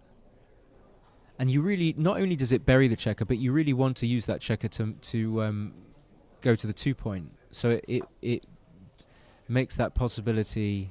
completely negates or extinguishes the possibility of using the checker to make the 2 point. Clearly, it can't go backwards. So... if I'm trying to look for another reason to come out, that's why I would. So I think that's wrong. 3-1, well...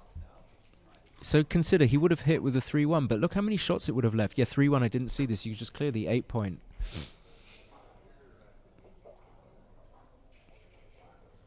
I don't think this is an easy play, but I think I would clear the 8. It just looks... It looks nice. So you play 6-2. Where are you moving your checkers from next? Same old question. You can keep a 4 prime, but you've got a liability in your board, and how are you going to cure that liability? Well, you can't. You're going to have to break your 4 prime to cure that liability. So maybe just break the 4 prime now. If this is a mistake, I don't think it can be a mistake by much. The only swing is on double 4. Not much else. So I think we can see that Oliver wants to go like 5-1. He's going to go now. So what was he hanging on for? He should have just gone late. What the only thing he was hanging on for was like double 4, double 5, double 6.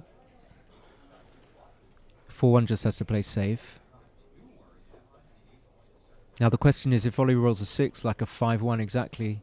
Or like, let's say he rolls a 6-3. Is he going to link up with a 15?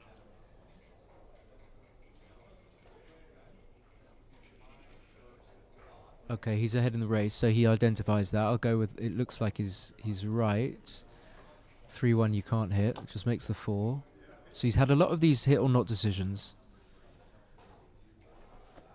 I mean, it doesn't leave an enormous amount of shots, but it's just so super dangerous when you're leading 4-2.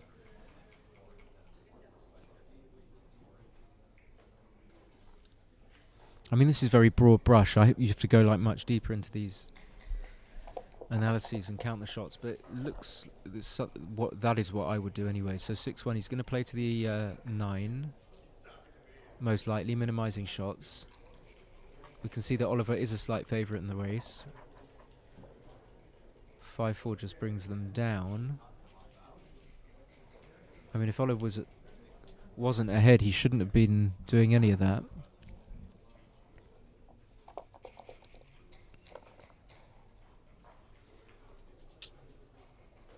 Five on makes. Oliver's a favourite now after making the 8-point. 4-1, does he make it? He's going to get a shot with 6-1. Is that enough to make it worth... Yeah, I would just try and go for the purity of the board. Because the only thing that leaves a shot now is 6-1, so it's unlikely that you get shots. If your opponent rolls 5-4, should he pay now? I don't think so.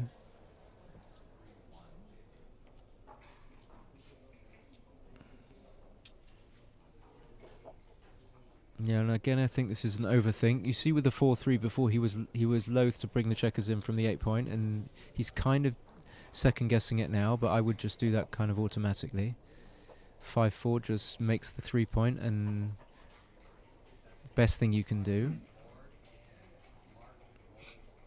He's looking at how whether or not he can make the 2-point and give himself more covers for the 3-point. But if he can't, so...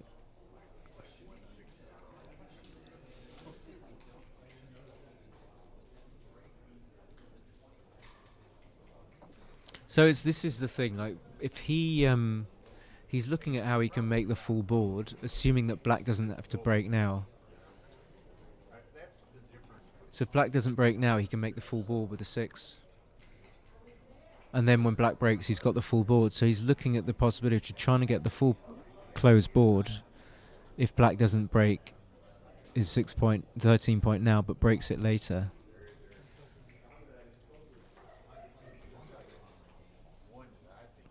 He brings the checker into the 3-point, plays 9-4. Does it go? Yeah, it goes to the 4-point.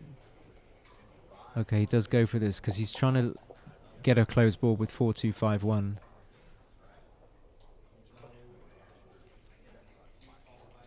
But now if he hits with a 6, he's got the liability on a higher point, which is worse for him. So I'm not too sure about that play.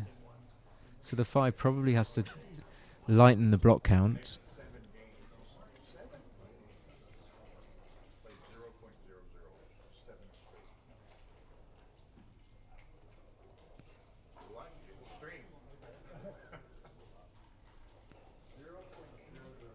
Difficult decision. So going back to that 5-3, whether or not he was influenced by Oliver's 2 blots in board. But now we see it.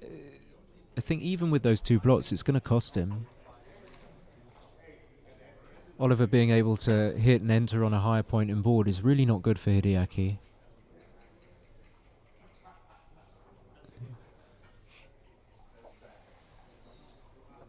And now, yeah, it's not clear to me whether you really should. So, well, actually, it is. I mean, if he doesn't come in, I think it's just a cube out. He was just checking that, maybe. I wonder why he was looking so long. So we just see that you must pass as black. Immediately. Okay, and he does. So Hideaki takes a 5-2 lead. It's thirsty work here, I have to say. So it's some interesting decisions there that I wish I had. This is why we love a transcription. There's downsides and upsides to having one, but you get to see your answer. You get to play along. 6-3, out and down. Hideaki leading 5-2, just wants a double gammon, clinch victory, walk off into the sunset, happy man. I was going to say land of the rising sun. I don't know why. I actually had to say it. Okay, double 2, perfect roll. Comes in, makes the 4-point, unstacks. 5-2 is just going to have to cover the liability. And then the 2 is... Does he just play up to the 22? Duplicating 5 seems sensible. Okay, Hideaki's got a beautiful position. Oliver's got a really bad one. Hideaki's just to continue rolling. Not going to double for a long, long time until he gets like 80% winning chances in a non-gammonish position. And Ollie continues to roll badly. He's just going to hit on the 2-point because there's nothing else. And Hideaki's just loving life. You know, there's going to be a long way for this game to turn around for a big match as well. 5-2 up. And the position, Ollie's got 3 men back, 4 men back. Got a terrible board, so he goes for the double hit. Seems sensible. Didn't get a chance to look at it. 3-6. Okay, so Ollie gets some sort of traction, hits back. But Hide's not going to struggle to come in against a 2-point board. 3-1 just probably makes the anchor over doing anything else. I don't see much gain to playing 14-13, so he does make the anchor. Ollie still needs to bring one in. He needs like a 5-2 or a 5-4, making the advanced anchor. 2-6 going to come in, go to the 18. If you play 13-7, your only covers are going to be 6s, because you don't have a spare on the 8-point. So I think that fact and that fact alone makes it best to come out from the back. And I think the best movement of the back checker is from the 24-point. If Hide can, I'm assuming Ollie's going to do this. If Hideaki can roll like a 6-3, he's just primed him out, and it's going to be very difficult for Ollie to get back in the game. These are very difficult for me. So some people might think you just automatically double hit, and it probably, I don't know. So I would love to play something like 14-8, 10-5, and just not get hit, and just have a compact position. And and the problem with the double hit is you have to break the 8-point. So can we have a little look see? When you get hit back here, it hurts. Now the only reason it might not hurt as much as usual is because of the anchor. We've got the anchor, and the 2-point board has got that huge cleft in it. So but from matter of principle, I prefer this play. Because if you get hit back here, you've still got the 8-point, and nothing can go wrong. So I don't know what.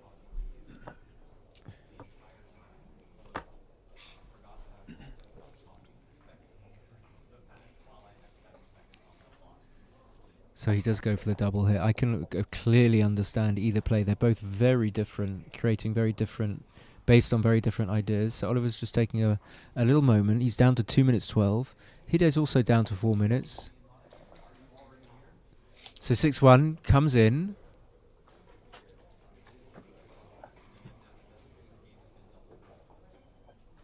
(5-3) covers both points. 10-7, 8-3 took me a while.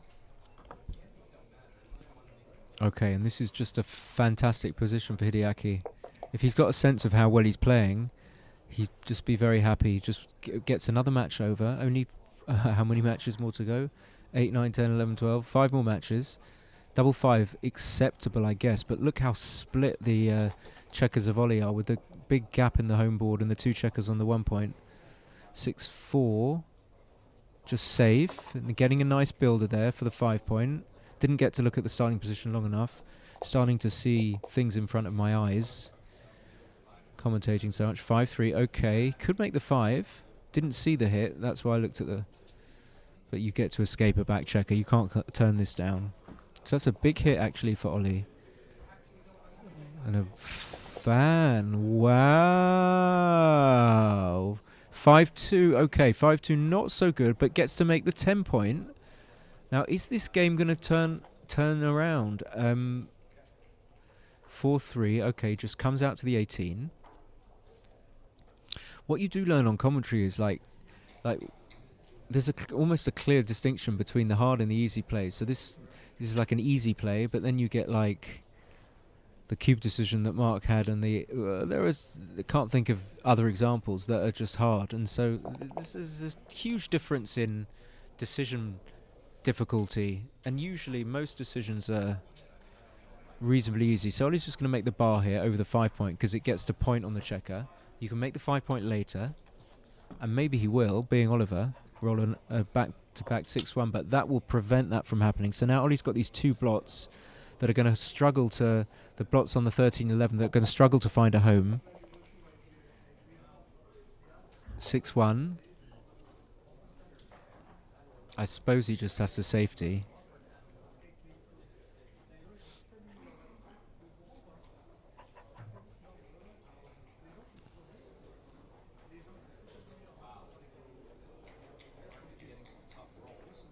I'm looking at the coming out play.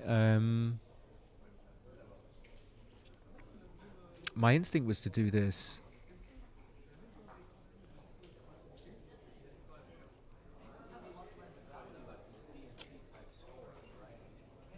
I think this is just, I've seen it now. This is just with Hideaki's strong board.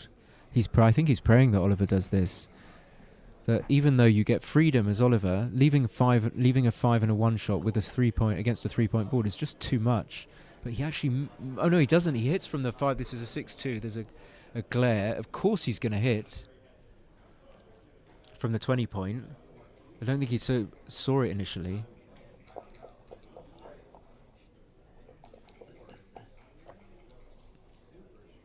One 4. What can we do? Okay, we can come in and hit. That's not too bad.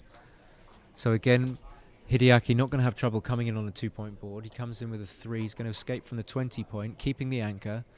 Ollie needs to do something about his back checkers. They are stuck. He'll take a 5-1, making the 5.41. What do we do? Make the 9. Okay, that's a prime that's going to be difficult to keep, but we'll take it. We almost want Hideaki to roll a double 6, bringing his position too far forward. 3-2. Okay, just makes the 11.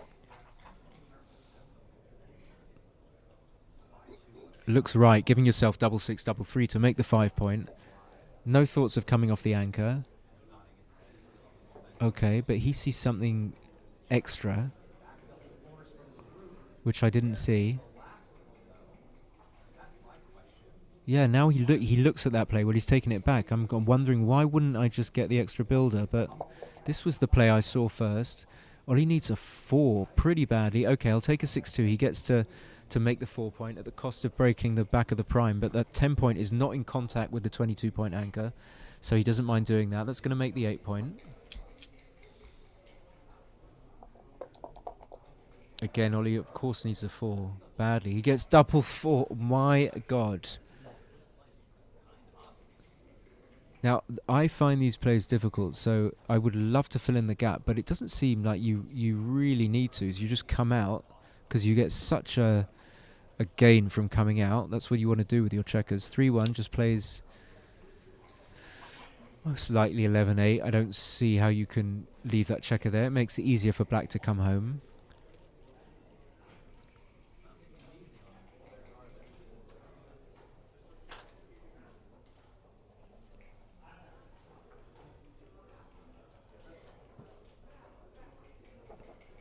But now what's happening is that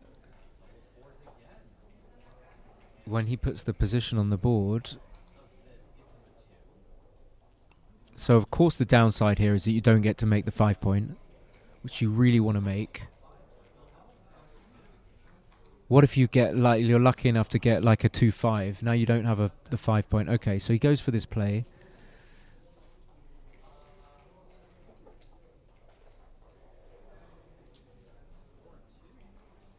Yeah, I missed that Ollie was going to be in a cubing position anyway. So take point's super low, so just takes. No gammons here. But having said that, it looks like Ollie would be okay to bring the position home. Shouldn't be too many shots for too long. Question is, does he try and... Does he give more shots and give himself more opportunities to make the 5 point? So that he can close up the position more quickly, but he chooses not to. So he's going to have 6-3 to make the 5. Otherwise, he's just going to be... But okay, double 4. Now he will fill the gap for sure. And the other 2, I don't know. Maybe just... You want to play to the 7. Maybe you don't give shots. Hold on.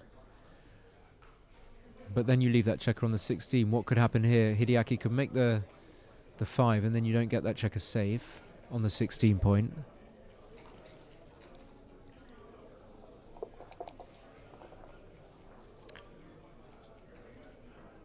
And now I'm just thinking, any thoughts to staying back and kind of trying to catch any checkers that come out, but Ollie doesn't look at it.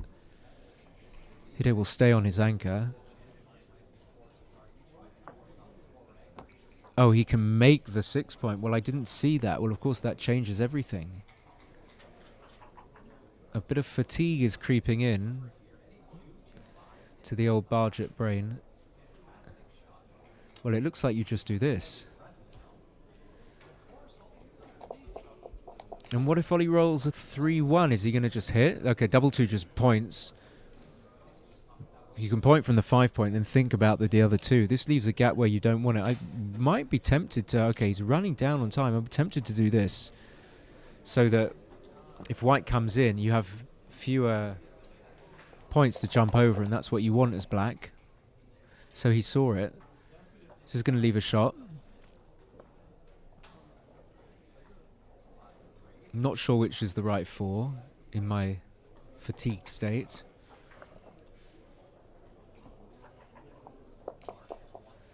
Double 1. Anyway, in just summary, it looks like it's going 5-4. Very likely.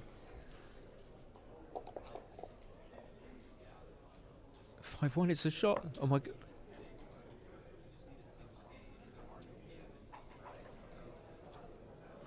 This could be like completely over. Any 5. Oh, he cocks it. 1, 2. But he's still got like tiny, like 9, something like a 9%er. Maybe not that much. Hard to judge. For me anyway. 6-4. So I would bring them in deep. 10-4, 7-3.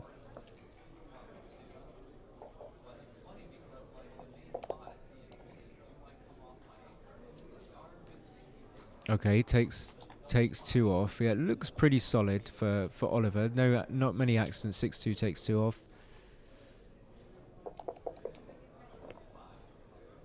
Five, 1.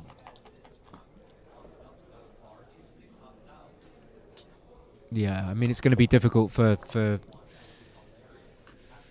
Hide to produce anything. What, he's got like 11 checkers left, and Ollie's only got 6.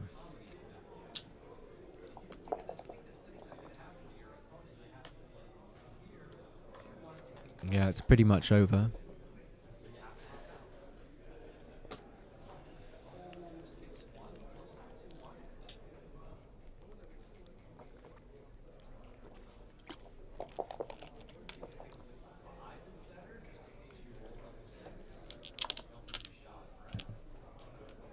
Who we got in the chat? Come on.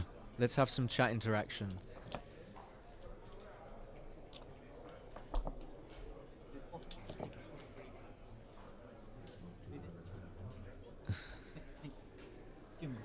They're going to take a break. Okay. Very short one. Okay.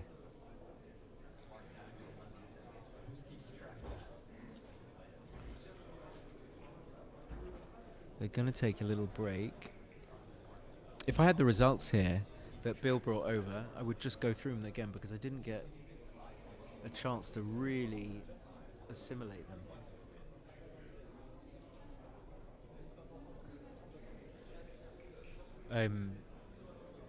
But amazing PR, like 1.6 so far for Hide. I wonder if I can see. Well, Bill's here actually.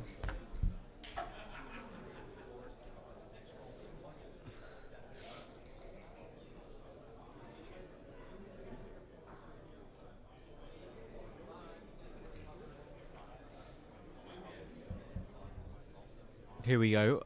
It's after 3 rounds. So I got the individual results as well. So after 3 matches anyway, the points are Hideaki's got 5, Michi's got 4, Oliver's got 3, and Marc's got 0. So this is only after three matches, right? It's after 3. Yeah. Ah, okay. Yeah. I was a little confused. So we're already on the... Oh, yeah, we're on the 4th. Okay, yeah. And I've got individual results. Like, we're always interested in PR. Some beautiful PRs. I'm trying to remember who played what in which and what. And what I commentated on. Certainly, Michi played...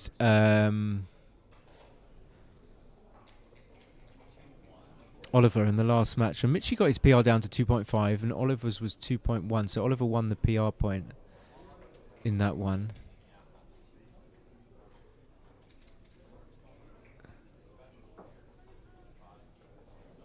Me, Ian.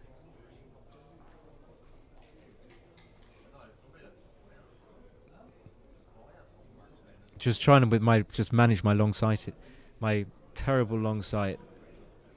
Also trying to remember which matches I commentated on.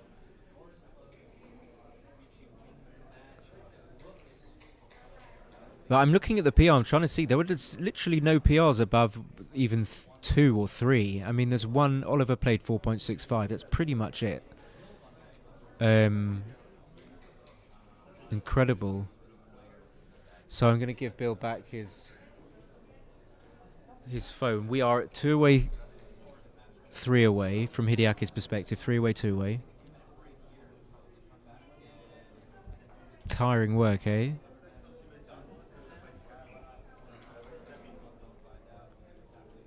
Verdict says, fun fact, if a double's taken, the person can never have more than 15% gammons. Andres just says, Mitchie just won against Marc. Okay, thank you for letting me know. So do we know the PR?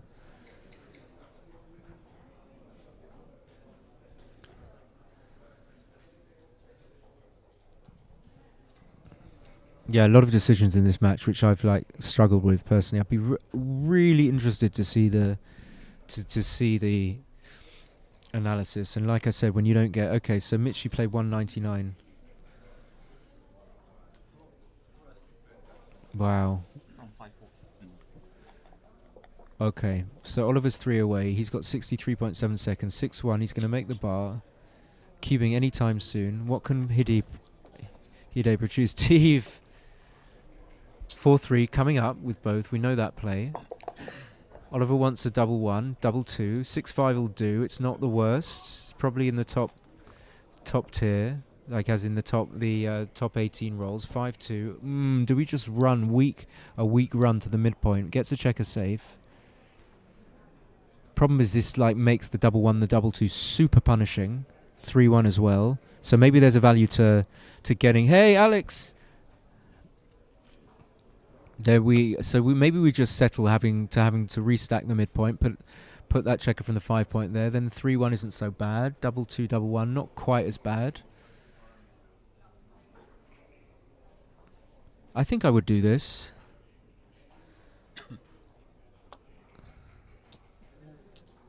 So he's going to think about playing 2 down. But for distribution, it looks much, much better than the 2013 play. 4-3, which is point, I think. What more can we do? At this score, we want to try and get something in our position. So we're going to give up some shots, give up some points, make the important inner board point. Hide managed to roll a 5-1, negates. Are we going to play 6-5? Negates everything that poor old Oliver has just done. Looks 11-10 looks fine. When you're leading, you don't want to take too much risk, but I wouldn't swear that 6-5 was wrong. Now we make another board point, because this game is almost the reverse of what we want. At the trailing score, we want to have this position for Hide. We want the attack and the anchor on our side, but he's actually leading 5-2. What else can you do but play 13-6? 3-2 just plays 13-8. So Ollie's position is fine, although it might not be the position he wants. Hide has to give up the mid, so double 6, double 4 become disasters for him. Double 4. High Bakar. 1, 2, 3, 4. He gets it, and now Ollie. 3 away, 2 away. He's going to go for the non-Gammonish cube. Let's have a little count of this. 114 for Ollie. 138. I mean, this is almost pass territory. This must be a pass at 3 away, 2 away. This is what the highest take point in non-Gammonish BG. It's like a 26% take point. I don't like this, even with the gaps. It's just too much of a pip lead. This could be a very, very big pass, actually.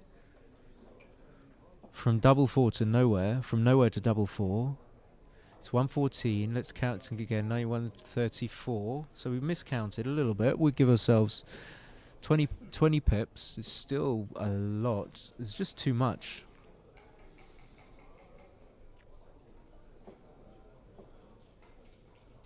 I think even for money this is questionable. I would take it for money for sure, but it's just... Hi, Tudor. Tudor.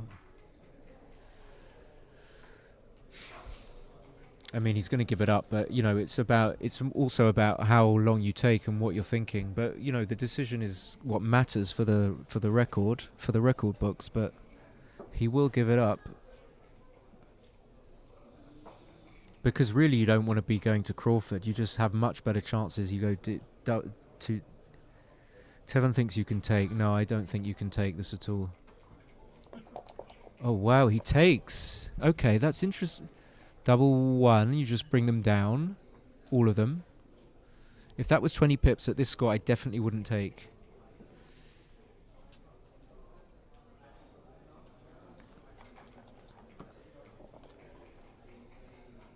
Okay, I don't know. Tevin, honestly, I don't know.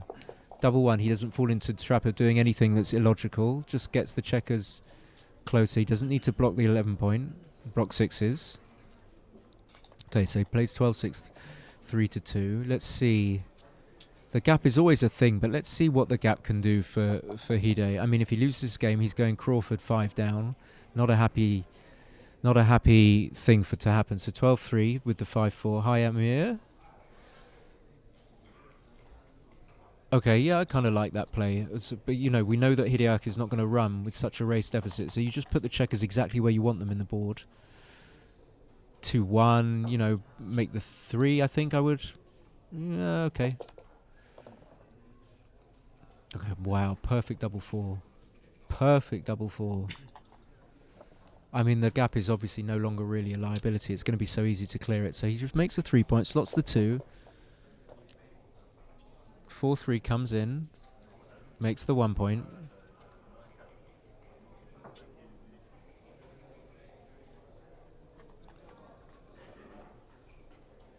Hideaki will just stay back, but the downside, of course, is that you're holding a cube that's going to take your opponent to 1 away, 2 away Crawford. You do not want that. The only upside is that you're going to be putting them at 1 away, 3 away Crawford. Or 3 away, 1 away Crawford. It was a huge pass. I know my scores. Backgammon, the 7 point match, available on Amazon. 6-5 is just going to bring them in, I think. You're too far behind to think about running. And Ollie just doesn't have anything to do. It's this dead cube that kills you. It kills you at this score. You cannot take anything. 165 pass. Wow. So this is going to be his biggest mistake. If only he had Simon Bargett by his side, this could have won him clinched him the UBC contender. Now that 165 pass is going to push him. Oh my god, 5-1. Okay, he has to leave. This is the worst. It's a repeater, kind of. You get missed, you roll 6-5. You leave another shot. Take points like 26%, I believe. If you do the simple match equity calculation.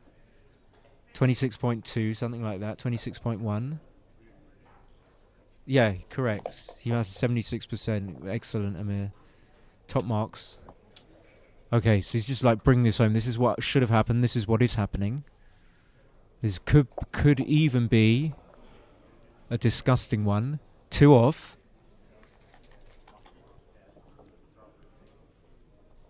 (6-2), yes. Alex said the idea is behind taking a little in a holding game is you can redouble. Yes. Lovely logic. Okay, it's not saved yet. 5 comes in. Okay, we're happy to come in and get another crossover. Oliver's definitely got at least 1 too many checkers here. If he had like 10 checkers left, he'd be kind of trying, but Hide's going to save this, and that's saved. It would definitely pass if the score's reversed. No, take point at 3 away, 2 away, 3 away is 24.96. Zenk. That's if the scores are reversed. That's if the 2 away cube, I think so. 2 away cubes 3 away. 3 aways take points 24.96.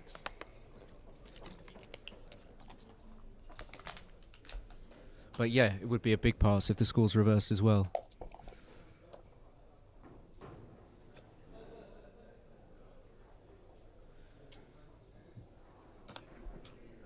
Okay, so we go 6-5.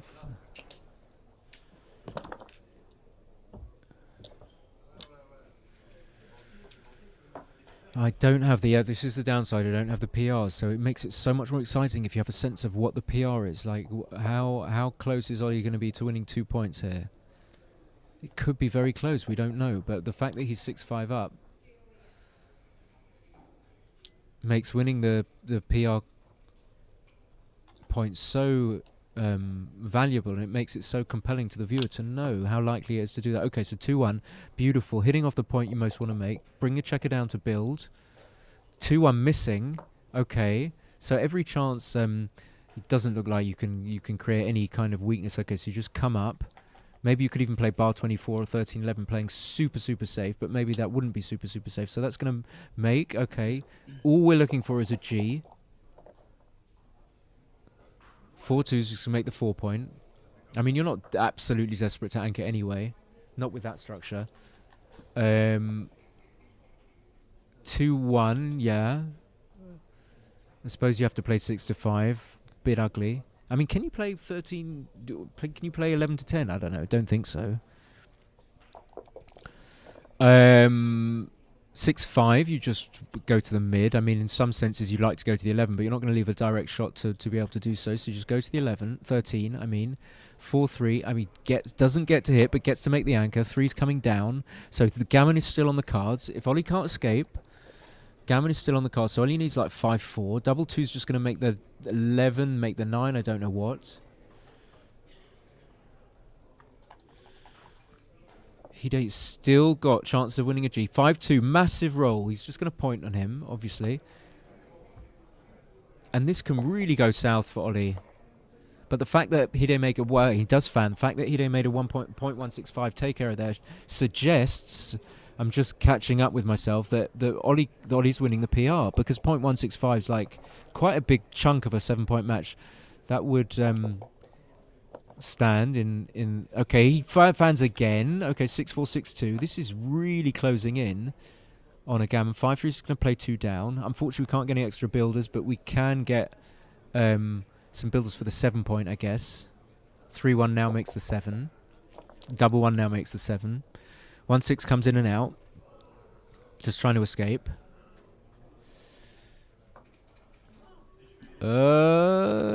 Wow, okay. I think I would have come out there.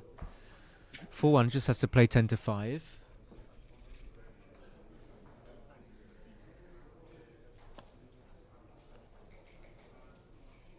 I mean, there are thoughts of 6-1, but I don't know about that.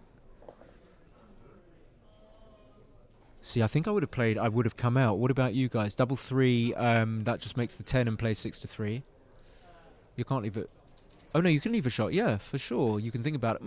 Okay, I don't know. No, maybe you want to make the board, but what if you get pointed on? Okay, 5-3 is not going to be able to hit, so you're going to have to hit loose on the 1 point, which is ugly. And if you play 6-1, I think you're going to go all in maybe and play 10-7. He's got 45 seconds. This is a tricky little play, but I think I would be okay with playing big at this score. Yeah, I don't love that. He's principled, so he just doesn't want to make some stupid blotty play. But I mean, at 2 away, 1 away, I think I would go for it. Alex would have come out. 2-5, he hits. Okay, but he's got the weakness in board. But luckily, he made the 3 point, so he's happy with that, in a sense. 2-5 hits, comes out. Can't cover. Must come out, of course. Must come out. Now the 1, but the fan is a disaster. Fan loses the match, pretty much. 4-5, that doesn't lose the match. That consolidates, makes the 13. So this forces Hide into a pretty decent roll. Anything else is not going to be that amazing. So 6-1, 6-4, 5-1 he's going to hit. Question is the 5. Do we play 18-13? Probably. So Ollie's not dead yet, but at any moment Ollie could die. Any moment. Like this, fan. 6s make, 3s make. 9s make, 6-4, makes from the 8 point, plays 13-7, thereby getting a builder for the 1 point. Ollie must have a 1. He must have a 1. 2's not going to be good enough. He must get it. 2's not good enough. 2 no good. 2 comes down to the Plays 13-10. Hide needs something good. 6-1-5-1. Got Ollie where he wants him. 6-3 doesn't come out, but comes out, does come out, doesn't come out, does come out, makes the prime. I mean, you want to hit, but can you do this? Turn down coming out? 18 seconds. He does. He goes for the hit. It doesn't. Maybe he doesn't see it. Is that right? What? Was that right? I mean, I'm sure he saw coming out, so I didn't really look at the position for long enough. 4-2 just makes it. I don't think he can afford to come out now, but he's got coming out problems. He has got 4-3 fan, 2 or 6 needed, but 6 is duplicated. Okay, so he gets the 6. I mean, what was the 6-3? Amir, someone help me. 5-2 fans. 6 is going to come out, I think. Okay, 4-2, I'd make the board now. Contradicting myself. Maybe I wouldn't. Eek. Okay. Okay, 2-6. Going to hit again. Okay, it's my God. From that to that. I did 6-3. I don't know. Yeah, I didn't get to look at it quickly enough. It was really interesting. Bill might have seen it. There was a play you could have made the 6 prime and he had to turn it down to blitz him board, and I'm not sure if it was right. 5-4. Perfect distribution. Just needs to clear safely. So 3-2 just puts 2 men to the 3-point, aiming to clear the 6-point first, then the 5-point.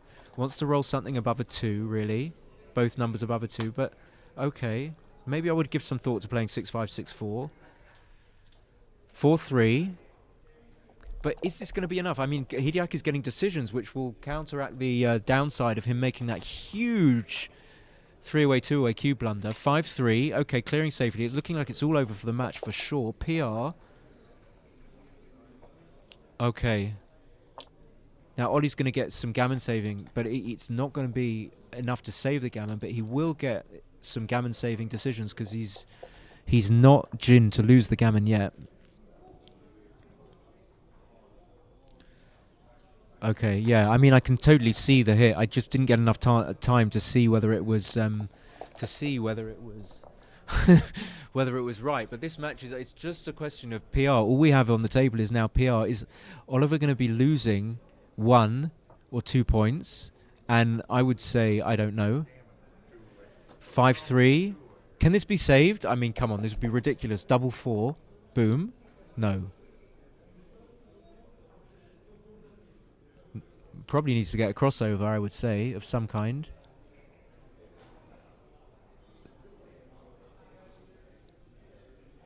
I mean, he's got plenty of time now, but yeah, I find it hard to see. He needs a 2. Bill is right. Bill is absolutely right. A 2 is needed by Oliver. Can he roll a 2?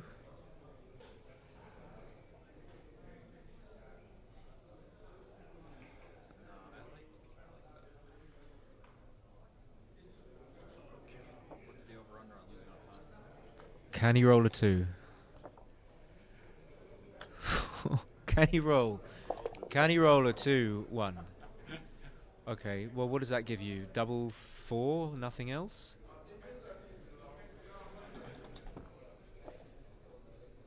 No. Okay.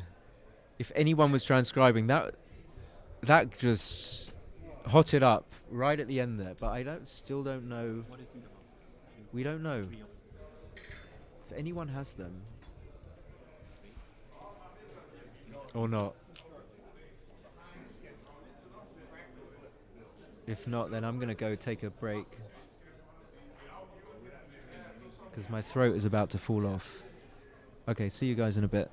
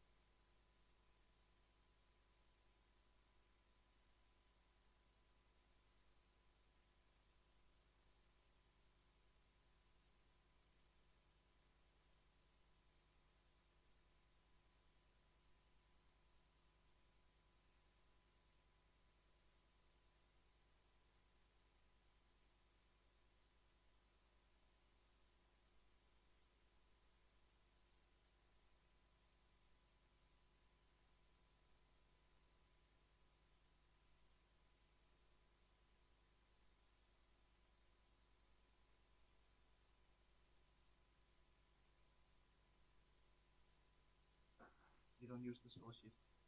You don't use it. No. If you need I've to never score used sheet, it. but I like it because sometimes I forget. Yeah, I agree, but if you don't forget, you don't need it. okay, you both can start. At least transcriber cannot forget. Yeah.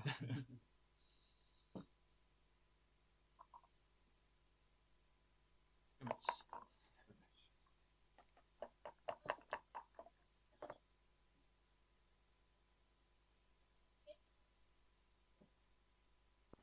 We are up. Oh my god, I missed one move. Another 6-3. Splitting down. And then 3-4. A reverse splitting down. So we have 2 splits and downs. Double 3 can hit twice, can it not? Oh, double 3 for Marc. That old chestnut of a mistake.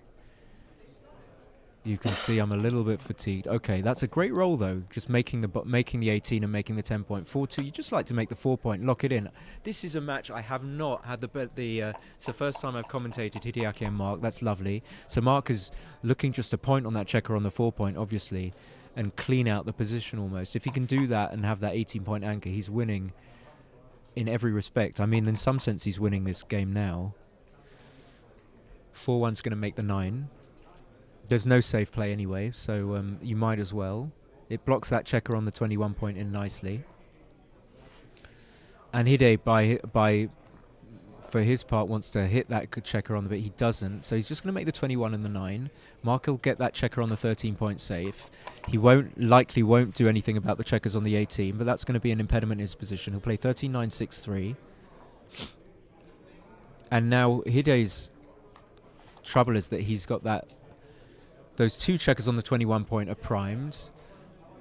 So he'll play down with the 8. 6-4 is the only tenable 2 that in the position. 5-2. Okay, just going to make the ace point. Don't see what other thing he can do in the position. Making the ace point keeps the spares where he wants them. See Michi in the background. So the other match is yet to start.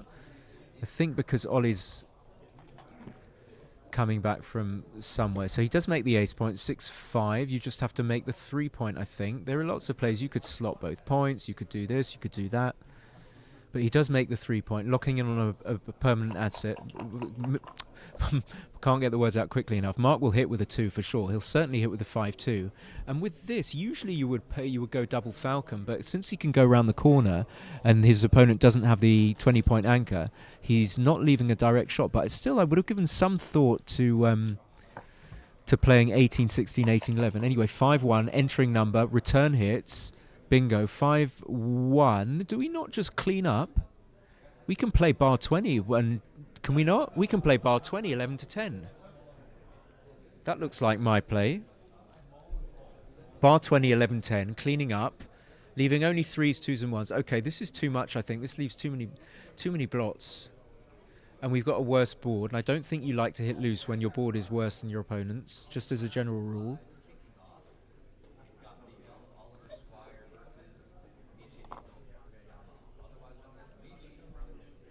To me, it looks nice just to be able to play bar 20, 11, 10. So I'm guided by that feeling of niceness. I just like it to be able to play bar 20. Okay, so he's going to hit. I don't like this. This leaves too much. It leaves 5s, 3s, 2s, and 1s.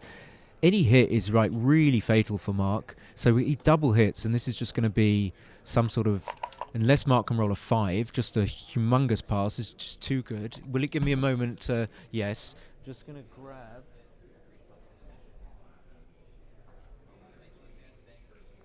Just going to be too good. Having 2 checkers in the air and that wimpy prime out there that he can easily jump over. It's very similar to the prime that Oliver had in the previous game, actually. Similar, but not quite the same. I think Oliver had the 5 point, so it was. This is even weaker. So Marc knows that Hideaki is going to play on. It's just a question of when he's going to roll the dice and not touch the cube. So there's just too many numbers that hit loose, and that's, for me, is the clincher. That there's just too many numbers that hit loose equals too many gammons, and not enough risk to justify just cubing your opponent out.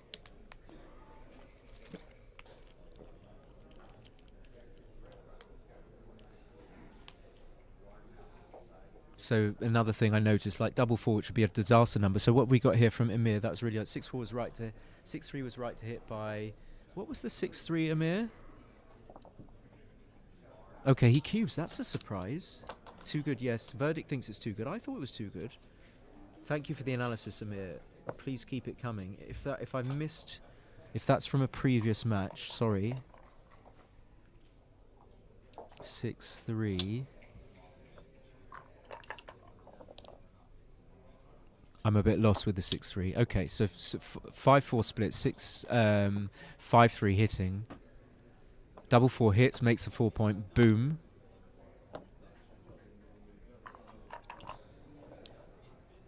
So it is 1-0 up. That's going to point on the 5-point, of course. Play 24-23.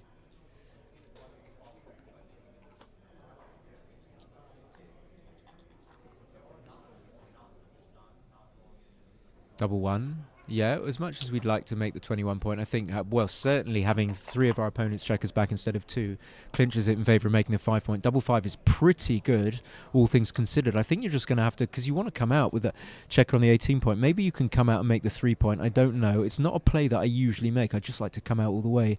If you come out to the 18-point, you leave 6s and 1s. This is pretty dangerous. I would just give a little thought, but I guess it can't be good enough to cube. 4-2, you have to turn down the anchor hit. Hoping for something like a 1-5 from your opponent or a 1-4. Or a fan, of course. So there it is, 1-4. I think he's just going to have to hit on the 4-point. We see sometimes people hitting on the point you don't want to make because they don't want to break their prime, but it must be worth the risk here. So this must be a cube, of course. He does stop. Doesn't make me look silly. And although it looks dangerous, I think we knew that when we rolled 1-4 and we hit loose, we were always going to take. I mean, it doesn't seem sensible to pass this when your opponent's in the air and you've got every chance of winning this game. Granted, the 4 is really, really dangerous. 4, 2, 6, 1, 3, 1, 6. Okay, very good. But I mean, you've got to. It's BG, isn't it? So he's going to hit. Could make the bar, but he's not going to do that. Oh, you could. You could make the bar. You could. So many bad numbers for black here. But the downside is your opponent rolls something with a 2 in it. Like 2-1. The 2s are duplicated though, having said that. I do like to look at bar 2387 here.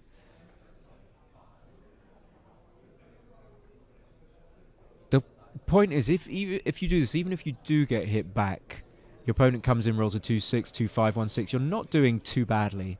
So it must like argue in favour of this play over the one that doesn't hit.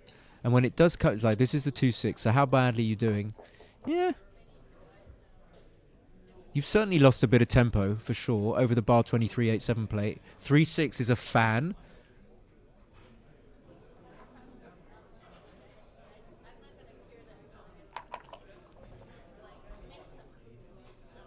Double 6 is just enormous, so it makes both bars. I don't think you can turn down bringing 2 checkers out. I mean, if you make the 1-point, your opponent fans, are you like immediately recubing into a pass? I don't think so.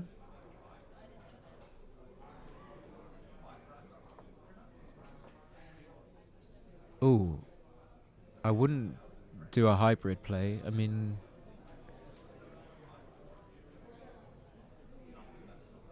okay, maybe I'm seeing ghosts here. Maybe you do have to do this because now you have time to come out.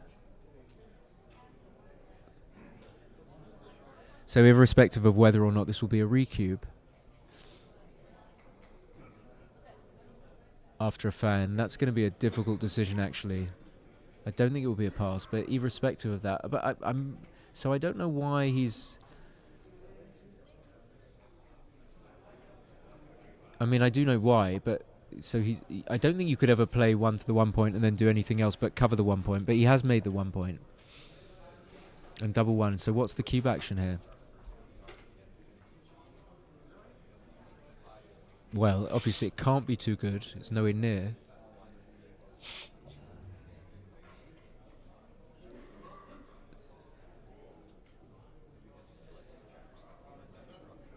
It doesn't look like anywhere near a pass to me.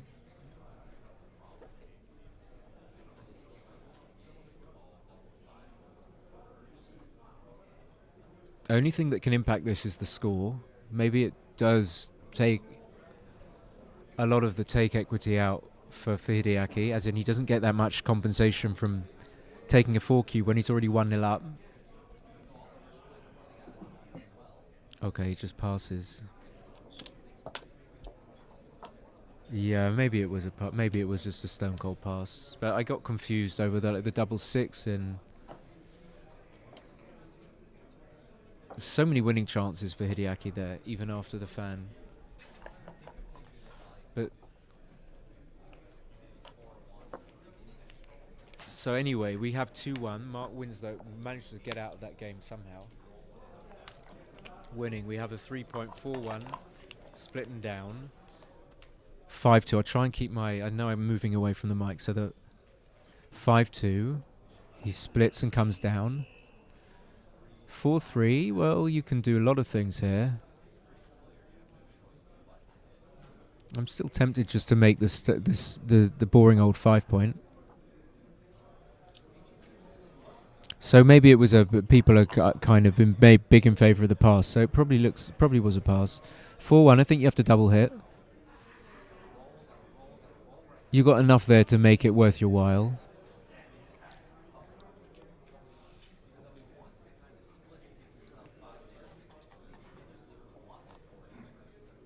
Double 5, what a monster. So it just immediately made points on the 3-point.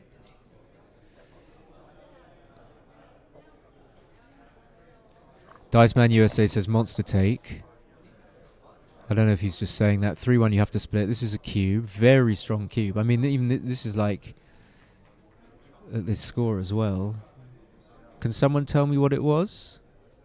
I mean, the only reason I'm not trusting what you're saying, Dice Man USA, is because the verdict says it was a pass.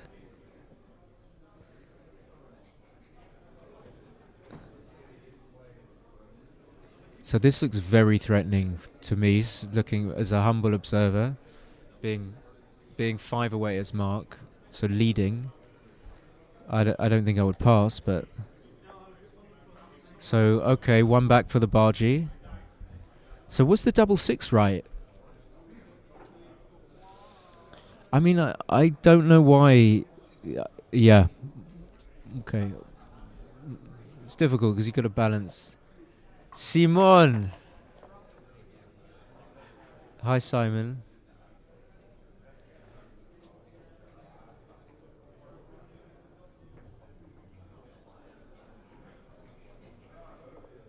I like that Dice Man USA has written H. Ueda before he's announced the blood. 0.156 blonde. Okay.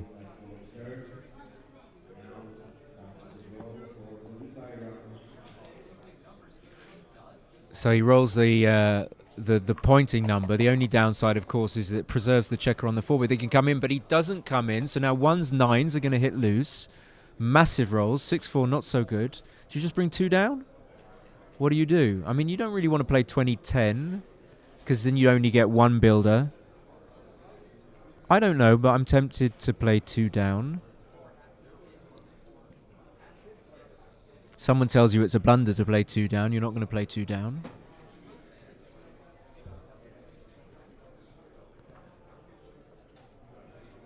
Okay, he's seduced by the duplication, but I don't see how. I mean, if your opponent doesn't roll a 4 here, then you haven't jacked up your hitting numbers. I think that's what you need to do. Like, let's say you play 2 down, your opponent rolls a 4-3. Are they going to be delighted to hit you?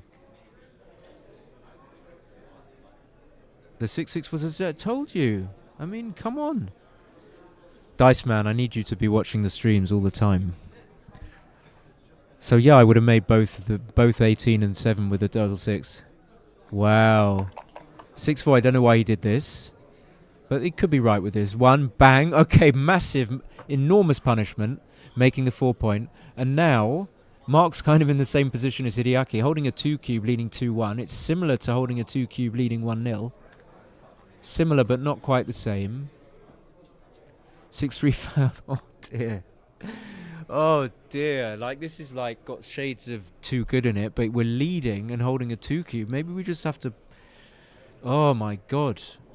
So it takes all the too good element out of it. Basically, the idea is that when we're leading, we have to be much more conservative. So if we're too good at a normal score, we're maybe closer to the redouble pass line at this score. Now, looking at the position again, it just does look super strong for Marc. So he's still got 10s and 2s to hit. He's got 4-1 to make the 5 point. It might just still be genuinely too good. And there's also an element of you don't want to really risk redoubling, killing your gammons.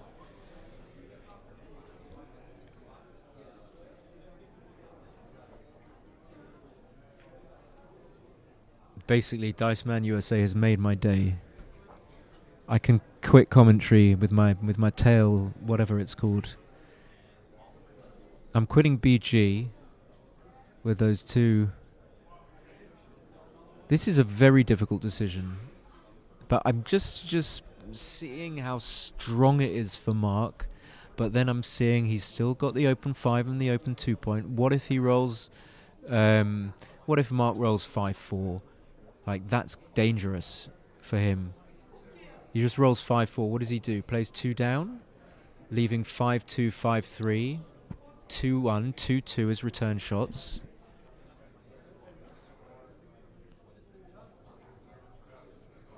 But then I'm not comfortable recubing this. I'm scared to recube. So how do I make the decision here? I'm scared to recube because he might take. I'm scared to recube because it might be too good. 43% gammons here. I think this is way below the doubling point then. It's like too good, not good enough. Okay, so I like this decision. 5-1. You've got to play safe. You can't get hit back. So if he doesn't fan, then... Okay, he came in. Okay. This is why you don't cube. So no thoughts of cubing there. This just plays 8-3-6-5 or 8-2. Fine. Hide can certainly come home. 5-6. What a game changer. Tiny... Oh, my God. Take, no double take, so it was very, very close. Thank you, Dice Man USA. 5-2, I suppose you can't leave a shot. Gets to fill a gap, so not too bad. Marc would like to make the 5 point, actually. Doesn't get to do that. He does get to slot it, though. Not sure what he's going to do it, but I'm not sure he's looking. Okay, so he does do it. He don't need something... Okay, 6-3 is the worst. Looks like you just minimize. No, I'm unfortunately there's only one transcriber.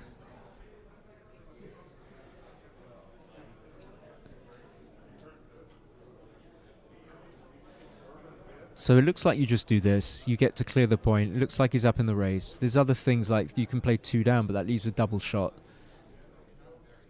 The reason why you might play 2 down is because you want to preserve the 14 point more than the 13 for defensive purposes. Yeah, I was thinking... I don't think Simon can... maybe he could do the transcription. Simon. Okay, so he does play 14-5. Double 4. Okay, this is just racing now. Marc is... 93. Marc's 10 pips up. So it's like as much as he likes to stay back for contact, you can't turn down a 10 pip race lead. So he correctly goes all the way to the mid. They've both got a little bit of wastage. So now Marc's 4 pips up. Holding a 2 cube. He's going to need to be way more than 4 pips up. 6-1. He's just trying to keep the running pip count in his head, I think. I think that's what that pause was. So 11. Now he's 2 pips up. Yeah, there's your answer.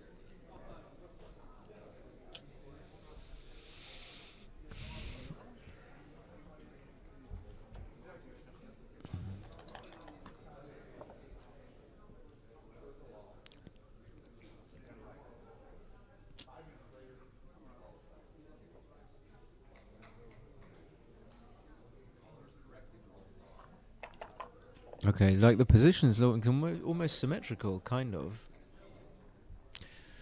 4-2, probably just bring 2 down. Certainly if we're winning the race, makes sense.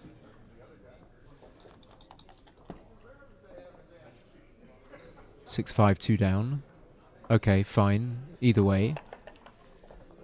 Marc's race lead is dwindling. 3-2, what, just come into the 5-point maybe? Hideaki's very, very close. Remember, Marc's holding the cube, so if he gets any sort of race lead, he can be redoubling.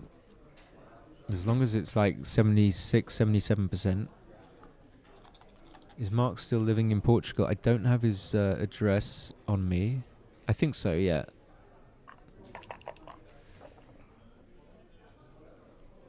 Portugal, the place to be. Okay, so that looks... Yeah, I would come in there. The gap on the 2-point isn't so bad. It gets filled with 4s at some point. 4-1, 2 off. Double 3, 3 off, and then 6-3. Okay, the draw is done. Okay, it's very close. If Hide rolls a bad number like so, I mean, this looks very strong for Marc. Marc is 45. Okay, it's not that strong.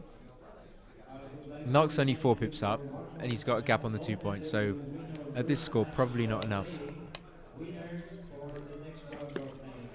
Verdict says Recube is 9%. What do you mean? Everybody comes back at 10 p.m. this evening, please.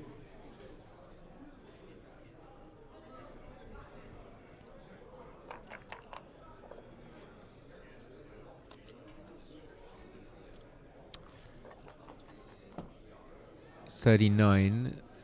Okay, so that's going to redress the deficit anyway, so there'll be no thoughts of recubing for Marc. Marc rolls double... Oh, I thought it was a double 6. 6-4, same. Very, very close race. Hide trailing 6 away, 5 away. Rolls 4-1. Okay, so he plays 1 off. 4 off fills the gap. Maybe Marc has got a little bit closer. I lost contact with the position. 36-29. He's much closer. Looks like a recube. 29.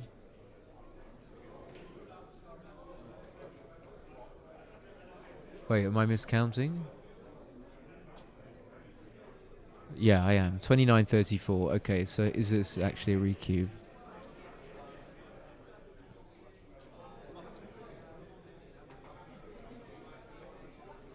I'm not so sure. So any 4-3-2 is really bad for Marc.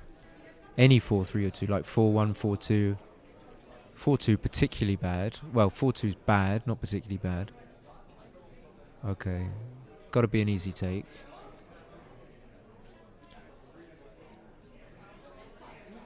BCR says it's redouble take. Backgammon Costa Rica. Yeah, I think it must be a take. I don't know about the redouble side, to be honest. Can do a quick match equity calculation, but we're not going to.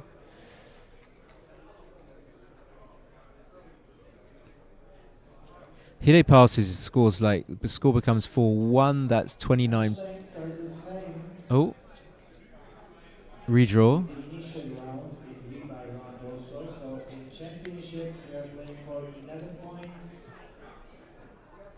In intermediate, we are playing for 9 So points. Marc's 29, Hide's 34. That's only 5. That's not that much considering all the gaps. Look at Hide's structure, so much better than Marc's. At this score, leading 2-1, this would be a very weak pass. 13% is pass. Ah, right. Yeah, something like that. The verdicts. You were asking about races. Okay, good. He takes. It's fine. He didn't want to. I mean, I would want to. I'd be very comfortable taking. So 5-4. That's a pretty good number because it fills a gap and takes one off. Could be recubes here. 5-2. Okay, not perfect. Just probably playing 6-4.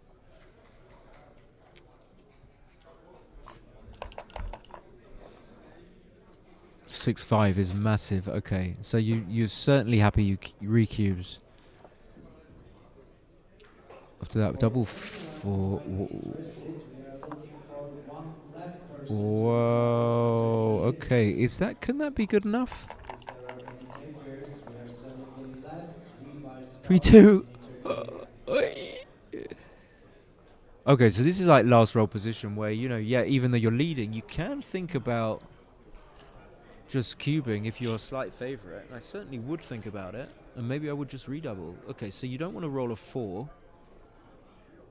4, 2, 4, 1, 4, 3. But everything else takes a checker off, right? Only 4, 1, 4, 2, 4, 3 misses. And then you've got the low numbers that take the checkers off that you don't want to take off. So it's maybe not even that much of a favorite. Maybe not, but I think if you're a favorite, you think about recubing here. If you lose, you're going to be 5 away, 2 away. So you're going to have 25%. So you're going to risk 25 to gain 25. So your take point's 50%. Right. Okay, we're there. Easy, but to someone it takes me a while. So your recube point in theory is 50%. So have you got 50%? For sure. So I think he must recube.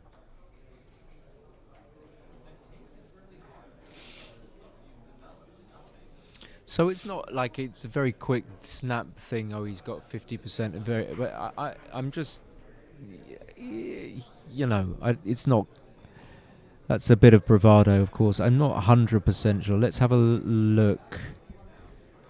How can we derive this position? So let's say if we take 2, well, we can see maybe he has 50% by saying, well, if we roll a 3-1, which is definitely a bad roll, we're a favourite to take off. Now, I know that black can get off with double 1, double 2, double 3, double 4, double 5, double 6. But with that, just the fact that he can roll 3-1 and be a 19 to 17 favourite, having the checker on the 5 and the 2 point, suggests that he's over 50%.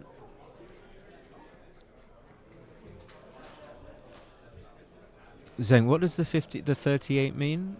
Oh, so it's like 60-40. Yeah. No. Yeah, because sometimes, so redouble take.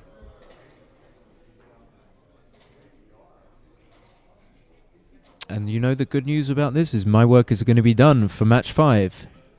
Big blunder not to redouble. Or not a redouble. Not to redouble. The match equity decision is easy. You're risking 25 to gain 25. 25 over 25 plus 25 is 25 over 50, which is a half, which is 50%.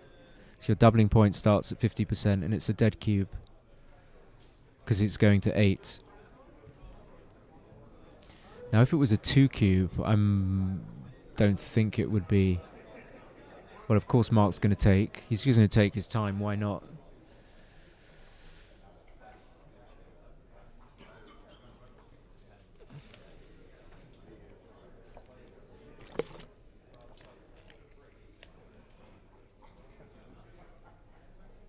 He's just we know he's not going to pass. But he just wants to work out the math.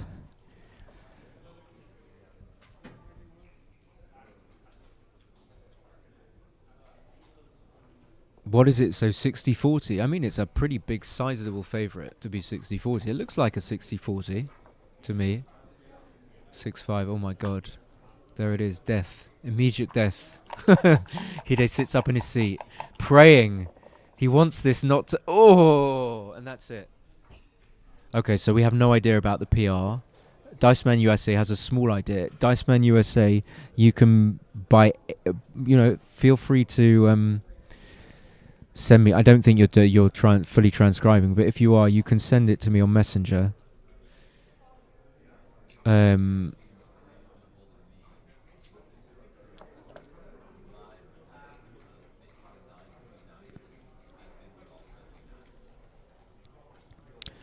And I'm going to be back for the next match. Take a short break.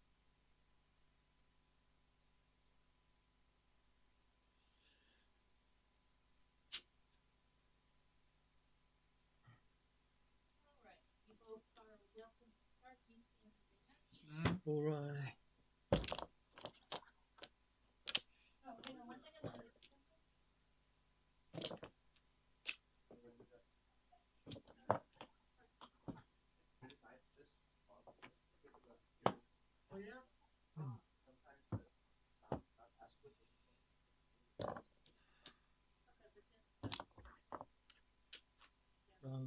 6. One thing, the only thing you have to remember the tip is to not turn the clock off. 初日で頭が痛いってのがあったんです。それは比喩じゃなくて比喩じゃなくてマジですか？入って寝ます。それは不正やってみましょう。I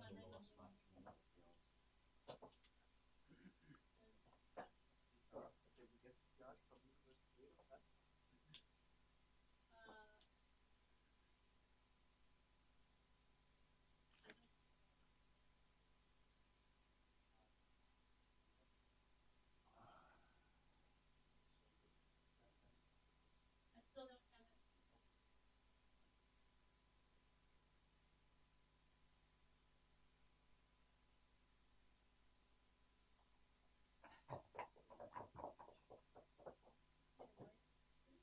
So can we start? Absolutely. Okay, so Good match. have a good match.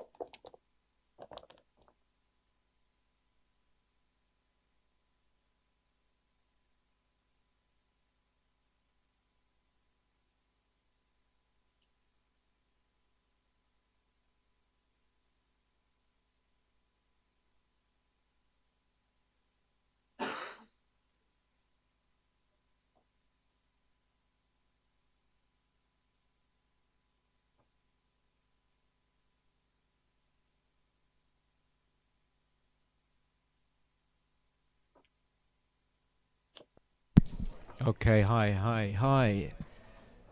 What have we missed? It looks like a 6-3 starter, something like that, and then... Oh, but how did that checker get on the bar anyway? So... Michi's... trying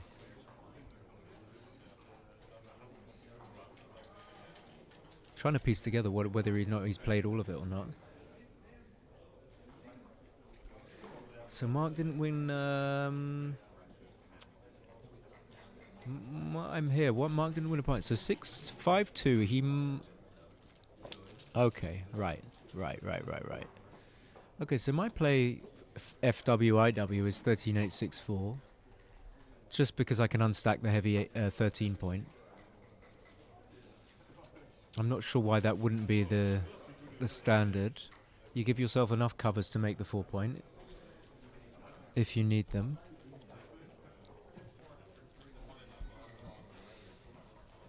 So what's he counting?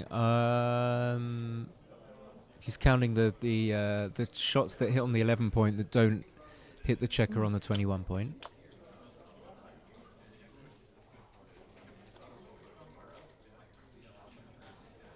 It's definitely a tricky play because, in a sense, when you play 14-9, you get that checker safe in some way. Certainly get it closer to home. But I'm really a stickler for unstacking heavy points, and since there are 6 checkers on the 13, I think you need to unstack.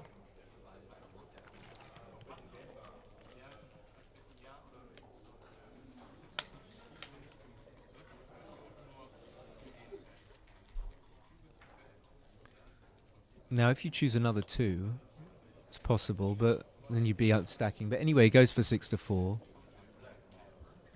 So 5-2 is going to hit back. And he's very happy to hit back on the 11-point because it creates a builder. 5-2 is just going to come in and make the 4-point. I don't see that you would turn down making the 4-point for whatever loss you have to incur from coming in on the 20-point. Anyway, so 5-1, this is what the loss that you've just incurred. Points on your head. You've still got to escape your checker on the 20-point as Hideaki. 2-3, Mitch is going to come in on the 23-point, play 8-5, hitting.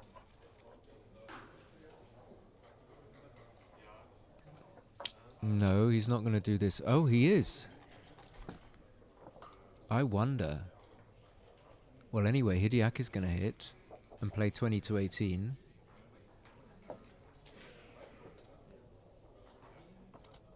Just get the checker safe. I don't really think you need to get the checker on the 9-point, creating extra builders. 5-3 comes in and hits, plays 13-8, unstacking.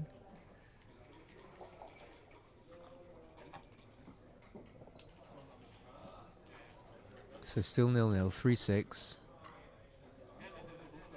So you can certainly think about playing 20, but I think I would play bar 16, duplicating 4s, and Michi would be very happy to roll, for example, a 5-3 or double 3, hitting, pointing on the checker on the 22-point, unstacking. Consider double 3 on its own. Where would you rather be, on the 22-point or on the 16-point?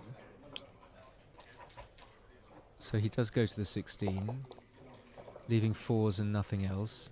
No hit. 6-2 hits on the 14-point though. So we have some returns here.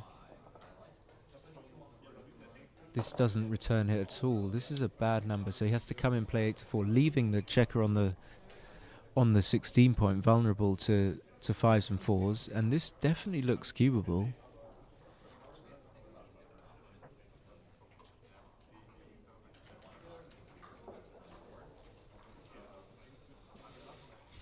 So Blacks must have a massive race lead. Black is 130. Hideaki is 158, so it's like 28 pips. That's huge. Plus he can just play safe. In addition to being able to hit the checker on the 9-point, Black can just play safe. Michi can just play safe.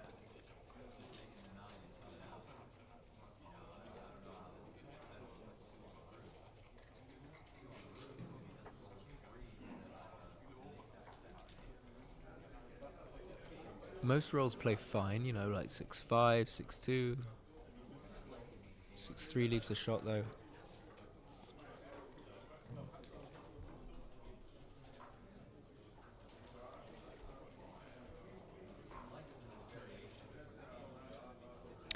Michi is definitely a thinker. Takes his time.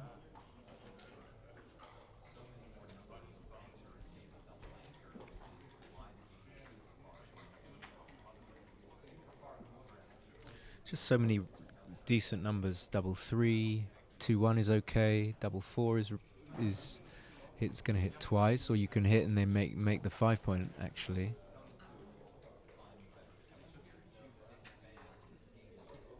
So that's the doubling side of the equation done. We assume it's going to be a take. So he takes. Michi tends to cock the dice, I think, because he throws them with such gusto. 3-1, I think you're just going to make the 5. Or are you? Leaving a double shot.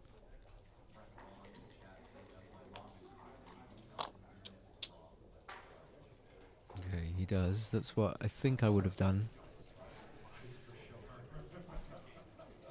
So we saw that Hideaki had some tricky hit decisions, and he opted in the match against. I think it was against Oliver. He had some tricky hit decisions, and he turned them down. But here, there's just cannot be a sense in which you can turn down. Why do I say that? Well, even if he gets hit, there are quite a few shot-leaving numbers. Michi hits, he still ends up behind a broken 4 prime. Broken. But this just gives up. So I didn't say anything then, but I sensed that he had... this is, of course, if you're not going to hit, this is better. But this just allows black to get his checkers round.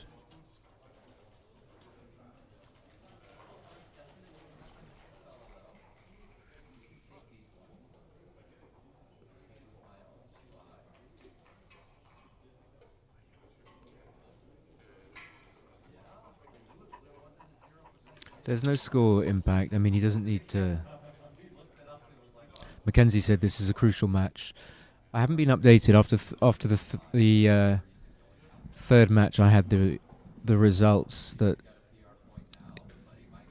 Hideaki was on 5 points out of 6.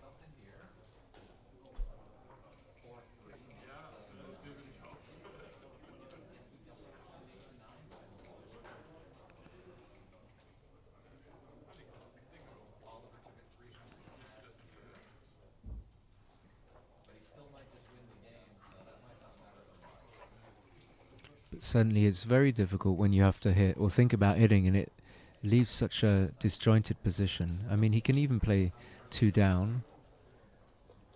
But this has so much upside. I could be very surprised that if it would be okay to turn it down. So there's some of the upside. Of course he's not completely safe and out of the water yet because he's got 5 blots, but he's got every chance of doing okay. So he takes back because the 5, it's credible just to play 23, to play 18-13 and remake the mid. And I think I would do. If I'm behind in the race, I think I favour making the remaking the mid.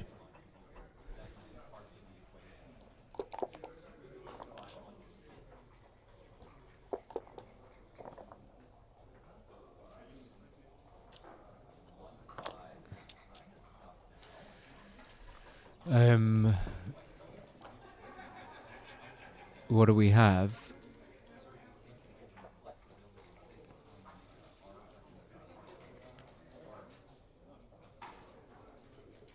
So again, if we're behind in the race, it looks like we just have to try and go for the priming play. Next port of call, make the 7 point. 6-4 is oh my god, 6-4, just enormous joker. So we have an upgate. So I don't know where Mackenzie's getting. 7 points Hideaki, 6 points Michi after 4 matches. And anyone else?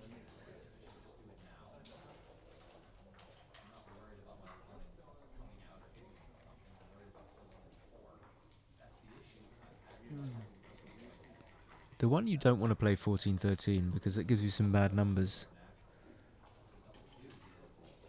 But are you really going to play 13-12? Okay, I'm not a big fan of this. Okay, he goes for it.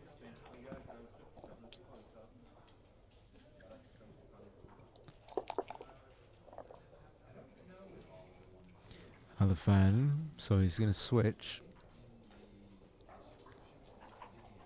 Looks like you can switch against a 3-point board. Not a particularly strong board. Thank you, Cavalcade.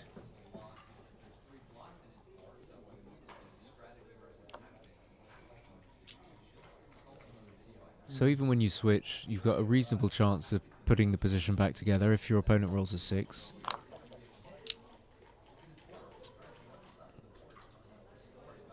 This, when he puts it on the board, is very strong as well. So he has to come out with a 5. Too dangerous to stay there. So this is what makes me think that switching was an option with the double 4, because you certainly don't want to stay on that on that 23 point. It's just way too dangerous. I don't know what value it would give you to stay there anyway. So 5-2 is a little bit awkward. Looks like you have to play 9-4, 5-3, front loading the checkers. Actually, that's complete nonsense. You can just clear the 8 point. This must be better. Must be better to clear the 8 point. Yes, Svoboda has special access, so he does clear the 8 point. And now the question is, do you just give up? With a 4 point board, I probably wouldn't do this. I mean, maybe it's still right to stay back, but with a 3 point board. But he gives up. It seems like it's right. And now, I was about to say it's even get it hard for him to save the G, but double 6 is going to make him feel a lot more comfortable.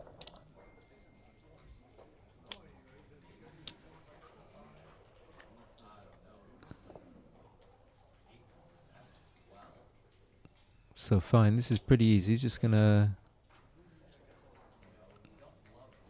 You think it's so unlikely that he gets a shot that it's probably not so worth making this the bar point and the prime. So any time something like this happens, you've just wasted some pips, or you've not made any crossovers, but it's not going to make a big difference. 6-1 just crosses over twice.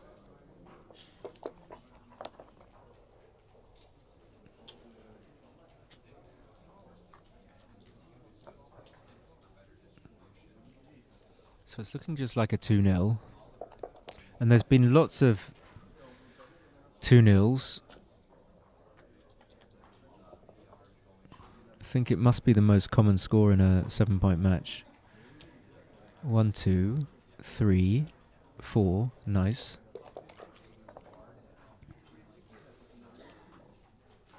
Off ski.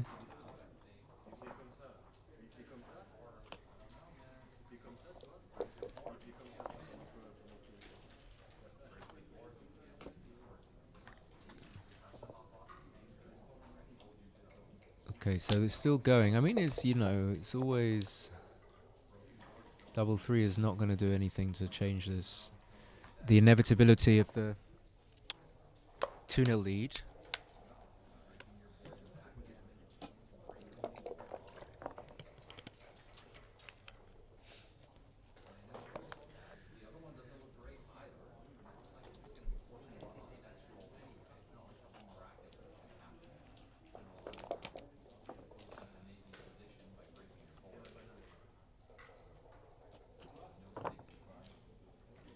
So yeah, I've been to Japan a couple of little bit of blather. I've been to Japan a few times, and I met up with Michi. So I texted Michi, and he was like, "Sure, I can meet you." So he actually met me at a station in Osaka called Ueda, which is where he lives. And then we went to the Backgammon tournament, and then when I went to the Japan Open in 2019, I played doubles with Hideaki.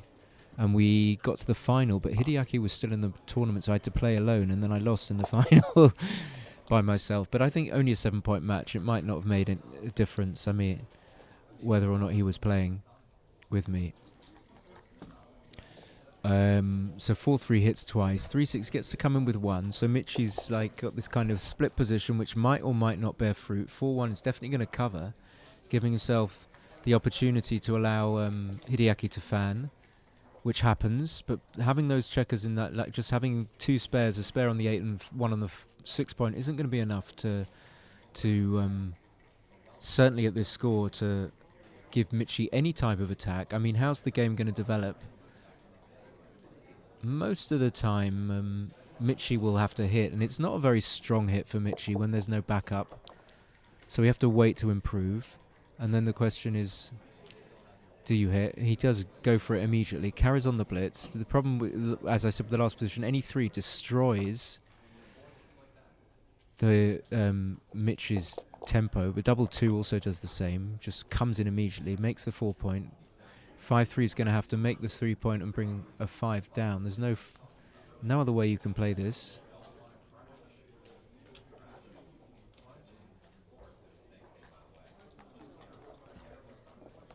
But it's not terrible to have to do that. 4-3 misses, so he's going to play 2 down.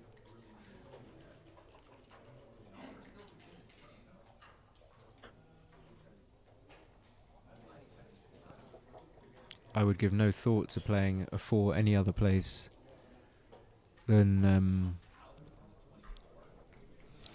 yeah, okay. I wouldn't do this.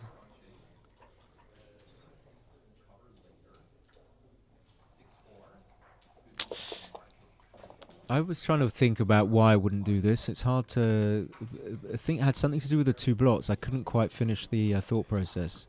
But in any case, playing a checker to the 4 point there is destructive to our position. But this is just going to make the 5 point at the cost of leaving a... Oh no, okay. This is good enough. Having said that, I would give some thought to making the 5 point.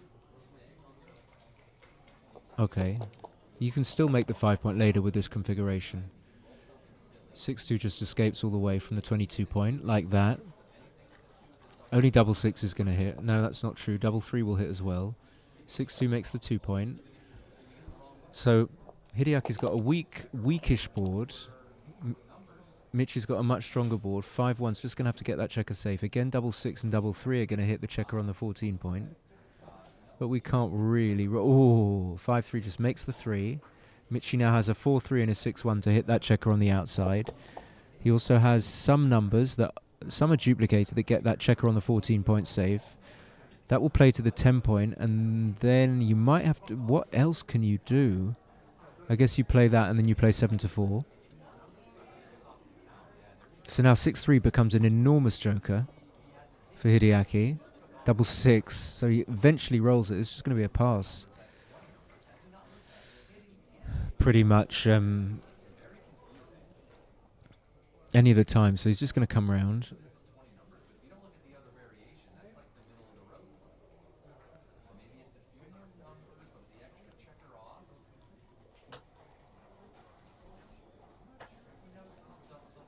Yeah, sometimes I don't know why he would I would take a little bit of time, but not that much to see that I can roll myself into a position that my opponent's just going to pass, especially when I'm trailing in the match, 7 away, 5 away.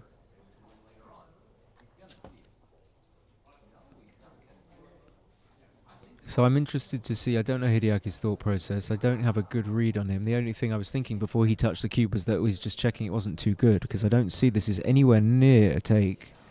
Much closer to the too good. The too good line.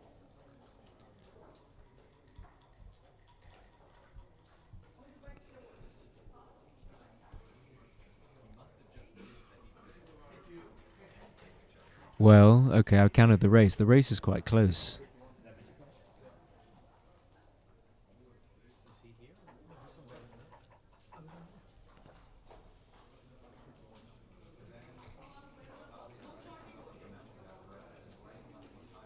I mean, I still wouldn't take.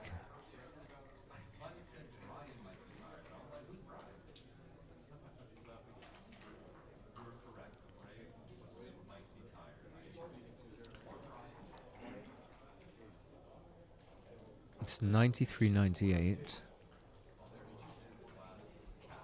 So it's closer to take territory, but I don't think it's anywhere near a take.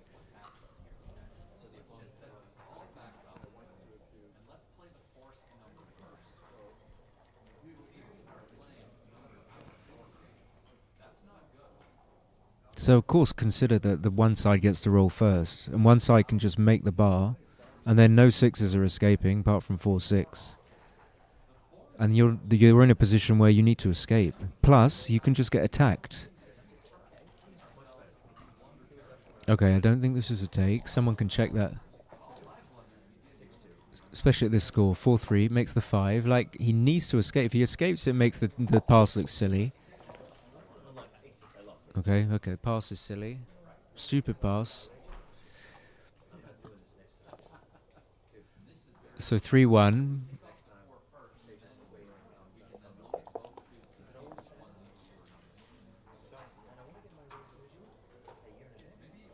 Okay, makes the 5. Brings it in, nice. Something satisfying about putting the checker there. I don't know why I said nice so quickly. 13, 10, 11, 5. Like that. Yep, gentlemen behind me are like discussing what's happening, and it's interesting because they were slightly surprised that he took it. They weren't sure. I don't think it was a take. I really don't. I mean, it can't be tremendously bad, but he was behind a kind of broken 5 prime. Not a kind of broken 5 prime. He was behind a broken 5 prime. So he's gonna, seems like he's gonna joust his way out of this one. And when I say that, he might not necessarily win the game, but he's gonna get close to recubing. And that's good enough to justify taking. It looks like he's ahead. Hideaki's got 54 before the roll, so now he's 42, and Michi is 48. So Michi's 6 pips down. Now he's 6 pips up. So there could be some recube. So now he's 2 pips up. Well, that won't be enough. Look, the structure's not very good for Michi. That's 8 pips up. We can see it's almost symmetrical. 4 pips. Down. Okay. Justice. 4-1 no. Oh no. Okay, so still possible. Lots of distance to go in this race. The 3, it looks like you just play 5-2. I don't see why with this your opponent's configuration you need to optimize any particular roll or double, so you just cover the whole boards. 6 takes off and the 2 almost certainly goes to the 3-point.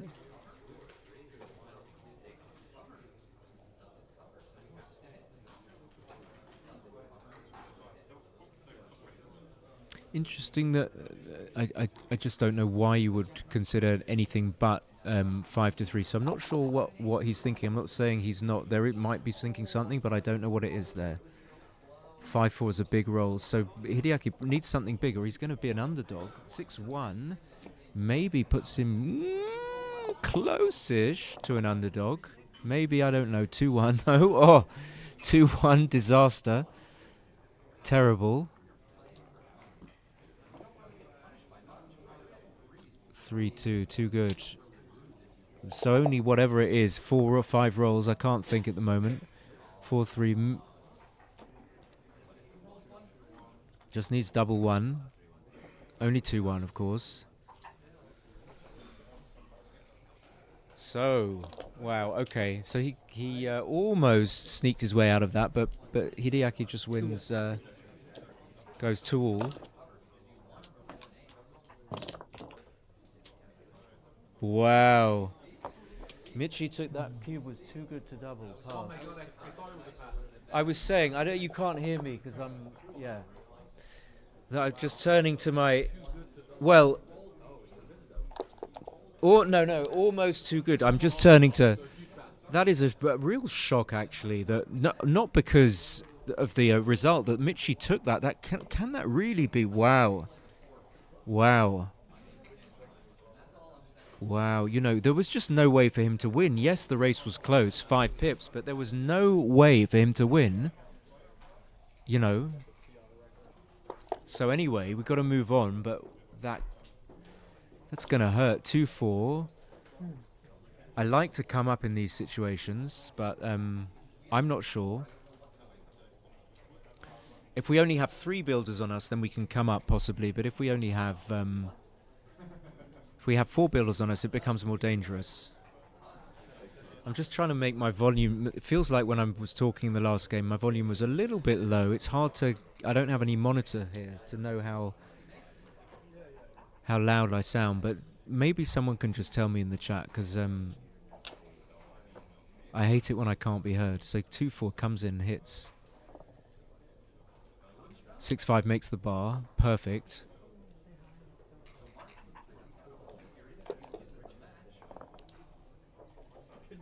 Double 4 just makes the 5.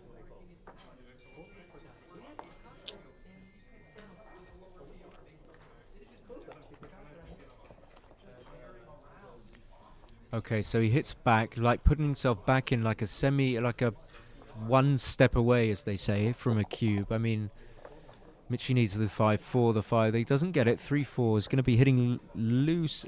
Oh, this is like a book position. I've got something like this. This I would be tempted just to come up. Like knee joke you hit, but maybe you have to still hit because you're so far down in the race.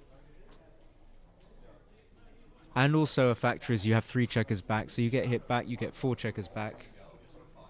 Thank you, Henry. That's very nice of you to say. Thank you, but thank you for telling me about the audio.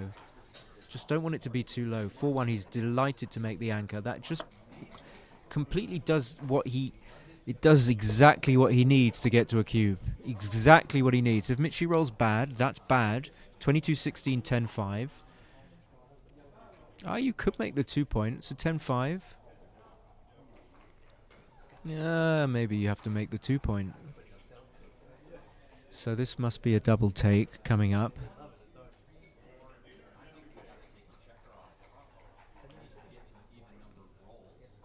Okay, so he does go for the initial play. So this is just a take because White might not make his 5 points simply. I mean, if White just hits, it's not so good for him.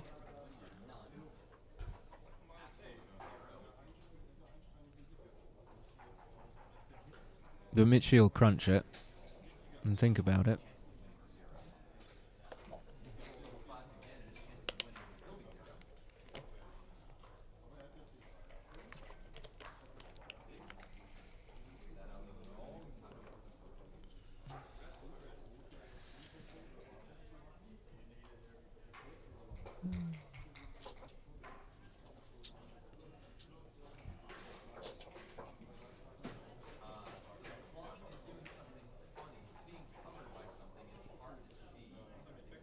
So this, like, you know, always you get a sense of, okay, someone's thinking. Doesn't mean anything about suggesting that they might pass.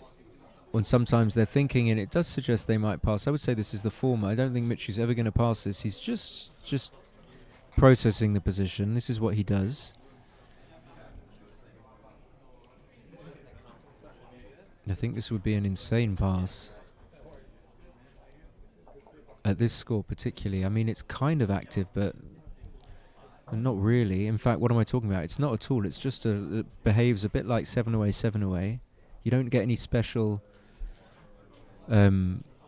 uplift for being 5 away, 5 away when your opponent's 5 away. So Michi should just treat this as a normal score, and of course he'll know that. Oh no. I don't think that can be a pass.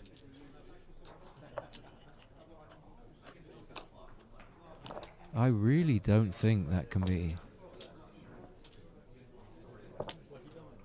I don't see that at all. It just didn't feel like it was there for a pass. Can't really explain that. 4-1. Okay, so splits, comes down to the 9 point. 4-2. Happy to make the 4. Very nice. Michi wants to unstack that heavy 5 point just like his countryman did. He does. Has to use the checker spare from the 8 to do so, though. 4-5. We come down and come up. Sometimes we think about hitting, but only when we've got like 6 checkers on the 6 point. But we're very happy to occupy the 20 point, and then we're very happy to occupy the 8 point.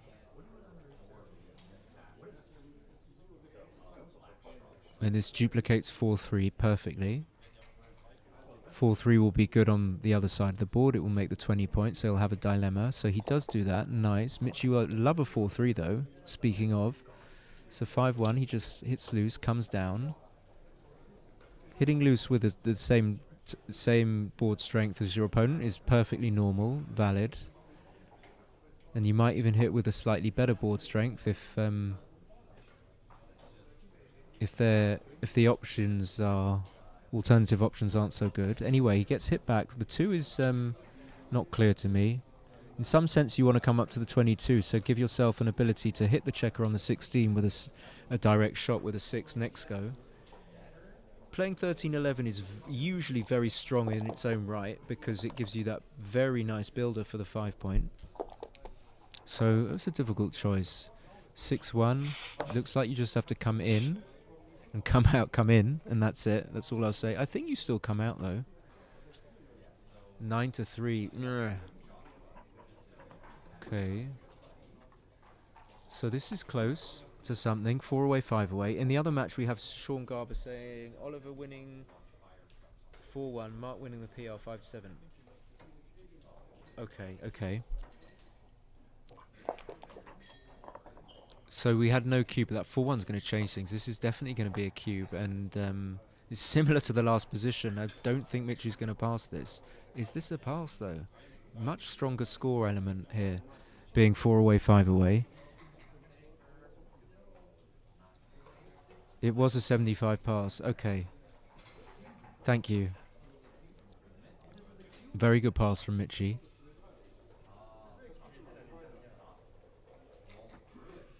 So this is really strong. I mean, if the other one was a pass, what could this be? What could the compensation here be for black that he didn't have before? I mean, it's not exactly the same position. I can't remember exactly what the other position was. There was a checker on the 16 point. I know that. But I don't see an upside to black's position. The fact that he's got 4 checkers back here rather than 3. Say Hideaki rolls the 6-1 or the 6-2 and points on him, it's just not going to be able... Michi will not be able to hold those 2 anchors in some sort of double anchor back game situation. He won't be able to do it, so that won't help him.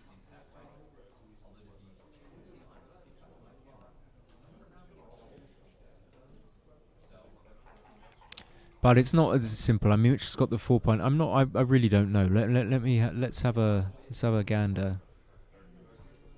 You see, even 6-5 just plays 13-7, 16-11. It's not a particularly good roll, but it cleans up very nicely. I just think this is too dangerous.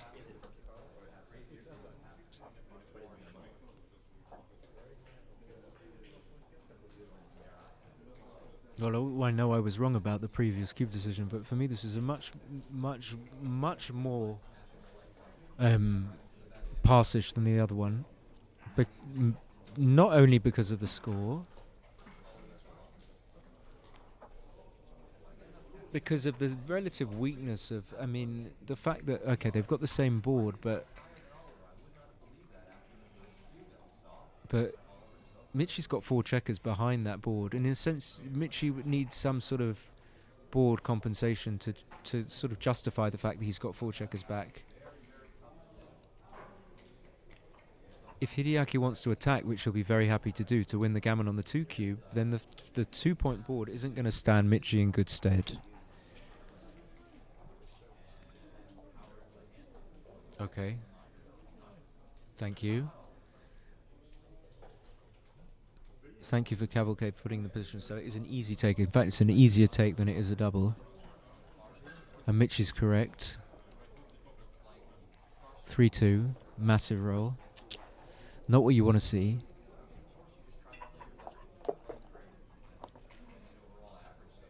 Two 4 just comes in and hits. But having those 4 checkers back and primed, not pretty for Michi. Really not pretty. Double 1, maybe you just remake the 8. Not a given though, because you can do other stuff. You can split the back checkers and play 6-5, but I think there's value in blocking in those checkers on the 23 point. 6-4, yeah, probably have to run.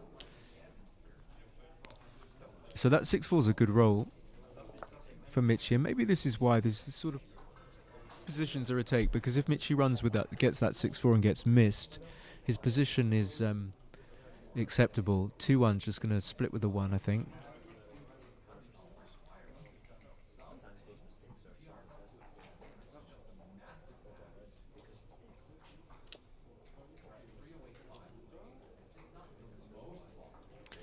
Six to 5, nice. But the fact that Mitch has got the 23 point means I think it's less valuable to play the checker to the 5 point, which will be used for blitzing. And you're probably not going to want to blitz on the 24 point. Anyway, 5-2 is going to come in and out.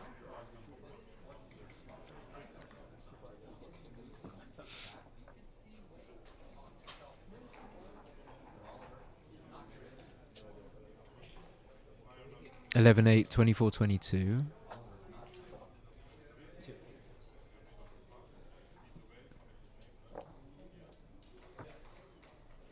Okay, I didn't really consider this. It could well be right. Just to go for the gammon. But 5-2 is a massive roll.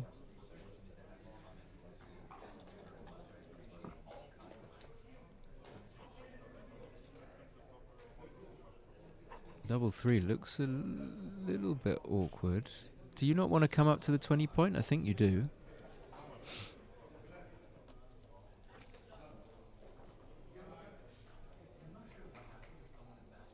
So now Michi's got a game that's reasonably okay after that 2-5, 6-4. He's going to have to hit, I think. It's hard, it's nasty, but there's a weakness in Hideaki's board. It's the best improvement that Michi can make. Double 4. Oh.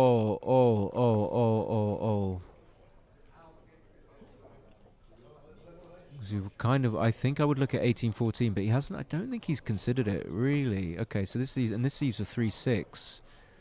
1-5 just comes in, makes the ace, and I would say Mitch is a favourite. Certainly if he rolls 2-1, double 4 just comes all the way round. Probably. There are other options like 9-5. I think you preserve a spare to be able to make the bar point if you keep the checker on the 9 point. So I would probably just play 14-10 with the last one, but this to try to make the inner ball point. I think the 7 point is more important, so I would have done the other one. I think Hideaki needs something. Double 2. Wow. Okay, coming in. Then I don't think you kind of want to play 10-6, but he's going to have to play to this checker to the 4 point. I don't think you can risk leaving a 5-3. It's such a big. Oh, interesting. Okay, I don't think I would. I would just like to keep it compact. Leaving the 5-3. It doesn't do anything. Okay, 5-1, but it does. It makes the 9 point. Okay, so Michi's got way back in this, but his time. Okay, not. Oh, double 4. Okay, I thought it was blocked for some reason. Double 4 goes all the way out. Yeah, I also, the gentleman behind me, I also thought that it was a double 5 or that he needed 5s to come out. He needed 4s. I don't know why.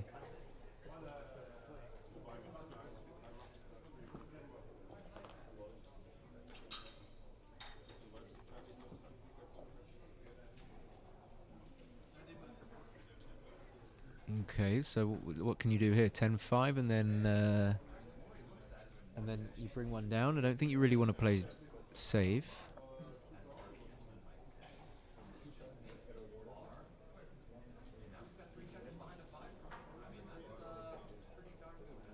I think I would risk leaving an indirect shot, because if you do this, then Michi makes his 3 point or makes the 7 point, and you're in worse shape when you get hit. And this leaves a slightly better position for coming home, I think.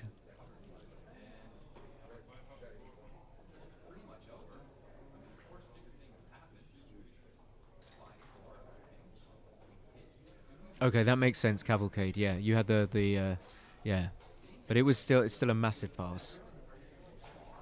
I mean, it converts it. It's weird. The numbers are misleading. Okay, that it's still conceptually a massive pass.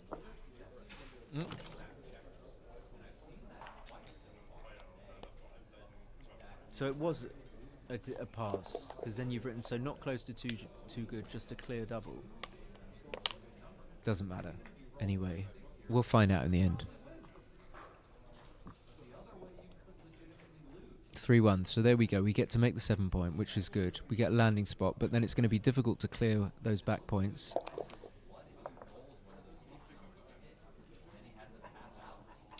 (4-2). Slots the point he next most wants to make. So see how well Hideaki can clear these points. Well, he's going to have to play 14-4.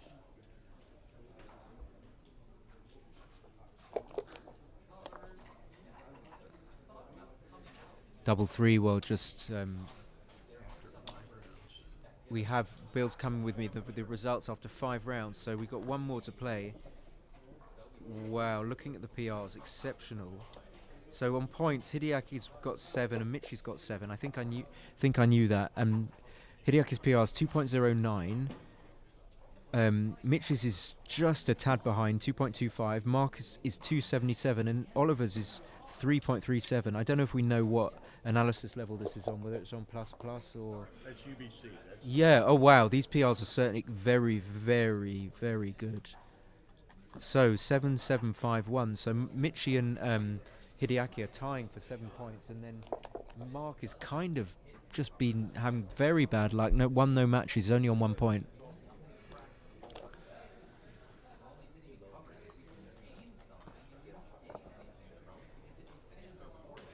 I mean, I can't recall seeing, if those PRs stay as they are, those are exceptionally good PRs.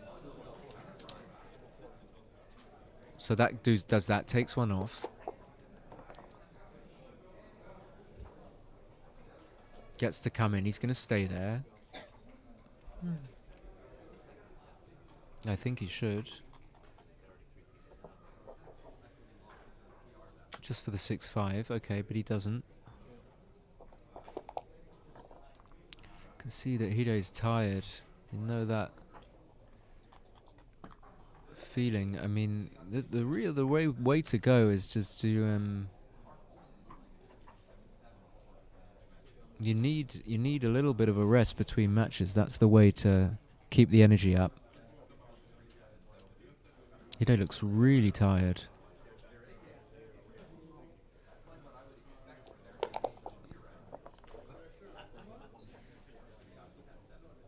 But he's going to be going 5-2 up. He's going to be 2 points away for another match win. We don't know what the PR is, but we know that Michi made another mistake.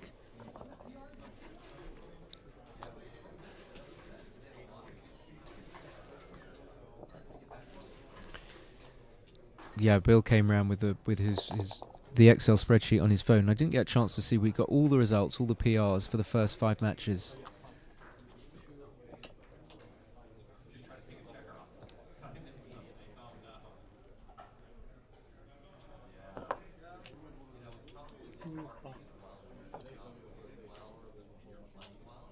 And he brings it home, so he goes 5-2 up.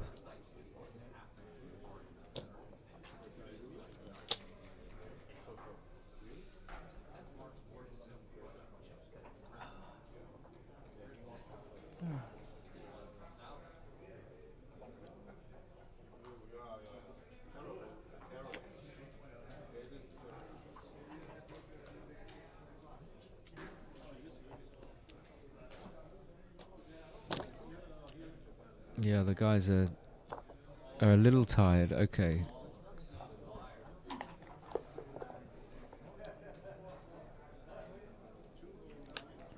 So he gets the 6-5, and you're going to be happy about that. Closing in, 5-3. Okay, makes the 3.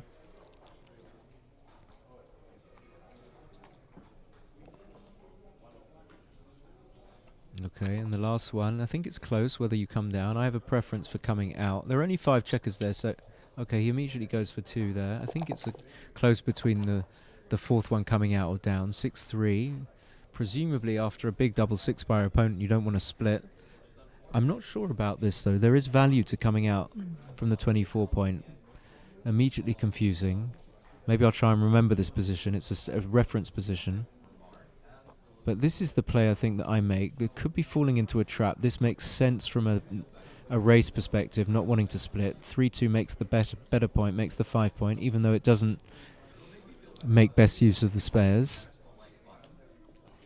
This is just too weak because it keeps the gap on the open point that hurts you the most. So I would make the the 5 point.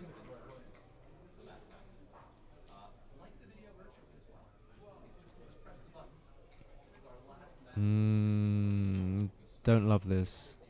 The other thing to look at is does 3s, 2s and 1s going to be good on the other side of the board? So, if not, then his numbers will be diversified. But I don't think it's that easy to make the 5 point. You could have just made it, and now you haven't got it.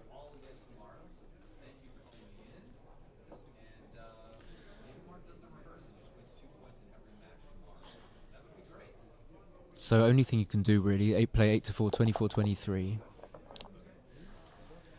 Misplacing the checker, now having to put it on the 4 point. So 3-2. What can Michi do? Could he play but 13, 11, 10, 7? I don't think he's looking at it, but he can certainly needs to think about what I call the prime slot. He needs to. Oh, but he's going to split. So he's splitting into a structure with like loads of checkers. So this is a kind of prime slot, but maybe 13, 11, 10, 7 was a possibility as well. 6-1 is a complete donk. What do? Just play 13-6?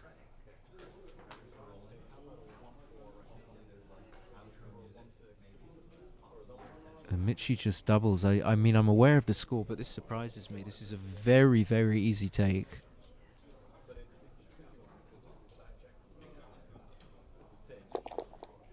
I'd love to see all these that I wasn't expecting, but double 1, wow. Okay, he's just gonna have to hit and switch. You can't just make the 4 point. So that's 1, 2, 3, either hitting loose or switching. Looks like you switch, and looks like, I don't know, you have to go all in and play 10 to 9, something like that.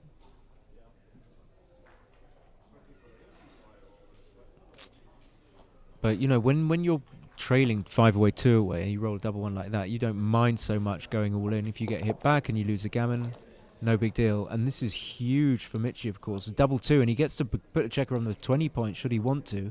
But I go for, let's see what maximum builds. He needs to split, and can he get more builders? Well, he can get, like, play 13, 11 for whatever worth that has. But I think I would just play to the 20.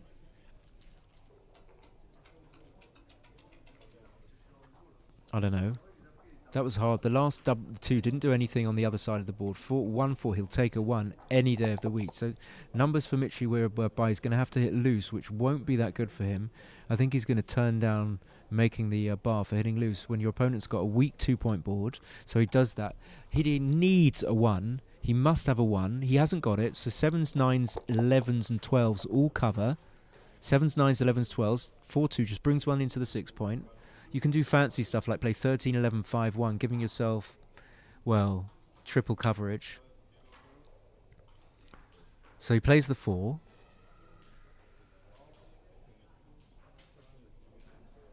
So maybe you do anchor. I can hear someone just echoing my thoughts. So I think there's not too much harm to your builder situation by anchoring. But then if I think about it a bit more, you do want maximum builders. You're just trying to win a gammon. 6-4 does nothing. 6-4 just plays 13, 7, 12, 8. No need to come out. Now you're not going to have any trouble coming out, so you need maximum coverage. Michi's down to 95 seconds. Needs a 1. Must have a 1 or he's going 6-5 down. Gets a 3. I don't think that's going to be good enough. 4-2, 3-2, 5-2, all cover. 4-2 hits and covers. This is almost over. This could be a very, very decisive match point for whoever comes out. Looking like Michi is going to come out in this match. For the moment, he's a big favourite. He's a big favourite to close this out and therefore go 70-30 favourite in the match. So 5s, 2s and 5 combinations of 5s, 2s and 4s to make the board, and then 4s, 5s and 6s to come out. 6-2, okay, doesn't make the board. Double 3 is the monster that you can do nothing about. Probably plays 14-12 with a 2. Again, double 3 would be absolutely disgusting, to use Justin's parlance. 3 coming in. 5 combinations of 5s, 4s and 2s. I mean, surely he's going to close this out. Plays the 6 first, but we know what he's going to do with the 5. Must have a 3 or it's over. I mean, I can't see anything not covering next go. Almost everything covers or picks the blood up. Okay. 4-1, there we go. Okay, his board is complete. And now the gammons are absolutely galactic, astronomically high. I mean, 75%, 4-3. I suppose I just bring it into the 30 to the 6 point, even though it leaves a bad double 6. I just would. Yeah, okay. We have GG in the chat. Make the 20, 9 to 7. Okay, they've all left their favorite. Thank you. You're all showing the love, but I wonder why you weren't in the chat before. Sean, Oliver wins the other match. Yeah. It's looking like 78, 79%. It's just 2-1.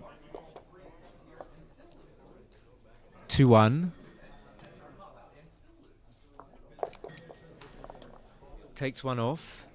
Double 5. Okay, what could you more could you hope for? Safety and taking 2 checkers off. Okay, this is going 6-5. This is very important for the result of this UBC Contender final, if that's what we're calling this part of the tournament. Everyone needs the point. We need the point. I don't know about the PR. We know that Michi made a big mistake, big cue blunder, taking a big racing one-man back pass at 2 when he was 2-0 up. It was like 140. That's going to have a big effect on his PR.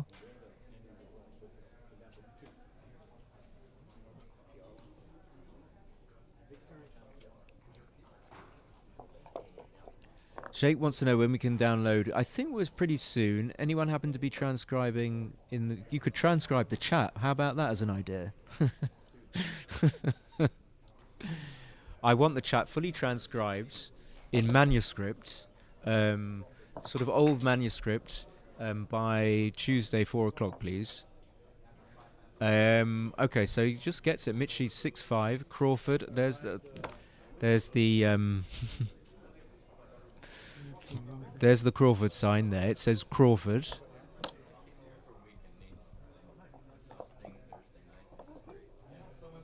Okay, so Hideaki needs to win a gammon.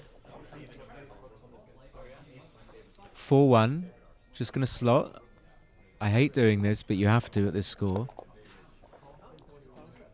5-1. Just count. No, joking. He's going to split. I don't think he's going to counter slot.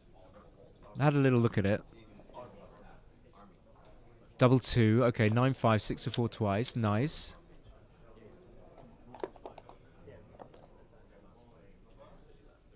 Okay, gets to escape. The gammon is looking. I mean, let's monitor the gammon. There's some gammons here. I mean, okay, 5-1. He gets away with it. What are we going to do? Play 24-18? We need maximum coverage. We don't really gain having another checker on the 8 point. Okay, this is a great play. This is...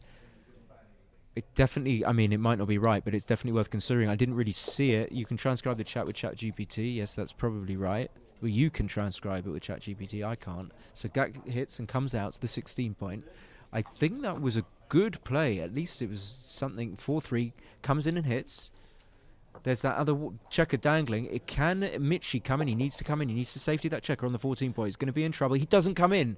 2s, 11s, double 5. Making the 3 point. Double 5, making the 3 point. Okay, the only downside with this, he's got to try and keep a checker aiming on that, and he does. I mean, I would consider just playing to the 3 point with the last one, breaking the 8 point, but maybe this is more circumspect, maybe a little bit better. 1-4, gets the checker safe in some sort of fashion, just leaving 7s and 9s. 2-1 is going to hit on the 1 point. Double 6 will hit on the 1 point, make the 2 point. 6-3, hits on the outside, massive. Okay, gammons are on fully. This is going to decide the match win point. 3-5 fans. 3 hits, 7 hits, 12 hits. Okay, and that plays 8-4, giving yourself the maximum number of covers. Neil's in the chat. This is like 200% gammons. 8-4, giving yourself 3s and 7s and 12s and 14. So he needs a 1. He must have a 1. 2's no good. 2 no good. No 2. No, not even a 2. 7s and 3s. 7. Closes it out. I mean, he's not. I mean, he just needs double 2. There's only double 2 in the cup. Only double 2. He's going to. Hideaki is going to get those checkers close. It's going to be too late. He's going to play 13-7. Got to get the builder. Give himself a 5 to hit loose on the 2 point. The 4, I'm not too sure about. Playing to the 11 gives yourself 9s, but 6-3, bring it down. You get an extra 6-3. You get 6-3, double 3. Double 3 is a hit loose number, but 6-3 is a hit loose number. We got a gravestone. Okay, so I would bring it down. I don't did that get off a bad double 2? But anyway, I would have played 15-11. Okay, don't roll 6-3. Justify. Okay, double 4. Okay, maybe it helped with double 4. Massive if you. So double 4, just one round to the 6. 18-6. And then there's a fly here. And then it looks like natural just to come down. But you could play. So what are you looking at? Double 5 is Orquado. Always is, though. Double 5 leaves a shot, in fact. Okay, so 6-1. Combinations of 5s, 4s, and 2s. Winning the gammon, winning the match. 3-2. Okay, I'm not sure. Do you want to give yourself a bad double 5? Maybe you want to come up to the 21. And then you swap the double 5 for the double 4. Oh my god, what do you do? So there's clearly not a big difference because the only thing that can go wrong is you roll one of those numbers. So double 6 is going to leave a shot as well. So double 5 and double 6. So maybe, I don't know, for whatever this gain, was that the right play? I mean, he thought about it, so I'm going to go with him. 4-3 closes the board. Okay, this is pretty much over. I mean, how can you not escape that checker? 4-3, 24-20, 8-5. So only like double 3, double 4. 5-1 comes out to the 14. Successive double 2s. You need about 5 back to back. 3-2, 14-9. Okay. Now, can he win the PR point? If he does a big swing, they're both on 7 points. After 5 matches, Bill confirmed that he brought over his phone with the Excel spreadsheet on. Michi needs a miracle.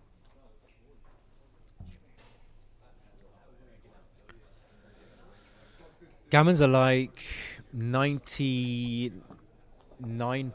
I'm going to say that it's that high. I mean, it must be.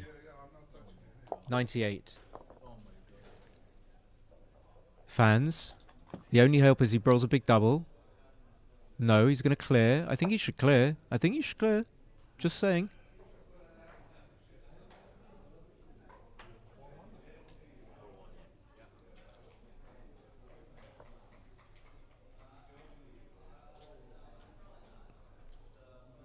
I mean, you hate it when he rolls double 5. Maybe psychologically that's why. But then you hate it if you don't clear and then you just end up rolling a big double and you've a shot. I think you hate it more. So you just...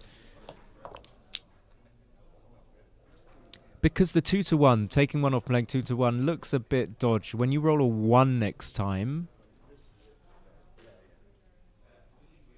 If you roll a 6-1, 5-1, you end up with an odd number of checkers on the 4 point. And if you roll a 4-1, 3-1, 2-1...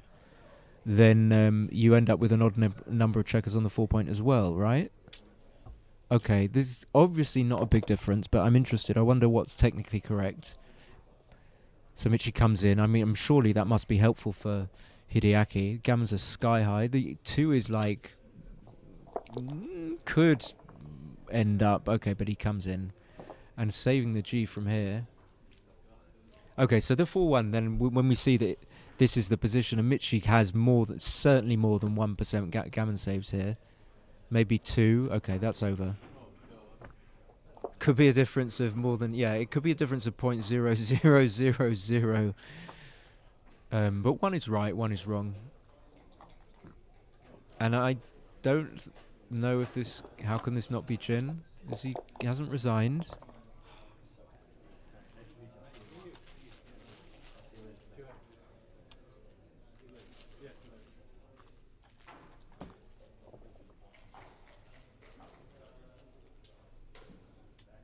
That's it. That's Jin. Wow. Okay. Oh. Well, I'm struggling to remember what happened, but of course I remember the last game. 6-5 down, loses the gammon, but the gammon was on the cards. I mean, it was on the cards from the beginning after you made the 5 point, and we saw that. So often it does happen, especially on Galaxy. You end up getting gammoned at 2 away, 1 away Crawford. Guys, I'm going to love you and leave you. We've got 6 more matches tomorrow. Exhausting. Okay, the scores are tight, but it looks like Hideaki's got every chance of going up 9-7 after 6 matches. So, if there are no more questions, they play again tomorrow. Yes, we do. Ueda wins the Contender playoffs. No, 6 more matches tomorrow. And no, not 8 more. Well, yeah, 6 more. Okay, David. Yeah. And it was my pleasure to commentate. So see you guys tomorrow, and enjoy your evening. Bye.